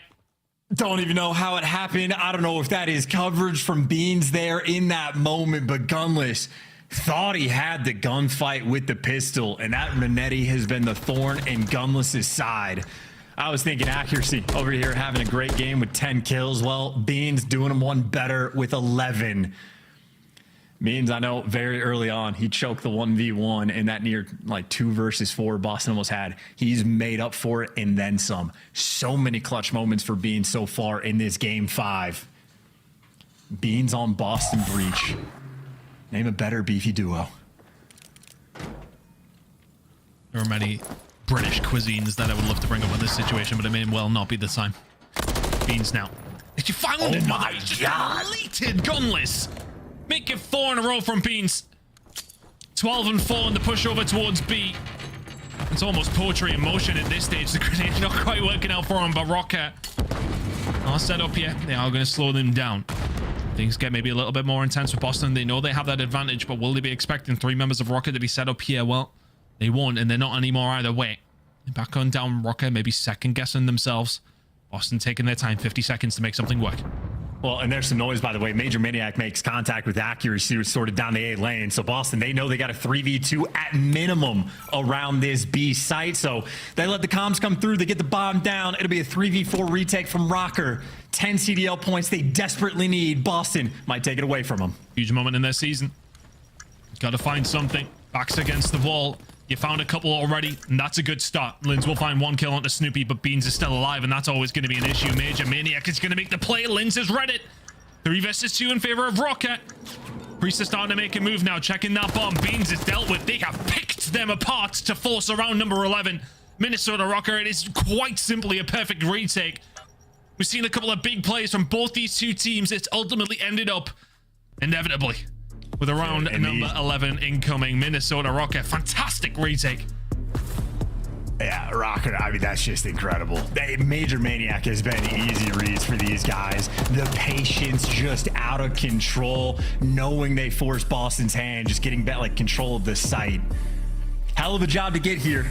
Again, 10 CDL points that Rocker is so much more desperate for. Against a team like Boston, you have to beat them in the game 5s. And maybe Gunless gifted a new life. Beans has had his number, an opportunity for the final stamp. If they shoot bodies, you gotta make sure you beat them in the end. And you'll have one more opportunity to do so. It's an attacking round for Rocket. This bomb's going to go down. It's going to have to be a retake. No time wasted. Both these two teams have done so well at retaking this site. Can Boston do it this time around? Your linchpin's gone. Linz takes down Beans, and all of a sudden, Boston breach. What have you got in the locker? Absolutely nothing. If Linz has got anything to do about it, now has to be a 2 versus 4. Linz is working on the ace. Can't find the third. Snoopy Priest that combine. It's now a 1 versus 2, and the dream is dead for Boston breach. Commanding position all the way through, proactive in the search and destroy, and it matters very little. Minnesota Rocket get the job done in 11 and in 5. They continue their spree against Boston in these game 5s. They can't catch a win. And for game 5 ice that is so negative, not even Major Maniac can make the difference, man. Ineffectual in the game 5. Beans won a hell of a job, but gets obliterated for their first blood. Absolutely no pressure around it. In devastation on one side. And they're going to be talking that over time and time again. No pressure on the map. Bomb gets planted for free. And talk about those clutches from Rocker. A 3v4 they had with Bomb down, where they retook that site with ease. And feeling the confidence, feeling the flavor. Just get the bomb plant and walk away in the round 11. As if it was not even close. Hell of a game from accuracy overall. No, we got to double-digit kills. Lynn started popping off towards the end as well. Massive in that final round. And even Gunless, hey, 3 first bloods to his name. I know him and accuracy were last man standing more often than not. There you go for Boston again. Major Maniac, fantastic S&D player, was not able to shine in the game number 5. Not at all. Beans did what he could in that game, but Did he maybe curse them with the body shots early doors? Who knows? But either way, look, well. Ton. It has to be said, word to you in that moment. Like, you know, Nate Shot might be losing the 1v1s, but he has words of wisdom consistently. Don't shoot bodies if you're not going to win the map. Beans falls for it again. Tough one to take. A really, really good performance by Rocker in the end to eventually... I mean, a couple of those retakes were fantastic, and I think they'll maybe look at the performance overall as not necessarily the best. They scraped by, but 10 CDL points is ultimately what they came for. It's ultimately what they will leave with. Just maybe not in the way we expected. Boston looking better in the Search and Destroy, though. Chance maybe they can get something done later on, but I mean, it's all but dead in the water for them now. I was going to say, Boston, they need the S&Ds in the game 5 specifically. 1 in 12 now overall. Literally, if they were just mediocre in the game 5s, they would be in champs contention right now. But instead, that is not the case. And lucky for us, we don't have to yap anymore. We have the beautiful, the wonderful, the amazing Desk to take it away. Yeah, let us focus on the positives here, Chance and Ton. What a performance by Linz. 2 kills in the final round, a 5 streak to seal the deal, but it took them around 11 to get the job done. Boston looking much stronger, or was it just Minnesota kind of playing down to their opposition? I think honestly, this was a Minnesota win across the board. I think in the 2 hard points, they played it beautifully. We were waiting for Minnesota Rocker and these players after this huge overhaul of the roster change to kind of get on the same page. I feel like we saw that in both map 1 and map 4. Still struggling in that control, but just the iciness, able to clutch up in that round of level to secure this W for that 10 points. I have to hit it to Minnesota Rocker. And it was, how about the games from Lamar? The man dropped 2,500 damage, 10 kills in the final search. He clutched up when he needed to. Seems like he's in that prime position once again. Yeah, he's looking good, right? And they need him to, man. We were talking about the slang and their issues in the respawns, 4 and 17. Well, they get 2 huge hard points throughout the series and also that big game 5. And like to touch on those hard points a little bit, when you look at the AARs on the side of Minnesota Rocker, you're talking about map 1, they had 209 seconds combined, 100 each. And then in map 4, 243 seconds combined across both of them with over 120. That's what you need, right? Like, and that was the flow difference. Like every rotation they were winning, the ARs were in the hill picking up the kills they needed to, and you could start to sort of chain them together. It was never close throughout them. And to piggyback off of that, they were 3 and 10 in hard points, specifically on the 2 they played in this series. On the Vista, they're 1 and 3. Like, that wasn't a part of their map pool, so clearly making strides towards being a better team in the middle of the pack. I don't know if you guys missed it, but I missed Standy doing the choke sign. I did see the guns punch a Desk, though. Very excited Minnesota picking up another 10 points, and that's actually massive. I was looking at the standings. They entered at the A seed with 120 points. Now with the extra 10, you're back into the top 6 seed, something that you had going into Major 3. Yeah, that's huge for Minnesota. We've seen how crazy that battle is. That's a storyline throughout this whole split, is going to be who cracks into that top 8. And for Minnesota, where LAN hasn't really been great for them recently, online matches matter a whole lot more. It's time for your Scuff play of the game, and it features a Frenchman, the young rookie, making explosive plays at the end of this game. Keep your eyes. I believe he's number 8. I believe this is round 11, right? So, like, he gets that first... this is not round 11. This is round 4. So he gets the first kill, and then he just goes on a hunt. And I think this is kind of the favorite lens that we get to see, is when he just starts to feel comfortable and just starts making plays.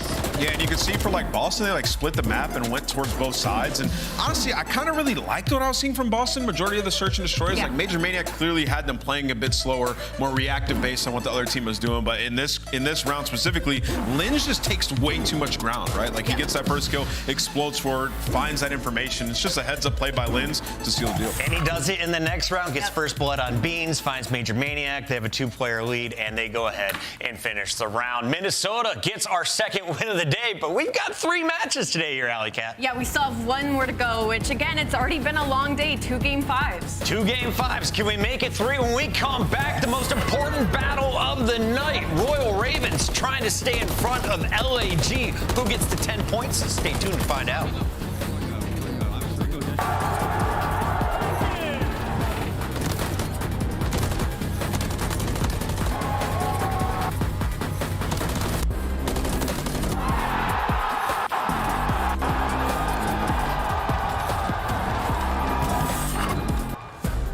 Upgrade your game with the Scuff, the official controller of the Call of Duty League. The Call of Duty League is brought to you by Monster Energy, the official energy drink of the CDL.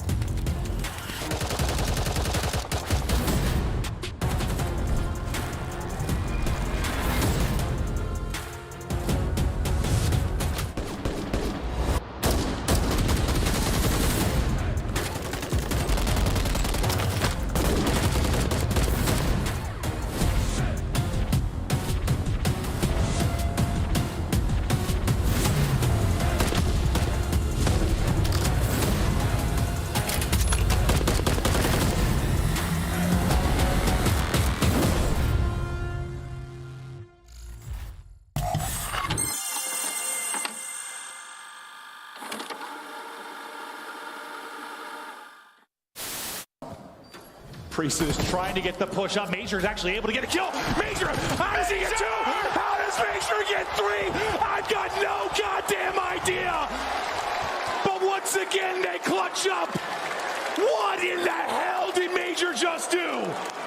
That man's got ice in his veins.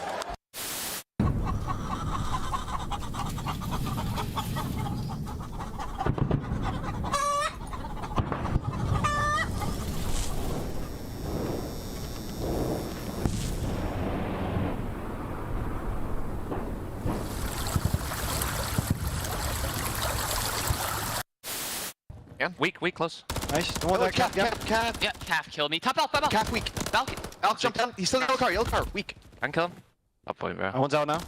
Mid cut. Too slow, buddy. You haven't got time to go dumpster. You haven't got time for that. I got world starred. Oh my god. Yeah, he was shooting guff. I've just seen that in the death cam.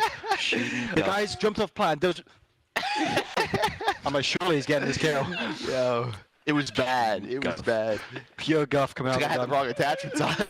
Yep, he's absolute. Guff is Holy shit, speak. Yo, tell me how. Tell me how. All shadows. Ground team is mobile. Keep them covered. Eyes watching for the opposition. How they crushing any competition. Long range, yeah, I got the vision. When I'm in the trenches, anyone can get me. I'm with the team when they need me. Or out on a dolo mission. It get rocky riding on this road to riches. If I catch you slipping, then it's over finished. War, ready, crew, coming through heavy.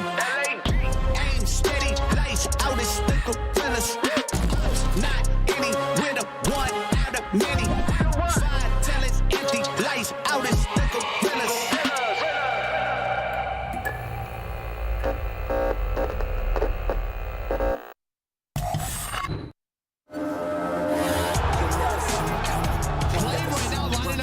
Ravens, and they win the majority of these. Clay through it too.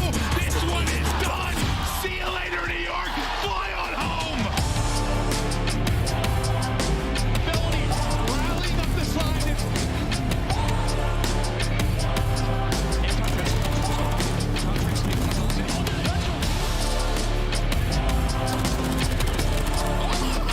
It's gonna even win. Whoa, down to 64. Pistol hits! What?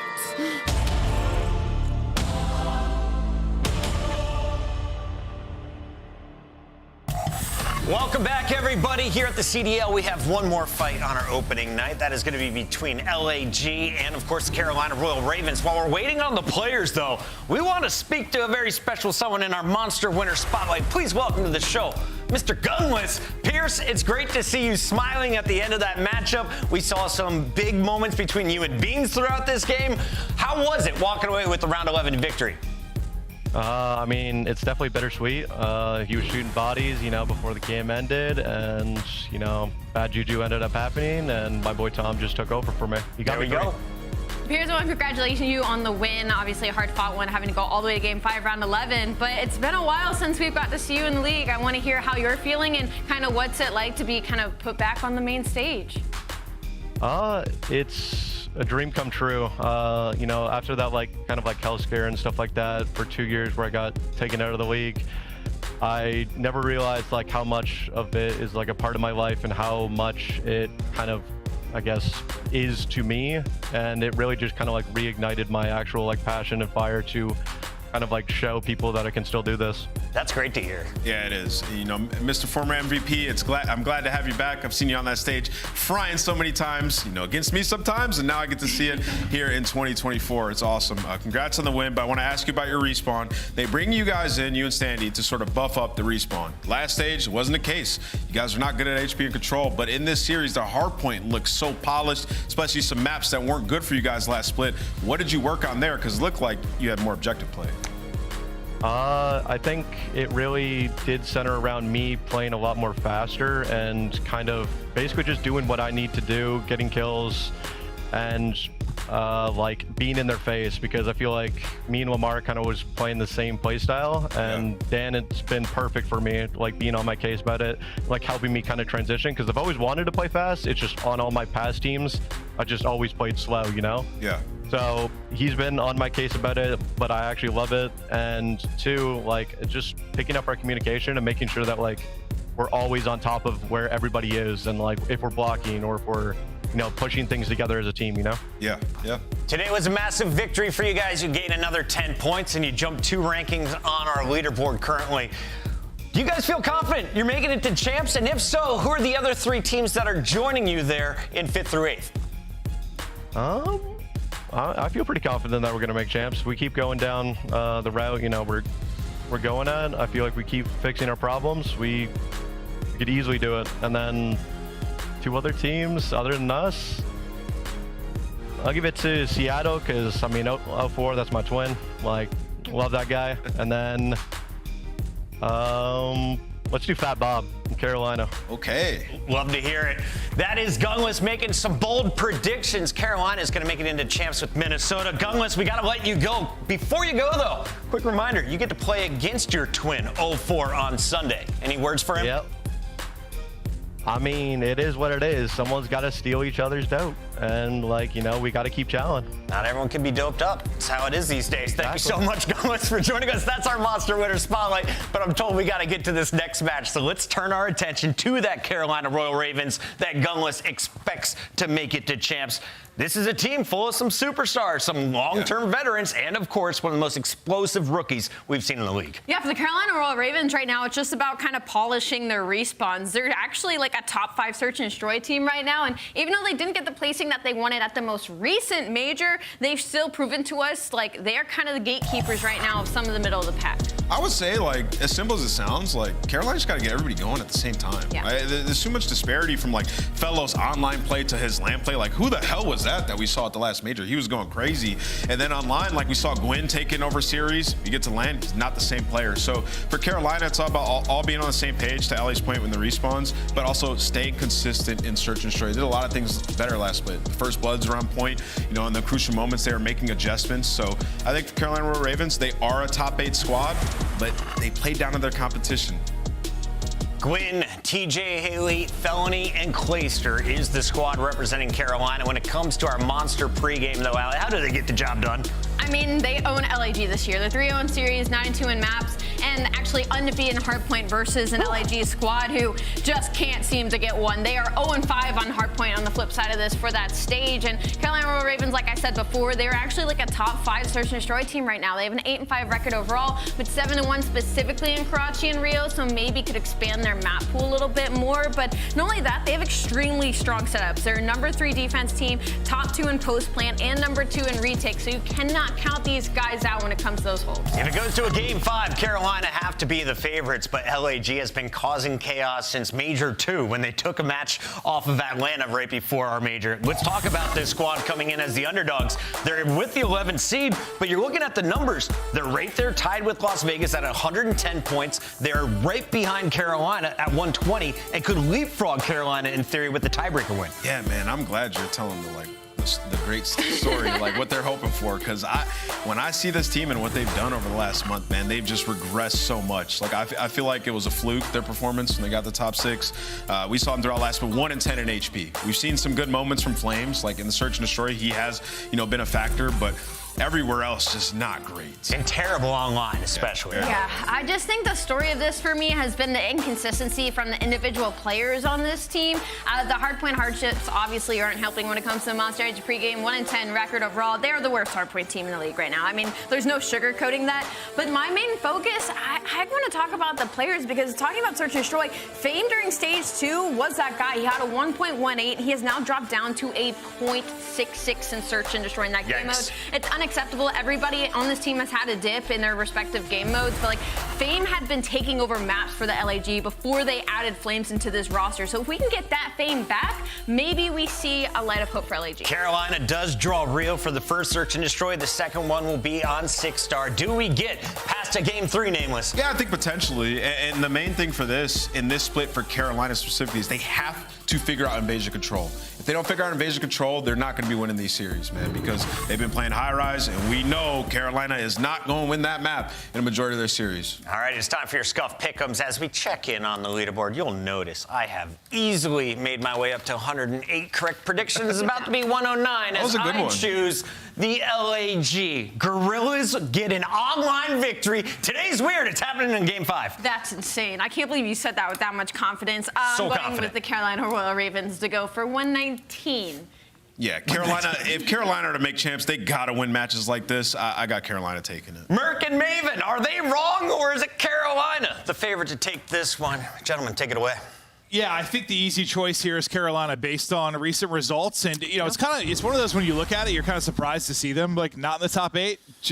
Yeah, the fact they're sitting at 9th, 120 points. I mean, they've just not been great online. That's just what it comes down to. But who's been worse online is LAG. I mean, sometimes I'm wondering if they're going to win a map over a qualifier online. Like, they have been abysmal. So, yeah, battle of two teams that haven't been great online. But Ant makes a good point about the control, because this is a team we've casted a lot of Carolina. Like, at first, the hard point clicks. The search starts to improve, but they've never really got, like, a comfortable map in the control. Although it was high rise forever. They have played it time and time again. It's just they weren't winning it against the top teams. I mean, comfortable, yeah, winning. Sorry. Winning it. Winning one, you're not wrong, but one place they have been comfortable in is this Karachi hardpoint, one of their go-tos. 5-3 on the year. On the other side for LAG, it was their best. They were one of the best at it, but as you can see, it has fallen off 4-8. Then this is a rematch from our Major 3 losers round 1 that Carolina was able to win in a 3-1 fashion. And both of the hardpoints are the same in this series. And you saw the overall stats. Like, you handled this particular matchup if you are Royal Ravens, but you can't do what also I was saying, like, play down to your competition. You've got to bring it, and you would hope that's not going to be the case at this time of the year. When whatever, you know, everything is on the line, you're trying to get top 8, you're just on the outside looking in. You can't play down to anything. You need to be bringing it. No, I mean, it's similar to like the Seattle comms, maybe not as chaotic as they were, but the passion behind it, right? It's gotta be. Showing the energy that we heard earlier today. Just, yeah, every single match for these guys. Same on the LAG side. Listen, these guys are not out of it whatsoever. 110 points. They win this. They're tied with Carolina. But a great start here as Fellow gets right back to work 4-0. Yeah, I mean, Gorillas, you've got those 2 top 6s in your backpack. It's just you haven't been able to do anything online. Is this the qualifier where maybe it changes? Or is this the hard point now where you start to bring it back? You start at about a 30-0 hole, a chance now to pop off in your second hard point, but Big Clayster starting to pick you apart. He's able to find 2. TJ through on the flank. That'll be 3 down. Into the point they go. Spawning out back alley will be LAG. A chance to get a break. It's a big time here if you're Royal Ravens. Yeah, they're finding the next wave, yeah, too. You're in the blender right now if you are LAG. Clay's on 5 in a row looking for number 6, and you're going to see number 8 win. He's not moving because he's just going to rotate to P3, and this is pretty much 2 perfect back-to-back hard points for Carolina. You get the 24-0 start. You get a couple of seconds there for LAG at the start of this, but now you can see it's all about the rotation. Yeah, I didn't see the couple of picks early in Clay for that hard point, but gets it done easily. The fact he gets a double to set them up. TJ now finding kills as well. Still trying to hold on this side of the map. We'll see what he's able to do. Is there 2 players to deal with? He's finally going to drop, but yeah, you get every second in the hard point. Now you rotate across. This time, if you're LAG, can you hold? Or is it going to be another big break here from Royal Ravens? Yeah, 5-0 for Clay. Trying to see if he can get that cruise. He's been 5-0 for a while. He's got 53 seconds already on the time. There is one player pinching in Estriel. He takes down 2 of his teammates, but you at least get the cruise. There is the trade. So LAG, they win the rotation. They take their time. Now they can get settled at this P3. Slow down the bleeding. Get some easy time. Nice little wall bang there to finish it off, but it will be Clay to follow it up with a headshot. Still 30 to work within the point, so you're going to take another crack at this. They start to work and burst on through. Not able to do it, though. Estriel and Flames still here with the cutoff, still finding the big kills. Much better than the P2. It has been clean here, and Estriel still keeping it rolling. 3 straight for him. Yeah, they needed this. I mean, it was just such a hot start for Carolina. They had everything that they wanted. You took the long routes as a squad, and, well, it pays off. You're able to earn. Well, it's pretty much going to be a tie game. And then on rotation, Fame has been here forever. He's just been hanging out inside a fountain. So now Fame hoods up. Gonna try to find the next player. Does get taken down, so Carolina with control of the hill. Yeah, I mean, if that was an early break again from Royal Ravens, you might be in like a 10 to 100 hole or something. Like, it was going to be brutal. But yeah, you get it back and going. Clay, though, with some early kills around the hard point, similar to the P2. Flames, though, able to get one over the top with the nade. Felony, though, instantly with the angle, and Felony is taking wigs. Able to get back-to-back headshots there on Estriel and Flames. Felony with 3. Felony sending it maybe for 4. That guy was a bit different. You heard Ankai talking about it. At LAN, he was a beast. Well, he has been, yeah, one of the biggest difference makers from online to LAN, right? I think it's like a plus 0.16 or 7, like the difference in his stats. So he has been key. It's just, yeah, can he bring this consistency? Now, LAG do have the lead. Fellow's going to spawn all the way out. So a couple of key gunfights going down all around the map on this rotation, but it's pretty much a 2-on-2 near P5. It's going to be Gwyn who's taken down. So LAG, not only are they back in this game, now a chance to take a pretty significant lead. The opportunity to do it, just getting kills at the right time. Do have the cruise, yep. Cruise in after TJ finds a kill. What will this lead to? Looking to open it up, trying to get the back door, and able to do that. Diamond Khan is going to drop. Presence there from Felony in through the front. Gwyn able to find one as well. The break will come on through. So now you've had a break at P2, a break at P4, and really what you need to get going here. So break at P5. Yeah, I mean, that's just the cruise missile, right? You play for the 1 kill, then you're just able to all push through from the P3 side. LAG going at this one more time. Not going to set up for our P1. And they're going to find all the kills. They get a 3 dead scenario. So, I mean, what, the cruise, you get the break, but I think the majority of that time if you're LAG. Yeah, I mean, based on how this game started, looking great for LAG. Yeah, you take this all day. Yeah, I thought they had like a foot to the throat early in this one, but they start the fire back. Now we'll see what they can do with the second set of rotations. They hold a 15-point advantage, and Fame and Estriel are through on the feed. TJ trying to dance mid-map, thought he needed the help, didn't, was still able to pick up both kills. As he'll stay down the point, pick up this time. You got left side spawn, so Fellow who just dropped, you're spawning by P2, so you're in a great position here to kind of get off to a strong start like you did last time in the hard point. For Royal Ravens, it's kind of be everything after that. Yeah, and I mean, Gwyn 4 and 10, and we've seen this at times in his first maps. I don't know what it is. He's got a bunch of duds in map 1. Yeah, map 1, I'm not exactly sure. And we're going to a Rio search, so it wouldn't surprise me if next game he somehow has a double-digit S&D in next map, but he has had this at times. Just cannot get rolling. I almost want to say more often than not. I swear to God, his map 1 is just... At least stage 3. Is like not great, and then he erupts over the course of the rest of the series. Yeah, not exactly sure what it is, but we'll see if he starts to bring it back within this map. But so much time accrued in that hard point 1. Second, ready to pop up the gut will be Estriel, and maybe he's going to find an opening and trying to pick up that setup at back alley. He's able to do that as TJ can't snap in time, but the rest of his teammates able to find the kill. So the one opener from Guerrilla's not going to get you through. Now you're able to rally back into the hard point. Felony working on this 3 straight. Got trophy for coverage in the point. Got the cross from Fellow. What can you turn this into? I mean, you have dominated P1 and P2 now if you are Carolina, just both times through. They are in full control, winning rotation. Fellow on 6 in a row. Carolina up 60 now. Let's go to a listen with the Royal Ravens. Watching secret. Anybody secret or yellow? Nobody secret or yellow? Nobody secret or yellow? Hold on. In new flames. In new flames. I have a streak. Slow down. Do you have a streak or some shit? I'm coming. Just wait till Tyler's close. He's gonna spawn. We gotta wait. I'll pump you off home, and you guys go left. Yeah. I'll streak in a sec. Okay, I'm gonna streak now. Stay up. Back car. Top red, one shot. Oh yeah, one's top red, one's back car, one's mid alley. Alright, one's in red, and one's in fountain, one's in new. In red, in fountain, and in new. I don't see him top red. I'm holding bedroom. He could be low. No, we're going right. Behind me, low. We're going right. I don't know where the fuck this kid went, bro. One low coop. Take yours down. Could be barrel. Bedroom, one shot, Estriel. He went into big. And there's two. One's pushed up hidden, one's top big. Spawned right. Let's play through right here. Top trips to church. He's in church. Fame in church. Top church. I stunned it. Top church, are we close? You ran. Top church, weak. Top church, half health. One shot. I'm in the back. I'm dead. Nice. He's in the back. One in the back. Nice, I'm coming mid. Yeah. One was red. One time. Time weak. Dead in time. One's gonna be left on the back. Give me the back. Yeah, dumpster. I'm looking in the back. I'm in your close cubby. I have your cross. I have your cross. Crossing Estriel. My mid's open. There's two. One more in the back. Fame in the back, go dead.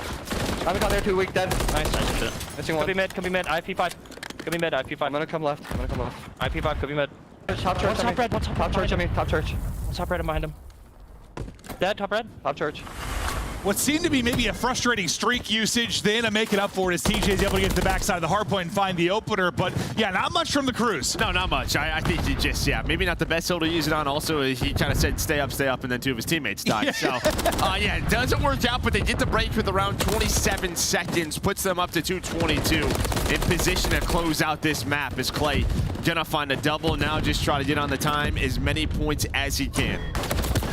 Gwen still slow one. That's 6 fine. kills in this, but you are winning. No, it really is. Like, you kind of love to see it. Let some of the vets here pick it up, put through the numbers. They're doing just that. Well, he has been using a third MCW. I don't know if it's due to the buff or maybe they want to slow down on some of their setups on this map. I mean, it's paid off in some areas, but maybe just slowing him down so he doesn't get too eager in some scenarios is what they're looking for. Could very well be, and sometimes when you're making a change like that, it takes a little bit of time to get used to. He's able to hit, though, with the pistol, get up to 7.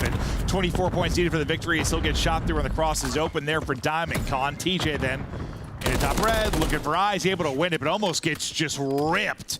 Thankfully, he gets the headshot. Yeah, and then on the other side, when it's a 2 versus 2, Flames and Diamond Con, they're going to lose out on that. So now all the pressure has to come through the front. TJ going to be ready for the first, waiting for his teammates, maybe to bumping off the hill. But LAG, you got to go. You are across the map. You lose right here. Yeah, at first I was like looking at the routes. I'm like, they see the sprint to the point. Like, they don't have any time. But they did have a couple of seconds to try and group up and burst on through. But the door gets slammed shut. All 4 drop. TJ ends on 5 straight. And Carolina Royal Ravens, they will get the map 1 victory. Gwen is chuckling it on up because, yeah, he's like, all right, boys, good stuff. Thanks for the carry. I guarantee they're laughing about Gwen's performance because I swear to dude, I got to get somebody to go through and look at some of his map 1s. Like, I think a lot of them are Karachi as well. Yeah. That we've casted. It's just like he'll have these rough ones, and then I promise you as the series gets going, he starts to fry. But, yeah, 7 and 18, 1,700 damage out of him. I think that's why the boys are giggling, but it's a map 1 victory nonetheless. Yeah, it doesn't matter. I mean, just such a good job by Royal Ravens on those P1 and P2s. I mean, that's where they got majority of the time, then in position towards that P5 for LAG. What, 9 and 17 for Flames? Everybody else right there. They're even. I just think it's the P1 and P2. I would say it's probably 110 to 10 maybe on those two, around that score line. Yeah, if not more than that, because you got 80 or so the first time through. Yeah, it might be more like 150. Like they dominated those two. They got so much of their time through that. But yeah, slow start from Gwen. He's saying to the boys, listen, I don't know what's going on, what you're doing. I don't know what I'm doing, but you guys are frying. Keep it up. Because the boys were dialed in. I mean, you saw fellow Arna Cruz. He was shooting absolute beams. Clay had some massive entries at range, finding picks for him to get to the hard point. TJ was able to get some spots and really disrupt the flow when Gorillas, maybe you thought we're going to have a hard point where they were going to set up like here at the P3, and TJ's like, I'm in the back. Like, I got here for free. And he's able to pick them apart. But, you know, you battle them pretty tough if you're LAG. Just don't have enough juice late. Yeah, and I think really this second P1, because Carolina, they go for the P5 one last time. And they ended up breaking it. And I'm just sitting there wondering, like, how are LAG just not in a better setup there towards that second P1?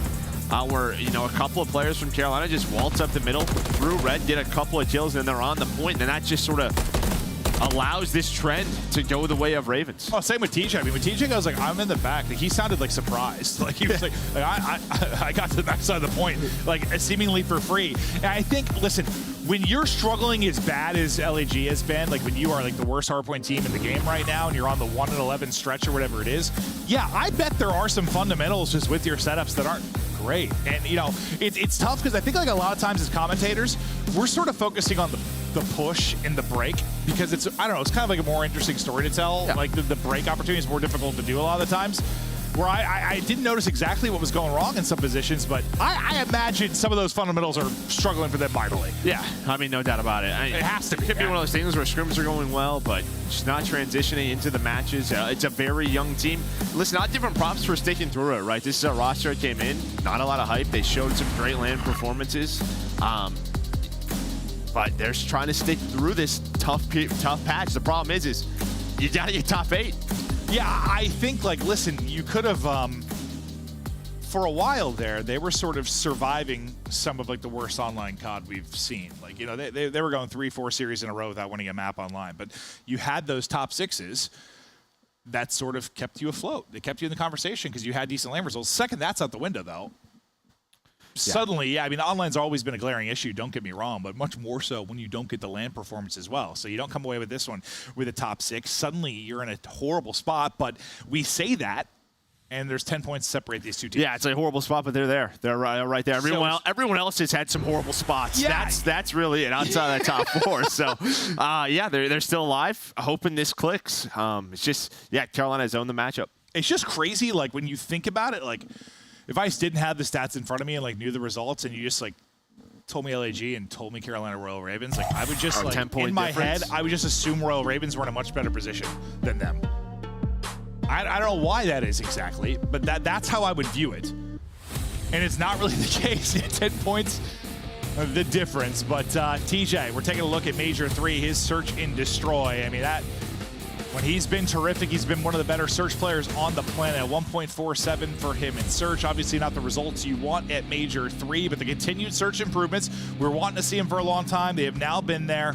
Looking to see them continue. You're 4-1 on Rio Search, looking to keep that rolling. Yeah, I think Carolina too. I think this is, if I remember correctly from our pre-show, like they have one of the tougher strength of schedules this stage. So these are ones you got absolutely have to win. Yeah, they need these Absolutely. points. When it's this 10 to 20 point difference between the teams, yeah, I mean, a tough schedule could be the difference. You have got to take advantage. Just like we were saying at the beginning of the casting, you can't play down to your competition. You can't take anything for granted. You've got to come out and fire on all cylinders. Pretend this is a land final every single match. As they start to develop this offensive push here in round 1. One player getting in shots over towards A. That's going to be Fame, who's going to hit some lovely beams, I think, with the rival there, as he's able to pick one off. So now you're suddenly in a 3v4, but you're collapsing onto B. That's just where is Estriel, and I don't think you're going to be ready for that. Bit of an off angle. Nice trade bomb is planted, though. Diamond John on the collapse. There is the trade. Starts with the first blood for LAG. Carolina try to get aggressive at the same time as planting that bomb. Doesn't work out. Just the numbers a little bit too much. Yeah, it looked like they were kind of seeing what they liked, maybe on the A street. Right as they go to opt to push that back towards B. I mean, maybe you're going to back one up to kind of watch the flank, but whoever it was got caught, like right as they go, right as they kind of make up their mind to head back towards mid. Fame just gives him the advantage early. And it looked like, I mean, on the minimap, he has popped up with the rival and hit some beams. Yeah, I might have done like the dumpster hop up. Yeah, that's what it looked like on the map. He just did like a dumpster hop up and just smoked him. Yeah, fella maybe just not ready for that angle. Ends up getting caught. So nice start for Fame. You heard Ali talk about it on the desk. Just sort of he's had this up and down year, especially in Search and Destroy. I mean, really in every single game mode. When he plays well, that's when this team is at their best. Oh, but he's roaring and confident. Like he's disgusting. Yeah. Some of the individual moments he can have are just plays that tough role. That's sort of, I'm going to go first. Follow me up. That is certainly true, but they get the first blood again. And Gwyn, after a rough map 1, right back into an 0-2 start, picking them apart and just going at them. No respect shown, just body him off the point, up 2-0 quickly. Now what, we had a 16-second round. That might have been a 12. Yeah, that one was real fast. They just got smoked. No chance to get anything going. Fame will push out to 3-0. And yeah, we heard from producer, it was 9.5 second round. From first bullet to last bullet. 9.5 seconds. So once the fighting started, it was over real quickly. Not a long time, Joe. That depends. 3-0.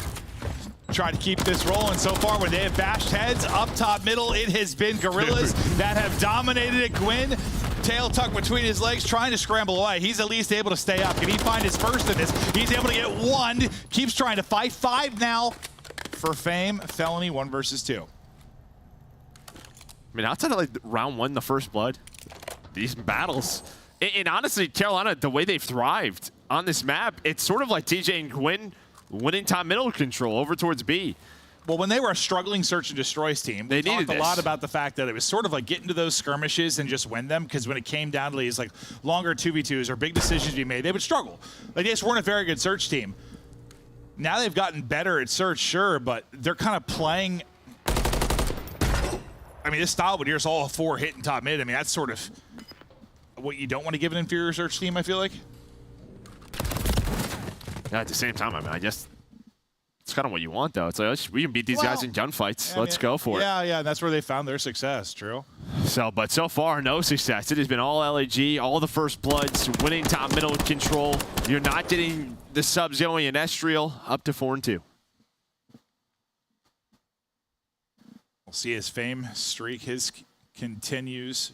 As Gwyn did get 1, but still a lot of work to do after the slow start in the map 1, but Fame will try to get a cruise in this. Obviously, if you're Royal Ravens, you don't want him to have any more utility to work with. Let's see if Royal Ravens get something going now. defensively in this round 4.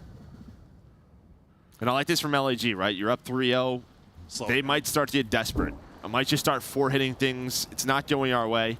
Carolina aren't doing that, but yeah, I mean, you can set the tempo when you are the attacking team, and they might have a chance here to find a first blood onto TJ.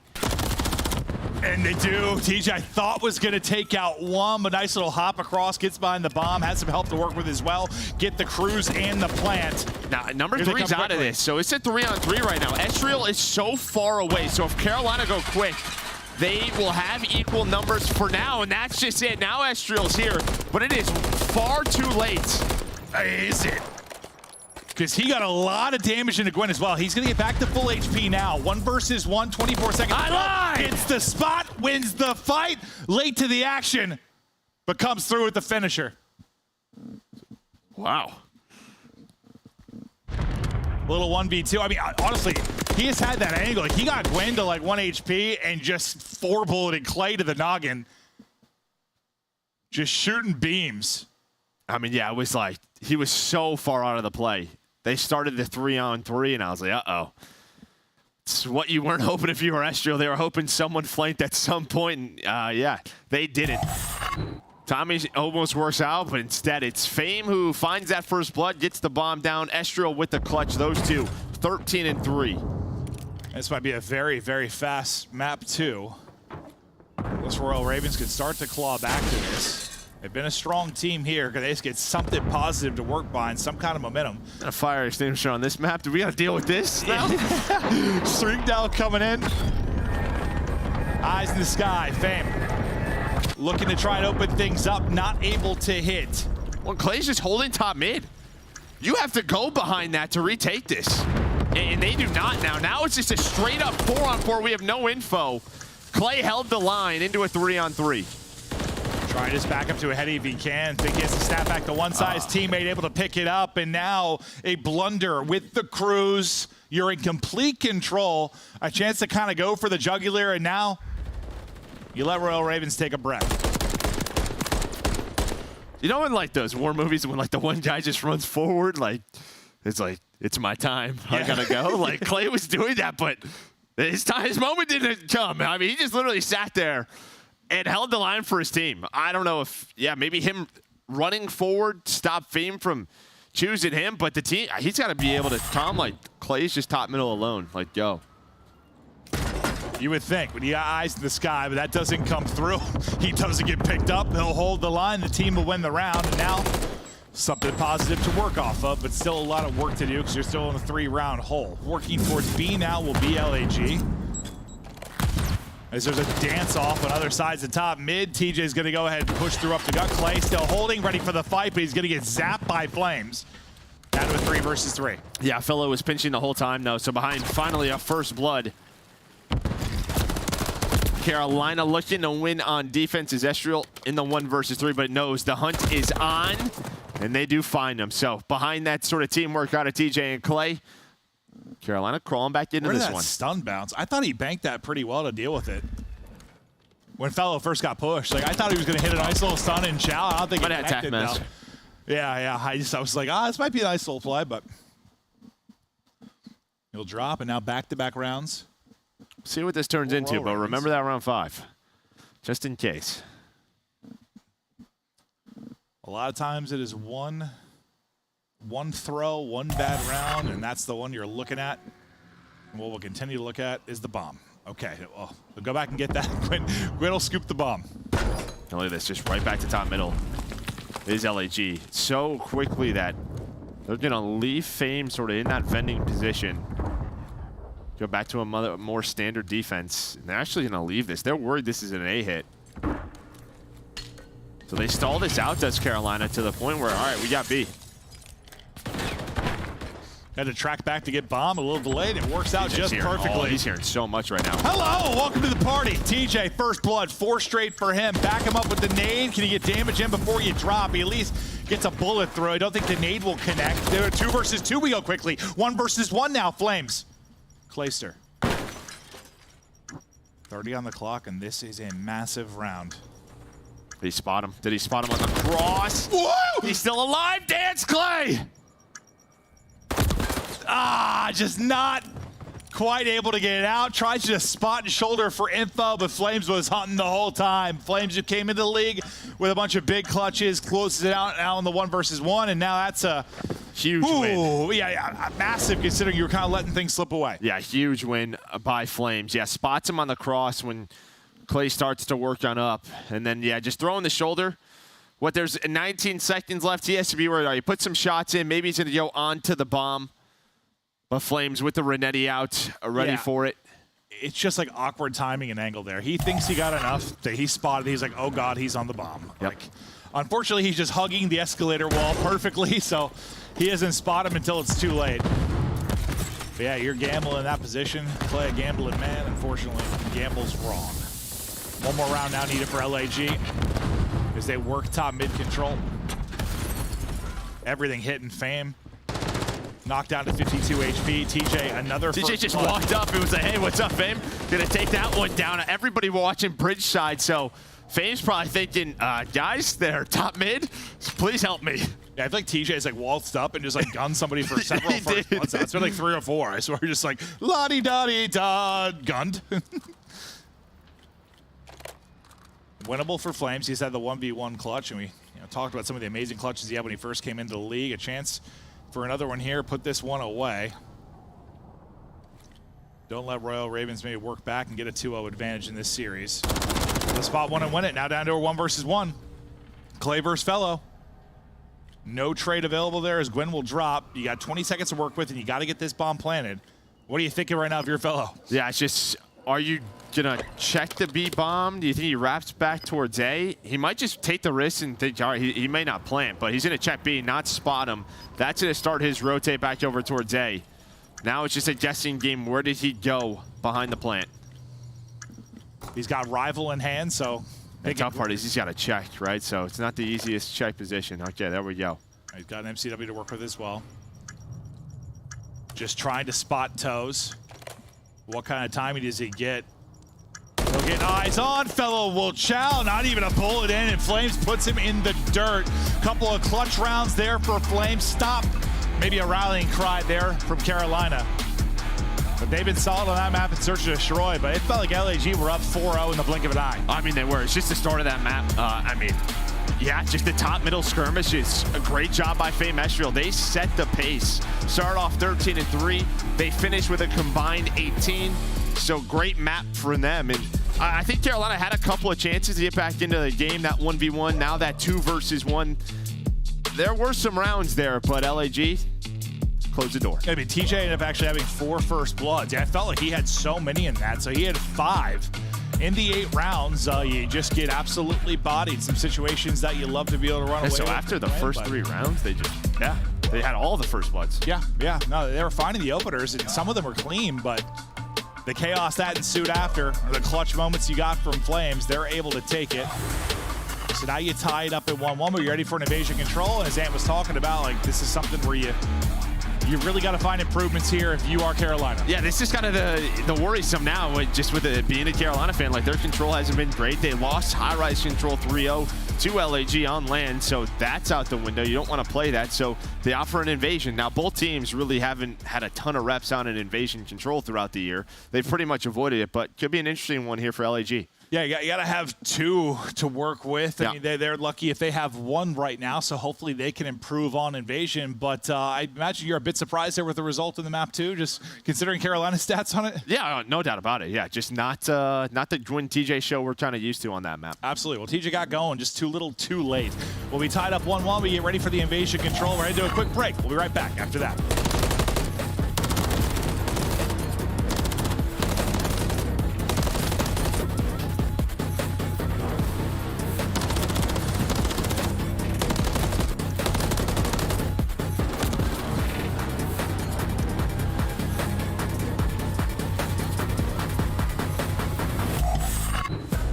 Upgrade your game with the Scuff, the official controller of the Call of Duty League.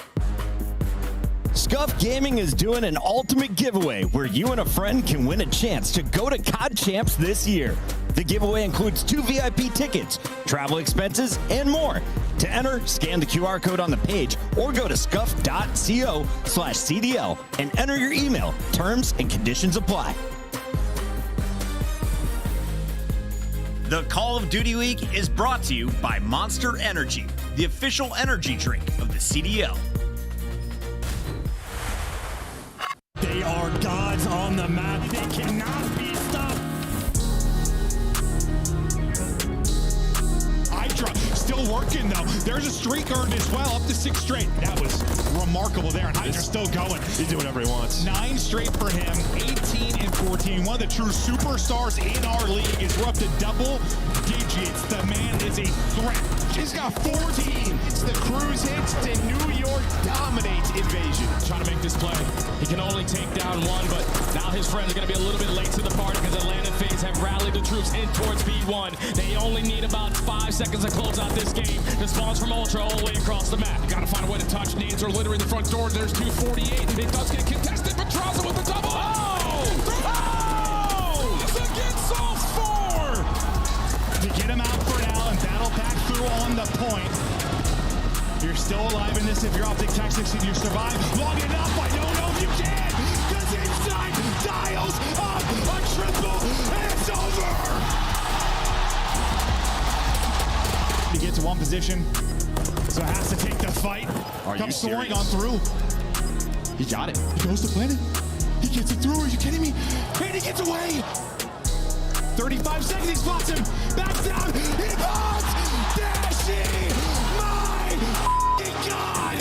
Unbelievable. These guys have elevated. They are gods on the map. They are playing with too much energy. They cannot be stopped. Brett and Shotzi out of control. What a Sunday it was.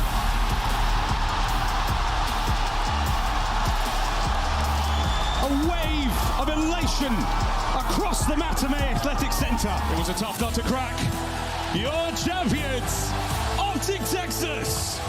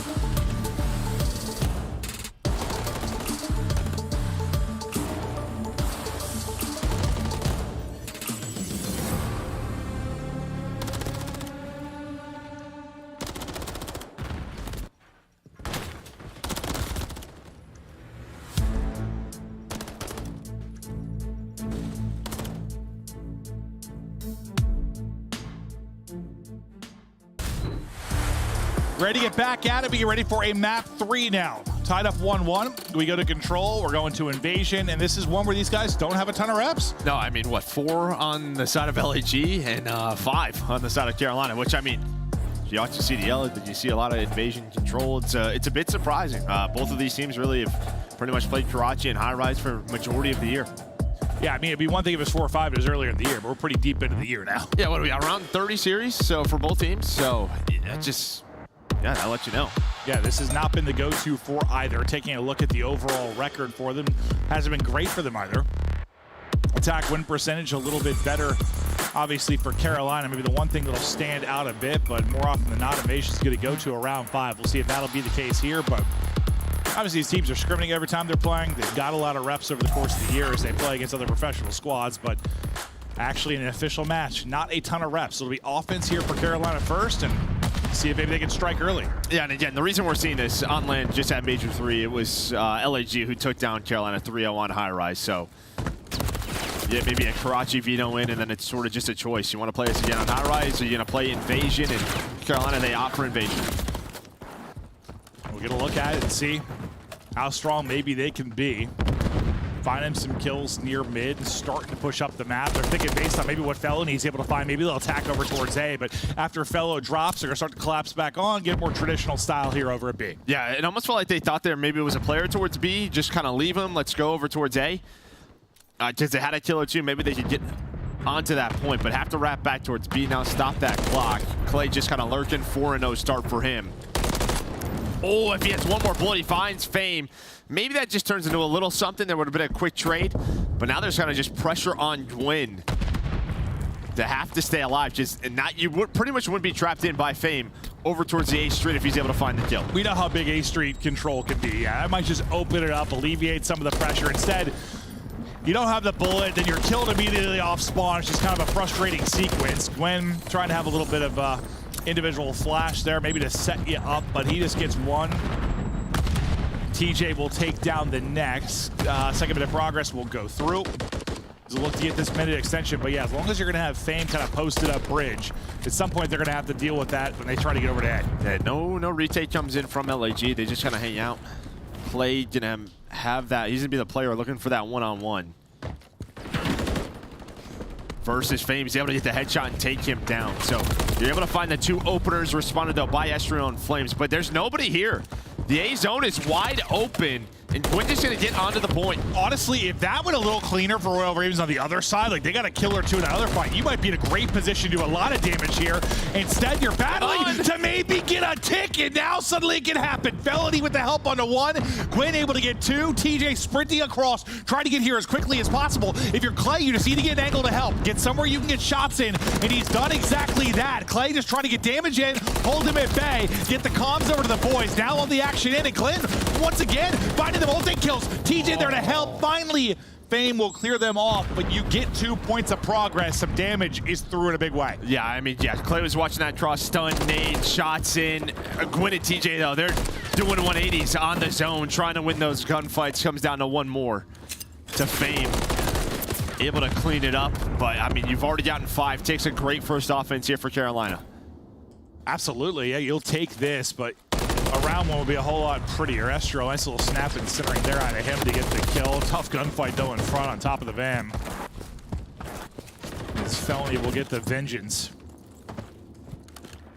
And now you really have to avoid like those 3 or 4 down scenarios if you are LAG. Just try to trade as effectively as you can, because it's one short burst and you lose this round. Time dwindling now. Yeah, but they never really got someone pushed up, so Clay lurks all the way up into the corner. Fellow's gonna find 1B. 14 seconds to go. And this might just be on Clay to potentially get onto the point. If he can get on the cross, now he's there. And now it just comes down to these cross gunfights. Carolina, they're in a great spot to win this, due to nobody being on the point for Gorillas. TJ lights it up. The fact that he's able to get 3, you just need a tiny bit more, and it's done. They get the round victory. Yeah, no, Clay is definitely like, what the like, what were they doing, boys? He was tucked away. There was one person really back A that I think finally TJ or somebody hit with a frag, took him to 50 HP. After that, I think TJ gets the next 3.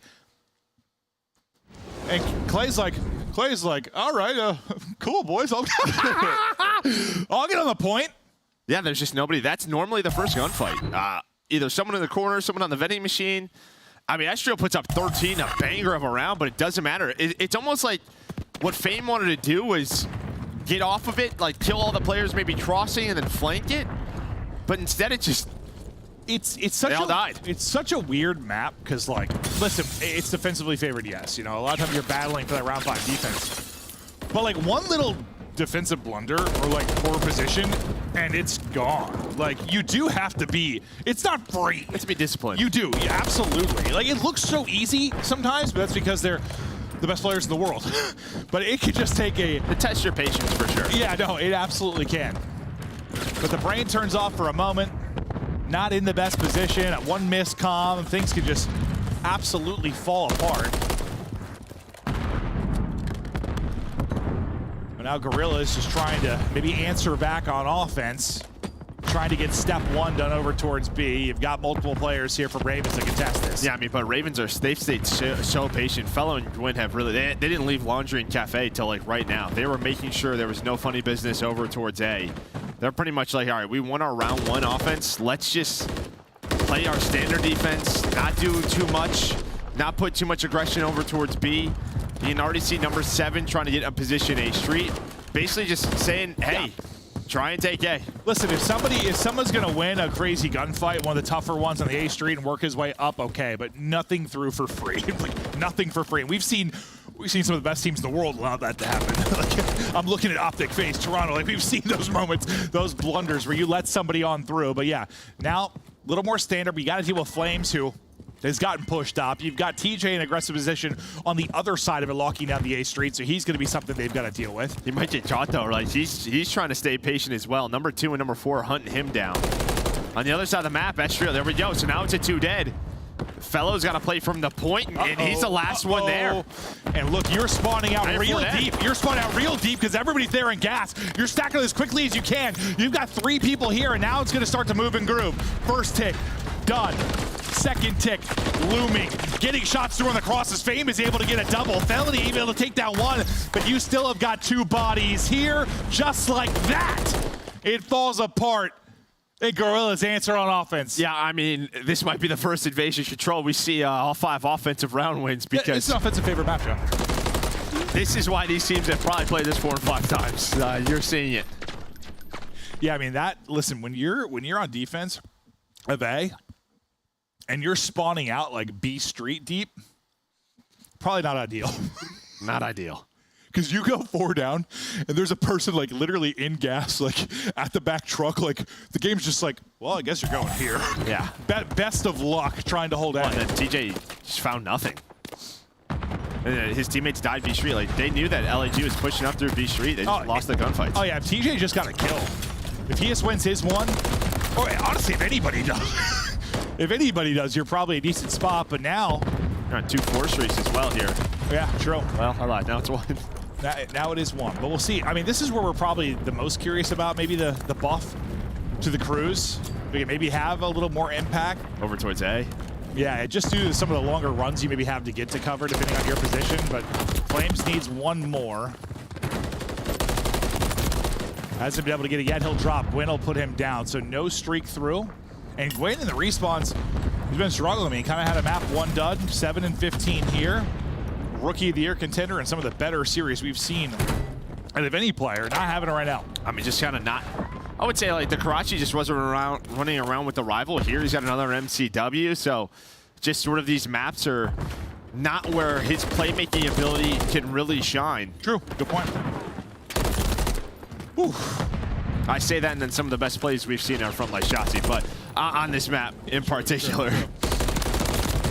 Gwyn a chance to be the hero in the sense if he gets 2 there, maybe alleviate some of the pressure off of his teammates spawning in, but at least he's able to get 1. Now you try to fan out again if you're Carolina. You got 90 seconds to work with. TJ's gotten a kill. You're 20 to 20 in lives, and you'll start to push this forward. Another domino drops. Another inch we can move forward. And now they're on the point. That's another, there's 3 players in position to cap this. What are we watching? This is an offensively favored map, Joe. Some maps in Control history are offensively favored. Some are defensively favored. This is clearly an offensively favored map, as you can tell by the fact that that's back-to-back-to-back offensive round wins, Joe. Well, I know this is absolutely the first time this has ever happened.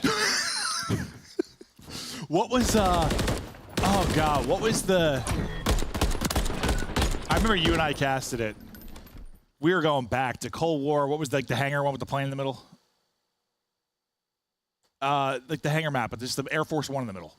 Oh, checkmate. Checkmate. I remember we casted one. What was that really favored for? It was really favored for defense. Yeah. And we casted like 5 offensive round wins. I remember the one time we were like, all right, sure. Yeah, whatever. Bound to happen at some point. I don't know why that just popped in my head, but I remember that was like so defensive favored, and we were like, oh yeah, straight offense. Absolutely. I remember it was like the Mutineers and somebody. I don't know why I remember this. I'm going Mutineers NYSL. It just popped in my head. Random, maybe in fact that most certainly is not true. But 3 rounds played, 3 offensive round victories. TJ, Daddy out, looking to bounce. Tuck the corner though. Oh, nice little snap, but Fame able to put him away. And we'll see if the trend continues here offensively for these 2 teams that are showing why they don't play a ton of Invasion Control. Asher was the 1 player pushed up. I think he got baited by 1 player. He's like, I think I have a free kill on Fellow, but 2 more Ravens were behind him. So they're going to get that. But again, it's just sort of... I would just say what our top teams do is they try to retake B a lot more, and Their A defenses are much better than what we've seen here. We'll see if the A defense can pick it up a little bit if you're Royal Ravens. But I mean, that's what's tough. Like if you're not going to contend at all at B, and you know you're not confident maybe in your setups and comms over at A, like you all have 2 minutes. It's like a long time that you've got to hold and try to be perfect. Able to get another is Fame. Dude, you just kill after kill. Okay. Things are falling apart. Thankfully, TJ's at least able to get one, but you're still you're spawning out in Narnia because you still have gas and like back Jeep control to Gorillas. Yeah, the only thing here is 3 extra. I think you got to go street there. Yeah, you have to go all the way around because they're pretty much in the middle of the map. Luckily, Flames and DiamondCon, they don't get much help. They don't get on the point. They don't give them a lot of kills. The rest of Ravens just fight from B-Dom and all right, we've gotten TJ to this spot. All right, gotten back to a good position. Looked a little bit scary for a moment. When Joe starts saying, "Are you kidding me?" I get nervous, but dude, we're all right now. For now. Listen, this is discipline at its finest, Joe. Efficiency. I don't know what we're watching, but no, it's just crazy because like the top teams, all they really play is evasion control versus each other. It's just sort of the safer pick, and they do the dance. It's like seeing some of these rounds is insane. Yeah. Honestly, it's entertaining though. Yeah, so I'll take it. And that's how it is sometimes when it's this type of matchup. TJ, he's kept it going. He's on 5 straight, and he's kept them pinned for quite a while. At least, well, pinned from moving up that A street. He's going to drop, not be able to get the street, but now you got 20 seconds left, and finally it looks like you're going to have a defensive hold. Granted, it got scary there for a second, but you hold here, you go up 2-1. Quinn started to pick it up because he was, what, like 6 and 16 or something early. Oh, yeah. No, he stepped up big time. Wow. That was the last player. And we got a defensive round win on invasion control. Who would have thought? First one we've seen on the year. These guys, I would say, they got to be cheesing at the kill cams. They are. Like, fellows just laughing there. TJ was just like giggling to himself as soon as he came back. That was an odd one, but they got the victory there. I'm not sure they think you take that much away from that. I don't know if that's going to be regular in your rotation there for the map 3, but the fact is they need to find another one. But not that one. Some interesting moments, certainly. I tried the other one. In that control. Oh my, 2-1 edge. As Carolina will look to close it out on the control. And yeah, sorry, I know Joe and I are I have no analysis. Goofy during this one, but that's just like we just haven't seen it. We've just cast a lot of invasion this year, and yeah, you just don't see a lot of those moments that'll happen. So when you do see them for the first time 4 months into the season. Yeah, and those stats are bugs. So what? Flames, he finishes 14 and 16. DiamondCon, he finishes 15 and 19. Fame finishes 17 and 18. So messes up. On the other side, 27 out of TJ, 27 and 17 from him. Clay did not finish 6 and 5. Yeah, I was actually about to say, like, TJ was kind of frying. Was he like the only stat? Those would be some insane stats. Yeah, that's one of the weirder ones. But yeah, no, Joe we have 2 feeds. Joe had another screen. He was reading the correct stats off for you. So Joe, thank you for doing that. You're a statistician. I'd rather do that than go back to what we just saw. You're my general, my father, and my friend. Doing it all. As we take a look at the highlights here. And yeah, something looked wrong. I was like, was that a search game we just played? Like, why is TJ at 30? Like, everybody else has got 6. That'd be insane. At first, I was just staring, like my brain was like literally doing gymnastics. Like, huh? Can we get 30? This goes all the way to around 11. What, you get the most you can get is like 44? Wow. Popping off in S&A. But we're going to a Vista Hardpoint X, and again, that's one where, yeah, we saw it at the last land between these two. Carolina was able to win 250 to 136, so they're looking in a prime position. Prime position to close this out. I think it's just one of those after. Listen, I don't know if like trolly is the right word to use, but like after a map like that, where you're sort of giggling after rounds, like you see the guys like kind of laughing it up at some of the weird moments within that map 3. Like this is one of those maps where You need to redial it in, refocus, don't play down to your competition, whatever. Hey, you had your laugh, but you need to just close it out, finish it here. These are 10 points you need if you're Carolina. You're battling to get into this top 8. These are the types of teams you have to beat if you're Carolina. And if it feels like we're more spinning like a Carolina narrative on this and talking about them a little bit more, I think it's probably, I'll just be honest, like Joe and I probably think they are the team that's more likely to be in the top 8. Probably the bigger threat as the year goes deeper. That's just how I feel right now. So sort of why I'm talking about it from that angle. Like, yeah, no, I think just due to recent sort of success for Carolina at the LAN, and then for LAG, it's just been this sort of roller coaster. And right now, we're just regressing the last stage, and then at the LAN, you lose in losers round 1, so you finish with the top 12. Yeah, I just know it just may come across like very pro-Carolina, but I think it's just because we kind of feel they're the better team, and they probably should be a team that's maybe making a run, chance to be like the Cinderella-type team late in the year, maybe make a run at the final major, maybe at champs. I think we've just seen the glimmers where like Carolina, listen, sometimes when we cast like the 5 through 12, like you can just tell they're not a good team. There's just times you'll cast team, they're not a good team. Like, I think Carolina's like right there. Like, they are a good team when they're playing well. Like, they have the potential to really make some noise. It's just been kind of frustrating to watch sometimes when they don't close out series or they just have these off days. Really talked about it. It's like, it feels like we haven't had like a tournament where all 4 are playing well. Yeah. That's like a map-to-map thing with these guys sometimes too. Like, it's very rare when you see all 4. You know, when we talk about, you look at the stats and Joe will say, well, that's a well-balanced effort there. Like, you know, everyone's just kind of putting in like, it's not that often I feel like you see that. That's a well-balanced effort. That's a way of saying, I don't want to read the same stat 4 times. Like, yeah. Everybody's got 20 plus. It's a good game for the team. Yeah. See, 0-1 for LAG, 1-2 for Carolina. Again, the 1 win for Carolina versus LAG team. We'll see if they keep that up.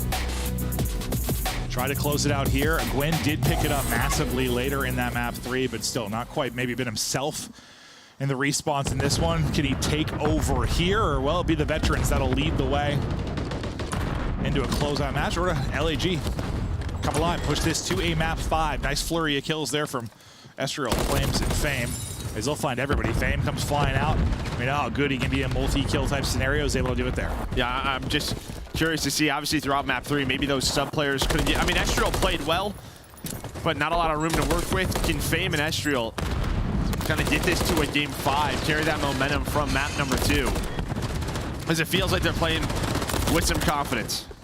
And once again, heads collide in P1. It's LAG that are able to come out on top. I think Fame gets another multi-kill in that sequence. Fame on the feed again as he's looking to get set up over towards our P2. Gwen trying to hunt him down and should have the kill, but as he takes some shots, now a chance maybe for Fame to make the play, and he does exactly that.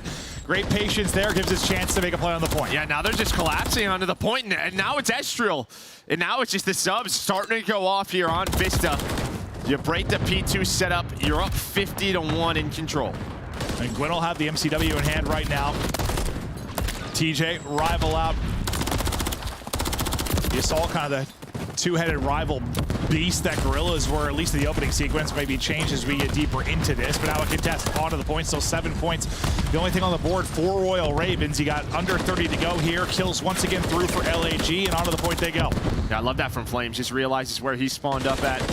Maybe where Ravens are. You get a pinch, though, from TJ. Trying to flip the spawns. Clay is still here, but a great start for LAG as Fame's going to clean that up. He's up to 9-3 on rotation. Gwyn's already at it, but every single time, when this guy's doing this, LAG are tough to beat.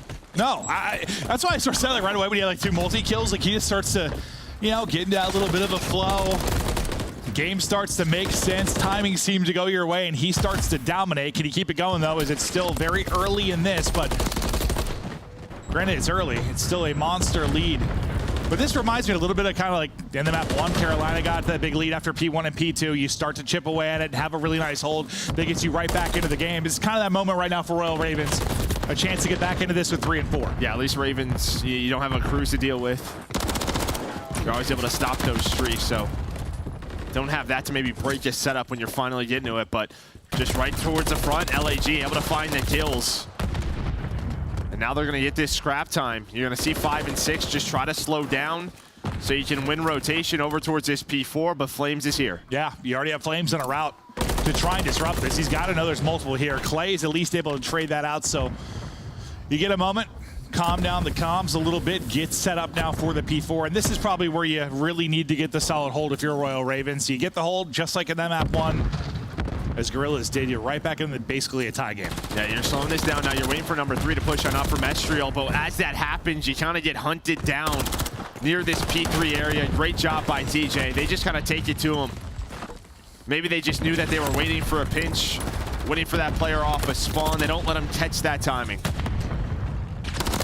Gwen was trying to pick up the timing, wrap in behind, maybe get a couple of players. He got some damage in, distracted them enough that it should set up some freebies for his teammates at the front of the hard point. Gwen right there matching the boys right now after a couple of rough respawns. We'll keep an eye on him as we continue deeper into this, but exactly what they needed was a big hold here, and suddenly that 80-point lead, a distant memory, you're right back in this game. That's a perfect 60 here at 4. Yeah, already rotating is going to be Estriel, just kind of locking down that balcony side. Diamondcon and Fame going to make sure nothing works through towards that P2. You're going to have Flames on the hill. The good thing for LAG, you have a lot of the map locked down. There's not a lot of map control here for Ravens. No one was able to get through, so the first 10 seconds are clean, and they're still finding kills. Yeah, you put everything in, making sure you got that full P4 hold, but everything's invested, so you got nothing. Really, with regards to a foot towards this 5th hard point, and you're finding every single kill in and around it. And that's what, I mean, it feels good with your, I don't know, a hard point setup. It's really easy when you have like the first 10 to 15 seconds, just sort of, hey boys, we got every angle covered? Yeah, I'm good over here. How you on the left? Yeah, I'm fine. Good, we're good. Trophies are up. They're not even in a position to get nades yet. And that was one of the cleaner P5 holds we've really seen on this map. It feels like a lot of the time there's pressure through P1, or at least nades contesting on the other side, but Carolina, they barely touched the hill. Yeah, that's because Diamondcon throughout this hardpoint's been in a fight with the bridge more than players. I mean, he's been just soaking up time. Guys battling the environment. You basically get a full hold to that. Great hold from Ravens. Bye-bye. You just answer it. Estriel goes on a great route all the way through. He's able to find a double. P1 is maybe the opening where Carolina could have got back into that game, but it is instantly broken by the subs. Diamondcon with some great shots in. He's right back with his mighty foe, the bridge. So you said this was like a 250, 130 right, or was last time they played. Not the case right now. It is all Gorillas. They're out in front looking to get us to a 5th and final map. Let's go to listen in right now with LAG. Trying to put that weak. Nice, the one side. One shot, Clay. I need their side. Rose dead. Pigeon fell through mid there. Flowing through mid. Take our numbers new. Take our numbers new. I'm on top 10 on this. Only 10 on this. I killed Captain. Middle dead. Nice, good shit. Trying to pick up top burger. Try the repaint. Top burger. Yeah, he's already on water. Oh, dead. And one top burger, 1 Top burger. I'm whopping. Trying to get every top burger. Chow. Yo, I'm repicking this whole top burger. Hold middle. Hold play. Rails. Yeah, Clay one shot mid. Clay one shot cafe. Middle with you. Yo, middle. Absolute. One twice. I'm on time. I'm stunning middle. He didn't go top rows. He didn't go top of me. I stunned the middle. And low close to water. He's laying front on the water steps. Naded top burger. I have top burger. Top right. Oh, middle and low left. Heard you. Weak win. We got 2 mid and then mid child dead. Waste time. Heard you. One right click. Yo, top cat. Top cat Gwen. He did dead Cav. Time and Gwen cat. I'm naded. Got one. Nice. Low weak. I'm waiting a second. I'm in a second. Oh, they spawned. I'm sorry. Low Clay. Hit him twice. He's on your right. He backed up. 20 low left. 20. He's coming up top burger. Take your time. You guys can't die yet. Holding middle. I'm just holding middle. Heard you. I think we can try to like bait the back. Nice job. Nice. I'm gonna talk some new. I'm challenging vines. What's the nade new? I'm cutting up mid. No, he's watching. Time. One shot coffee wall. I'm gonna go rose. I'll tell him time. Walls up. That's the rails. One shot. Pillars are bullet. You're looking for fucking Clay. I'm on the bar. Last guy's for you. Coming up close. Find the death. Two deaths. Close line. Join cap right now. Backdoor cap. Yeah, you got me. Backdoor cap. Half health in cafe. Wrapping up mid defense is good. Alright, very good. I'll turn over cap. That's going on. The break's just there for the moment, but for the most part, comms on point, names being called, how many dead, where we're going, who's weak. I was like what I was here for the squad. Yeah, I mean, but Clay just goes massive on the hill again. It feels like he's really turned up. He was on a 5 spree at P1, not able to find that truce. Well, he's the one guy they couldn't find. He was the last player. He was holding spawns down, and then it's pretty much like a 1-on-2, and he's able to win the gunfights. It needs the second player, and he's made sure Carolina are still in this. Yeah, they're absolutely still in it. Down about 40.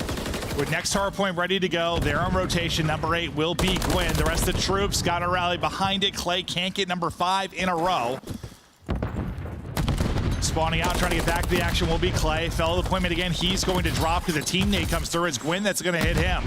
So maybe a moment of panic here. Someone's going to have to go huge again, probably for Royal Ravens. Not going to happen. The break is on point, and that's just, you just don't get any of those early kills. Like some of those transition fights as you're trying to catch Guerrillas sprinting, you just get none of them. And now they're staggered, right? They're going in 2 at a time. Fellow is the first you pick. Now TJ, now Gwyn. You have to group up and wait for each other off spawn. When you don't have the close spawns, that's just what happens. You never really get a good push now towards this P4. And props to Guerrillas, obviously winning those gunfights and getting that break, but Carolina have to be better in their break attempts. Flame, 5 straight, chance maybe for a cruise. We'll see if that can be a difference somewhere as we get a bit deeper into this, but you're gonna be, what, about 15 or less points away from a victory here. Here we go. You've gotta be flawless now if you're Royal Ravens. Players dropping all over the place. Nobody in the hard point, at least for now. It's desperation time, and they're playing at a tempo and pace that, yeah, might leave you a little bit staggered at times, but now, okay, a moment. Well, I think set up a try and hold. Cruz, I would imagine, yeah, Cruz, but Astro gets taken down. You're only player near the hill. I think it's Diamond, yeah, so Fame is able to find one on the pinch, but you have no one near the hill to get that player. There's going to be immediate pressure, though, from LAG off spawn, and Fame makes the play. Now he's got another Cruz. He's able to find one, now 2, but TJ flying in with Clay. Oh my God, I thought TJ was getting all 3, but he had the help there from Clay. I thought that would be maybe the time to close this out of your Guerrillas, but you still need 13 points. TJ, an absolute unit. In the final moments there to get the double and get back into it, plus damage into the third. We continue on. Fame trying for another big multi-kill, not able to come away with it. Flurry of trades. I think numbers ate up the way of Guerrillas for now. We get ready to go back into P1, our third set. Yeah, the biggest issue for Carolina, even if they get a break, they're going to have to deal with that Cruz. Fame's on the hill for now. They only need 8 more seconds. Maybe when he comes off spawn, he calls it in, or will he even need to? I don't think so. It's a Freaky Friday. We got all 5 games. We're headed to a map 5. Listen. Some Fridays, like, just it's like a meme, like on social, so 3-0-3-0-3-0, like 3-0-3-0-3-0, like you see it, that might be the case. This is not one of those Fridays. We are going the distance in every one of our series. I mean, both teams desperately battling for a victory here for the 10 CDL points. Is 10 points to separate these two squads, and one of those matches you, at the end of the year, you sort of circle if you're on the losing side of this as we win this, or this goes differently, maybe we are at champs. So everything now jumping down to this map 5. And I think, God, for Carolina Royal Ravens, you said, like, it's a tough schedule. And when it's a tough schedule, pretty sure these are the ones you gotta win. Yeah, I guess you can check that, make sure before I start pushing it. They've got this tough schedule, but yeah, for those that have been watching it, you've got some stretches where you don't play a lot of the top 4 teams. Some where you're playing all of them. Yeah, I mean their next ones are New York, FaZe, Thieves, Optic. Okay, but yeah. So you play what, 3 of the top 4 squads? So that's Thieves is getting better. Yeah, that is definitely one of the tougher stretches you're going to have. So you were definitely correct in that sentiment, but can they get the win here over LAG? Not going to happen there in the map 4. You said they bodied them up kind of with a 100-point-plus victory the last time they played. Not going to be the case here. And then for LAG, I mean, this could be, all right, we've survived. With those top 6s, we've gotten to this point. Like, this could just be the turnaround. Like, to tie them up at 120 points, just get some positive momentum, a W under your feet, and maybe with Flames on the team now, start to get rolling. Yeah, because it has been so hard online for them to get any points. Yeah. Like, there's just been stretches that have been so brutal. I know you can say for both squads, but especially LAG. But now we get ready to go deeper. One final map on the night. It's the map 5. We're headed to a quick break. When we go back, this one decides the ball.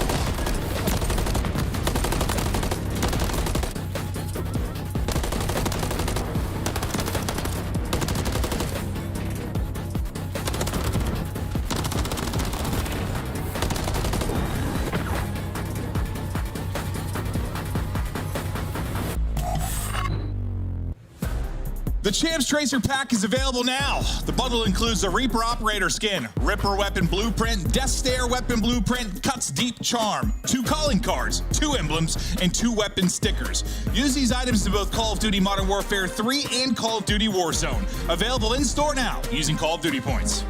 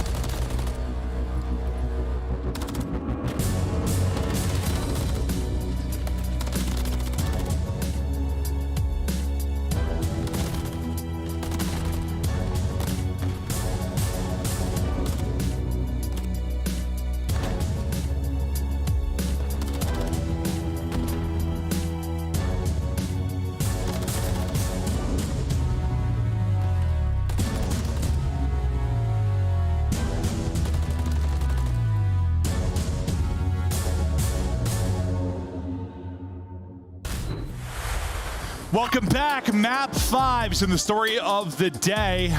We've also had some upsets. We've had everything all over the place. The matches have become all so important as we try to qualify for the top 8 with respects to champs. 10 points separate these two teams, and 10 points the team will earn if they get the victory here. We go to 6-star search. And as you can see, both teams didn't play a lot of it last stage. 1-1 for LAG, 0-1 for Carolina. I think you just kind of saw in the player cams, obviously a lot of focus, but just kind of looking at Clay, and he was sort of the one speaking up. Like, maybe, I don't know, it's one of those series where you're up 2-1, you're going to a hard point, which you just had under control in map 1, felt like you were good to go, thinking, all right, we got this, it's done. And then you blink, and you're like, uh-oh, we're in a map 5. I was worried about the mentality, like, after the map 3, because it was such like a trolly weird one. Like, it just, you have to, like, lock back in after they're kind of giggling about some of the results. I definitely need to lock back in. Yeah. Absolutely is the case. Is this map 5 so big for both squads, and pretty much a defensive front towards B right now, and mid for Gorillas will be an open bomb slow on plant. this if you're LAG, though. I mean, yeah. What, 5 or 10 seconds are going to be off the clock before you even get into an area to start this retake. Here we go. Fallow kind of spots for info on the big wide flank, doesn't see anything. He's checking mid as well, so everything's going up through the front. Should be the calm to the boys, and they're holding off so far. TJ wasn't able to get one, but now things start to fall apart. You got to track back if you're Felony. You were watching the flank deep. You need to get back in on the action here. 20 seconds to go. TJ gets another one. Massive for him in the round, but it's down to a 1 versus 1. So little time. Diamondcon has magical 1v3 Bush. I don't think he has the time to make the play this time, but my God, he's had some magnificent moments from that position, but that's TJ. I didn't know what you were talking about at first. Remember Diamondcon? You hit in that bush, then popped up and got 3? I didn't know what I was saying either. I remember it now. But fellow, he with 35 seconds left on the bomb, where that first kill for TJ was easy as could be. The nade hits, put some bullets into flames, and I mean, LAG do a good job fighting back to force a one-on-one, but you saw with Diamond, there was just no time for him to work with to even find fellow. Yeah, no, you've got another 10 seconds there. Who knows how it plays out? Maybe you can make another magical moment happen. Not going to happen.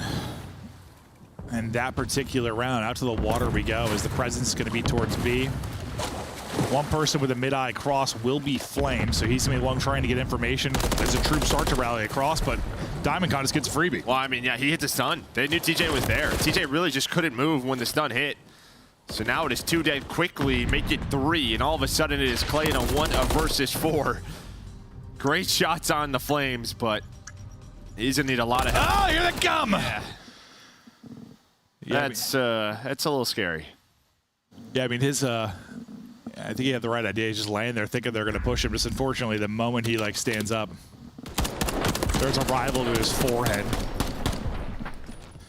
But yeah, the stun hits. Well, no trophy there. Like TJs can't do anything. You get the opening pick and pick them apart. Yeah, so all offenses so far, just early first bloods.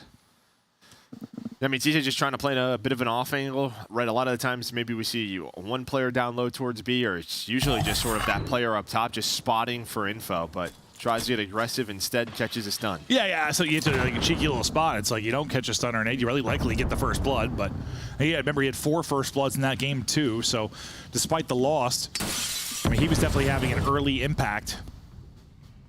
This time the rotation across from B going to be a bit quicker. You also already had Flames deep, and they're finding kills. Fame with a multi in this one. Gwyn and TJ ripped out of it. Big moment there from Fame. Yeah, I mean, he's just playing with such confidence. We saw it in the last map. He led the way, dropped 30. It just feels like when he's playing well, the multi-kills fly on through. They do in this round. As Clay was trying to work like anything over towards A. Flames, though, does a really good job just running away as soon as Clay pops on up, and now it's just a 2v4 for the ARs. They can get this bomb plant and get away clean. I mean, it puts them in a much better spot, but I don't know if they're going to be able to. Look at the Wolves starting to hunt. Clay thinks he has one, can't win the fight. Now so many in front of fellow. Does he take out a second player? I think he got 2, yeah. Yeah, he actually did get 2. So I think he's centers on his forehead there with the pistol for the second. But just, I mean, it looks similar to Clay in the previous round. It's like, good luck. The whole team's sending it at you. Just early numbers for LAG leading to these victories. You kind of had sort of a split push through A from Clay and then through mid, but when one player is trying to push you to follow TJ, I think that's when Fame just comes up the mid stairs, able to find it, and TJ has an MCW or a rival versus that MCW spot, and he just got smoked. And I know the stats have been better for Carolina Royal Ravens. Like, they've improved in Search and Destroy, but like, well, it's been 2 maps. Yes, exactly. The Rio they lost, so it's not like they've been some godlike Search and Destroy team. They've gotten better, but it's just, yeah, it's been a couple of maps they've been solid on. Here, they are getting just destroyed. Estriel and Fame able to get 2 early on, give them the numbers. Gwyn, though, brings it back. Now to a 1 versus 1. Clay versus Flames. And Clay was born for these moments, but Flames, well, what did he have? A 1v1 clutch he was able to pull off? 1v1 and a 1v2. True. So no stranger to that. As he did it in the map too, can he do it again here? There's just so much time to work with, so what do both these players want to do? And the 1v1 was against Clay, right? They're kind of playing the same way. They're both like, hopefully this guy takes a route. They're literally doing the same thing. Just very similar play styles. Hopefully I can catch a 50-50 of timing where this guy is hitting a flank over towards A. Bro, and these 1v1s are the stressful ones. You had like a minute remaining on the clock, like hearts pumping. Clay can be the more patient one. He's on defense. True. With 20 to go, Flames making his move. Oh man, this timing. He was just looking here. I'm going to be sick. Flames able to get a crossover towards B. So once again, he's going to be able to get the plant down. Now Clay and Flames continue to dance, and one of the longer 1v1s we're going to have on the year. Who's got the reads? Who's got the gunny? Here we go. Heads collide. Clay with the drop shot. And a little bit of extra love. Clay goes big in the 1 versus 1. Gets us to 2-2 in this all-important map 5. I mean, that was literally just a 1v1 of timings. Who was going to get a better one in Flames? He's got the rival, the better weapon in that scenario, but he starts to run through mid. If he stays patient behind the bar, round's probably over. He probably catches Clay instead. Clay stayed patient and waited for the push through. Oh, we'll see it one more time. I mean, the hipfire hit too. Oh. It was close, man. Oh, he just snaps. And I just like that's just one where you're thinking, I think if I have an MCW in that, I'm thinking drop shot. Like the only way I'm winning that at close range against a rival, he knows he's got a rival. Just drop shot. Maybe get lost and win it, and he's able to do it. The tracking was pretty good there for Flames, considering like losing him for a second, but woo! Papa Clay gets it done. Now they're going to plant here in the round 5 and play this 4-on-4 hold. Similar situation to last time where Felony had to track back in the 2 versus 2. He'll be in that position again. Like, you have kind of a 4-on-3 here for a moment. And TJ was just hearing all the nades. Everybody was starting to cook him. Clay, though, in the smoke. He's got to try to help his teammates. TJ's going to turn this into a 2-on-2. Clay just trying to buy time. Almost gets lost, but there we go, LAG with the numbers. And I thought, I was like, when he chowed out like through the smoke, I'm like, there was a guy on the left on the bomb, I thought he dropped. There? I thought he dropped down. I was like, I thought they were like elbow to elbow almost. And then, yes, he turns, like, yep, he was still there. Oh, my God. A wild one. Yeah, they know Felony's the guy out watching kind of the deep flank. So they pick him up as he wraps back towards mid. You get the round victory and brush off that 1v1 loss. Well, a nice comeback here for LAG. Just that last round, they had the numbers advantage, kind of threw that one away. Some overchalls, I think, on their attack, but still have the lead. A great retake there over towards A. See if there's any differences in the attack from Royal Ravens. I mean, they just want to hit it forward through the front of the retake is what LAG seem to want to do. We'll see if there's any adjustments from Royal Ravens as we get deeper, but just some madness there at mid, but in the madness, it seems LAG do excel. Everybody dropped outside of Fellow. He is gone, and it's back-to-back, and it's a fast one there for LAG. I mean, it's a 2-piece from Estriel throughout all the chaos, and then a 2-piece for Diamond. They're just reading the map well. It's sort of, all right, Gwyn's here. Where's the next shot going to be coming from? He is so ready for it. On to Fellow. I mean, Estriel was so weak. You saw him just hanging out in the corner. That was another quick one where they just hit it out. But what, the first blood started with Carolina? I think that's what's tough is like some of Carolina's success has been that. We talked about the map too. It's been that. It's been when all 8 heads collide. Those skirmishes. They're just losing them. When you're a struggling search team where you start to find some of your success. But yes, you're losing that. Granted, it's not like LAG had been a great search team really all the year. So they may excel in those moments as well. Team nade hits though. Estriel blown to smithereens. An angle, though, from Flames. An angle to hit some bullets, but not enough. Does stop the plant, though. He stops the plant. I mean, you had TJ so weak. Not the best nade. But TJ's got to be careful on this bomb plant. That was closer to him than it was the opposition. So, yes, not the best. Just does not have the angle. And it's sort of a question of where is Fame. So, Fellow's playing closer this time. That is maybe the change because nobody is full flame, but TJ's going to get caught. Yeah, that's the adjustment I was wondering if it would happen because, I mean, you've had no action if you were Fellow on the deep push through. But you just can't get this damn bomb planet. Now you're finally able to do it. You don't have to, though. That's the thing. You have 50 seconds left. That's true. That's true. Just try to bait them out for those exact peaks and have gun up. But now you got it planted. Now you're in the 2 versus 2. Clay at the ice in the 1 versus 1. We'll see what he can do here. His position obviously vulnerable because he's got to worry about the mid push through. Also the other side, can he take down one? He does. Great tracking there, but then the trade. Now another 1 versus 1. Fame. Fellow. 20 seconds on the clock. Fame holding it. Goes vertical, spots him, and plenty of time to track back. Fame with the read. Hoodie up, round up. 5th on the board for Gorillas. I mean, unreal read there by Fame.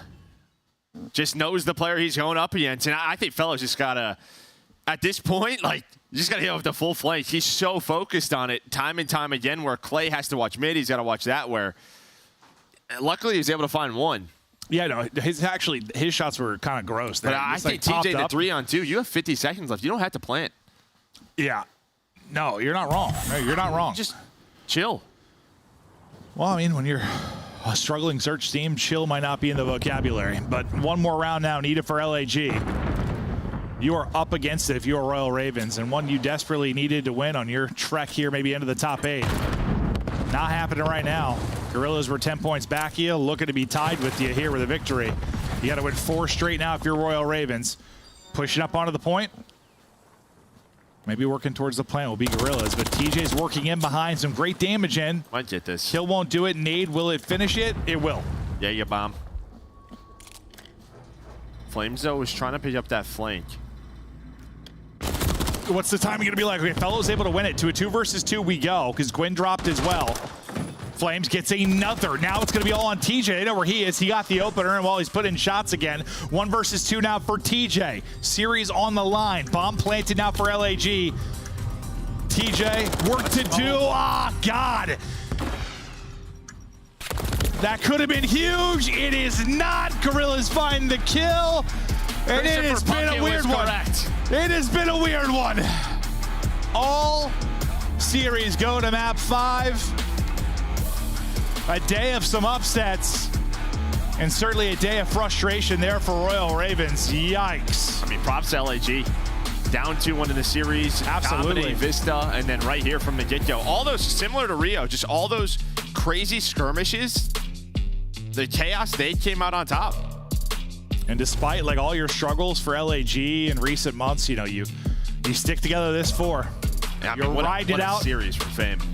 You're riding it out in Fame. Yeah, a bomb there, especially in the map 5. Goes 10-3, nearly 2K damage. Clay's clutch early on to get him to 2-2. I thought maybe kind of a swing moment, but they don't get another round after that. And yeah, every single time it was just like, let's meet in the middle. Like, you know, you've got 6 to 8 players there. It feels like LAG literally between the Rio and this one, every single one of those rounds. Yeah, win 6-2, 6-2, similar to Rio. Yeah, as you said. And I just think you're going to go back, watch that VOD if you're Carolina, probably be pretty frustrated with some of those decisions. But like what the Des was talking about, you've been successful on Rio and Karachi. Outside of that, your S&D map pool hasn't been great. No, and you get exposed there. Well, yeah, especially when you can't win the Rio.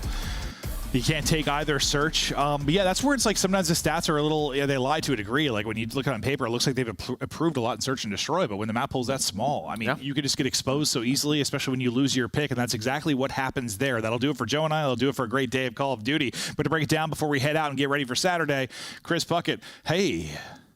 3 for 3 on a Friday. Feeling good as we had 15 of a possible 15 maps here to open things up. Our qualifiers are incredibly tight, and it's LAG celebrating to the surprise of a lot of folks. I honestly knew what they were capable of, but looking at their online history, I didn't even think they were going to win this one. Fame dropping 10 to seal the deal in search, or was it the Ravens just falling apart? I just think it's hilarious because at the beginning of this pre-show when we were talking about the match setup, I brought up the point that Fame has been seriously lacking in the slaying department when it came to search and destroy. He was rocking a .66 heading into the series coming off of stage 3. Go back to stage 2, he was rocking a 1.18. He was that guy leading this team when it comes to search and destroy. So maybe this is a light for LAG that he's kind of fallen back to what we expected from him earlier in the season. More AR work? Yeah, absolutely. I mean, just talking about the search and destroy, yeah, to your initial question, like, yeah, it was a Carolina breakdown, but there's still some, like, execution that has to be done on the side of LAG. Like, their retakes were beautiful, Chris. Like, that round is like a 3v4 where they have to take their time. I think it's Diamond Khan who's all the way in the back, just baiting back and forth, just wasting time and making Carolina focus on him. And then the gunfight comes in late. Like, LAG and Search and Destroy, if you think back to stage 2, that was when they were unreal at that game mode. They picked up Flames, and he had some big performances, but they had a drop-off when it came major time. Seems like they're back on the horse there, but wow, what a fumble by Carolina. Like, this is a match you just have to win. And it was so winnable in that game 5. Some big rounds that they threw away, man. That is going to be frustrating when they go to watch that VOD. Carolina, not the easiest strength of schedule, and this was supposed to be an easy dub. Tonight, they fall short. It's going to be LAG who grabs the 10 points. And now I'm looking at my rankings here. We got Seattle Surge in 5th with 140 points. You've got Minnesota Rocker right behind them with 130 with the Heretics. And LAG now, in theory, could join Royal Ravens in that mix for that 8th, 9th spot. And I don't think they have a particularly tough schedule. So when you talk about LAG, if they're going to be back in that stage 2 form where they're winning those S&Ds, they can get some dubs here and make a run, especially if they bring that land performance back. But like I'm going to repeat once again, Carolina, that was one of the biggest blunders I've seen in a round to cost them a game. Time to put some more time into 6-star, especially on that A-bomb site. For now, though, we celebrate with the victors. The Gorillas join us live in our Monster Winner Spotlight. It's the man with the best hair in the game, according to the cat. Alley Cat, why does Estro have such beautiful locks? I don't know why. Maybe ask his parents, maybe the genetics. I'm so sorry. Anyway, Estro, congratulations on the win. I want to ask you guys about Search and Destroy, because this is the most dominant I think we've seen your Search and Destroy in a past couple of stages. What was kind of like the work and the conversation of reworking that game mode?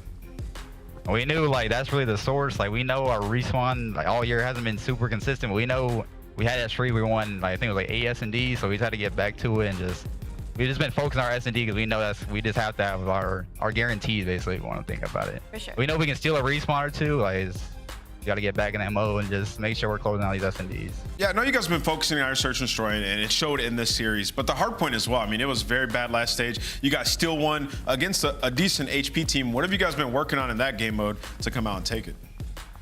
We just noticed like watching other teams, we were just playing super slow and like too structured. Like it was like too easy like to read on the map. So it was like an eye opener. Like the last major, like just watching every team play basically because we were out day one. Like I'm watching every team. I'm like, bro, we do not play like this, bro. So yeah, that just really helped us. Like it was really eye opener to how we were playing. We're just flowing and just playing our game.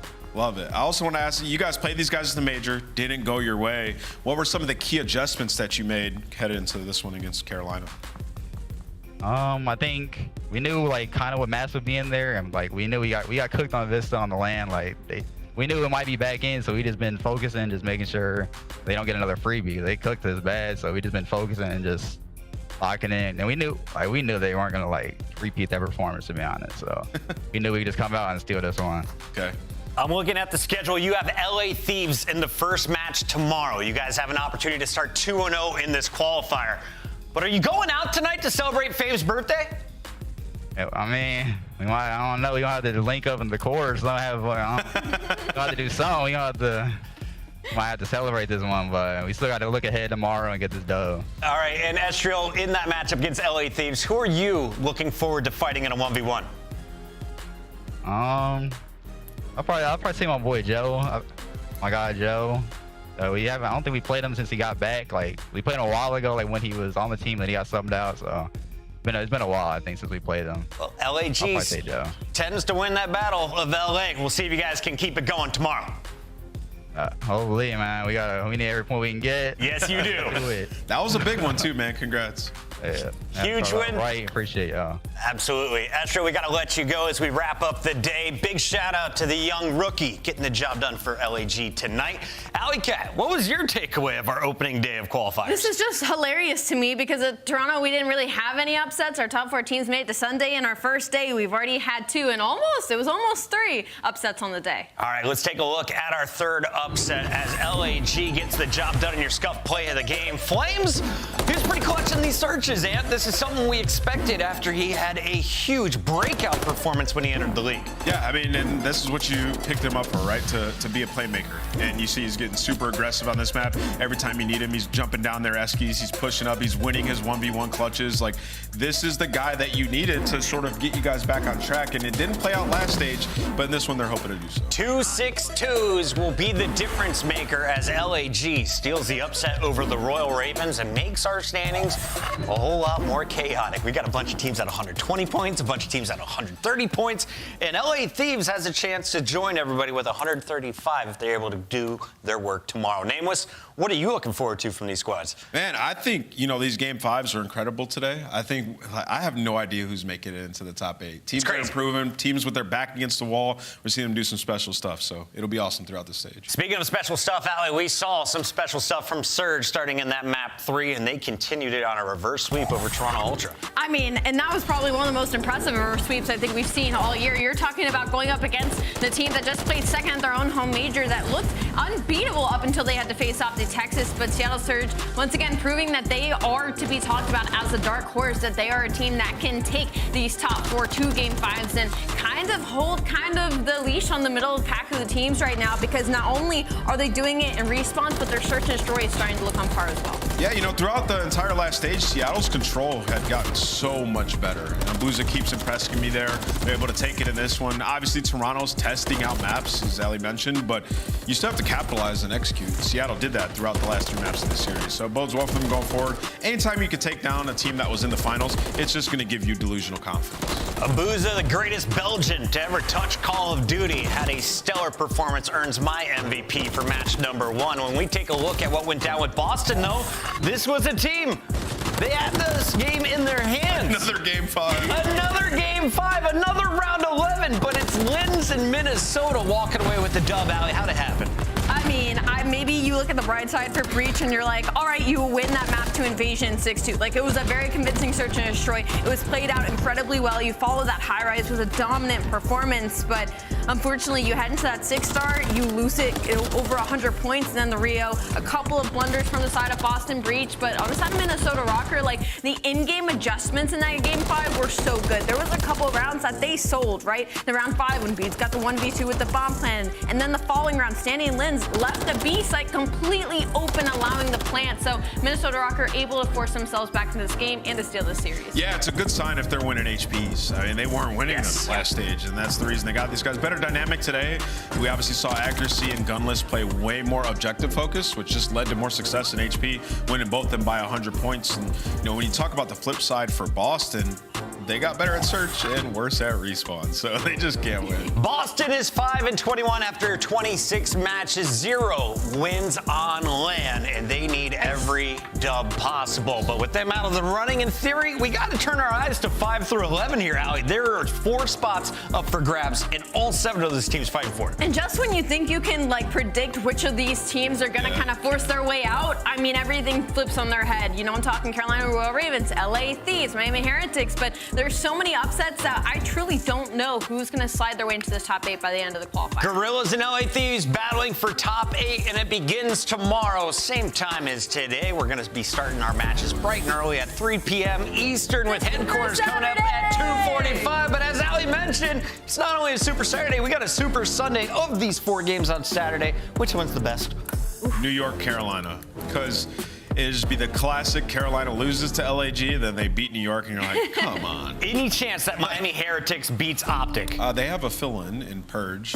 And Purge is to go, so it just might happen tomorrow. It's going down, and we can't wait to see you all then. 2:45 Eastern for headquarters. Thanks for checking out day 1 of our Major IV Qualifiers. Yeah.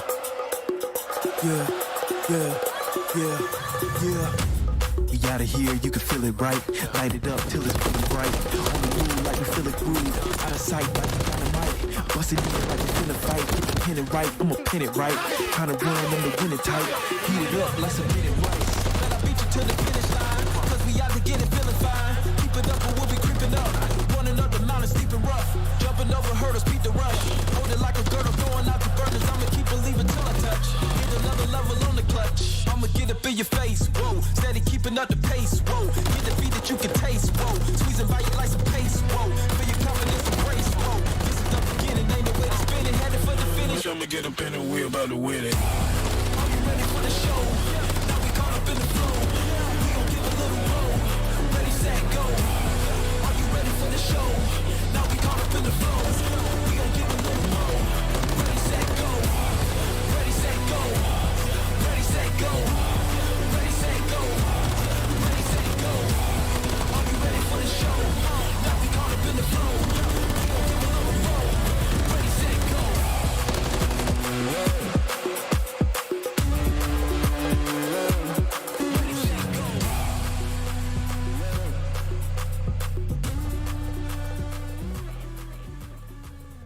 Wait, I'm waiting. Is he B Street? Yeah, B Street chill. I'm on HP, guys. Okay? Okay. B Street chill. Nice. We Spawn.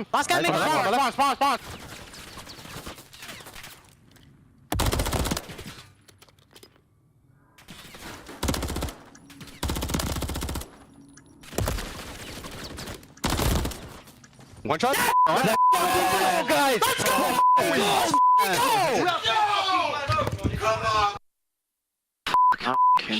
Shit, the Vista, bro. We just the control so bad.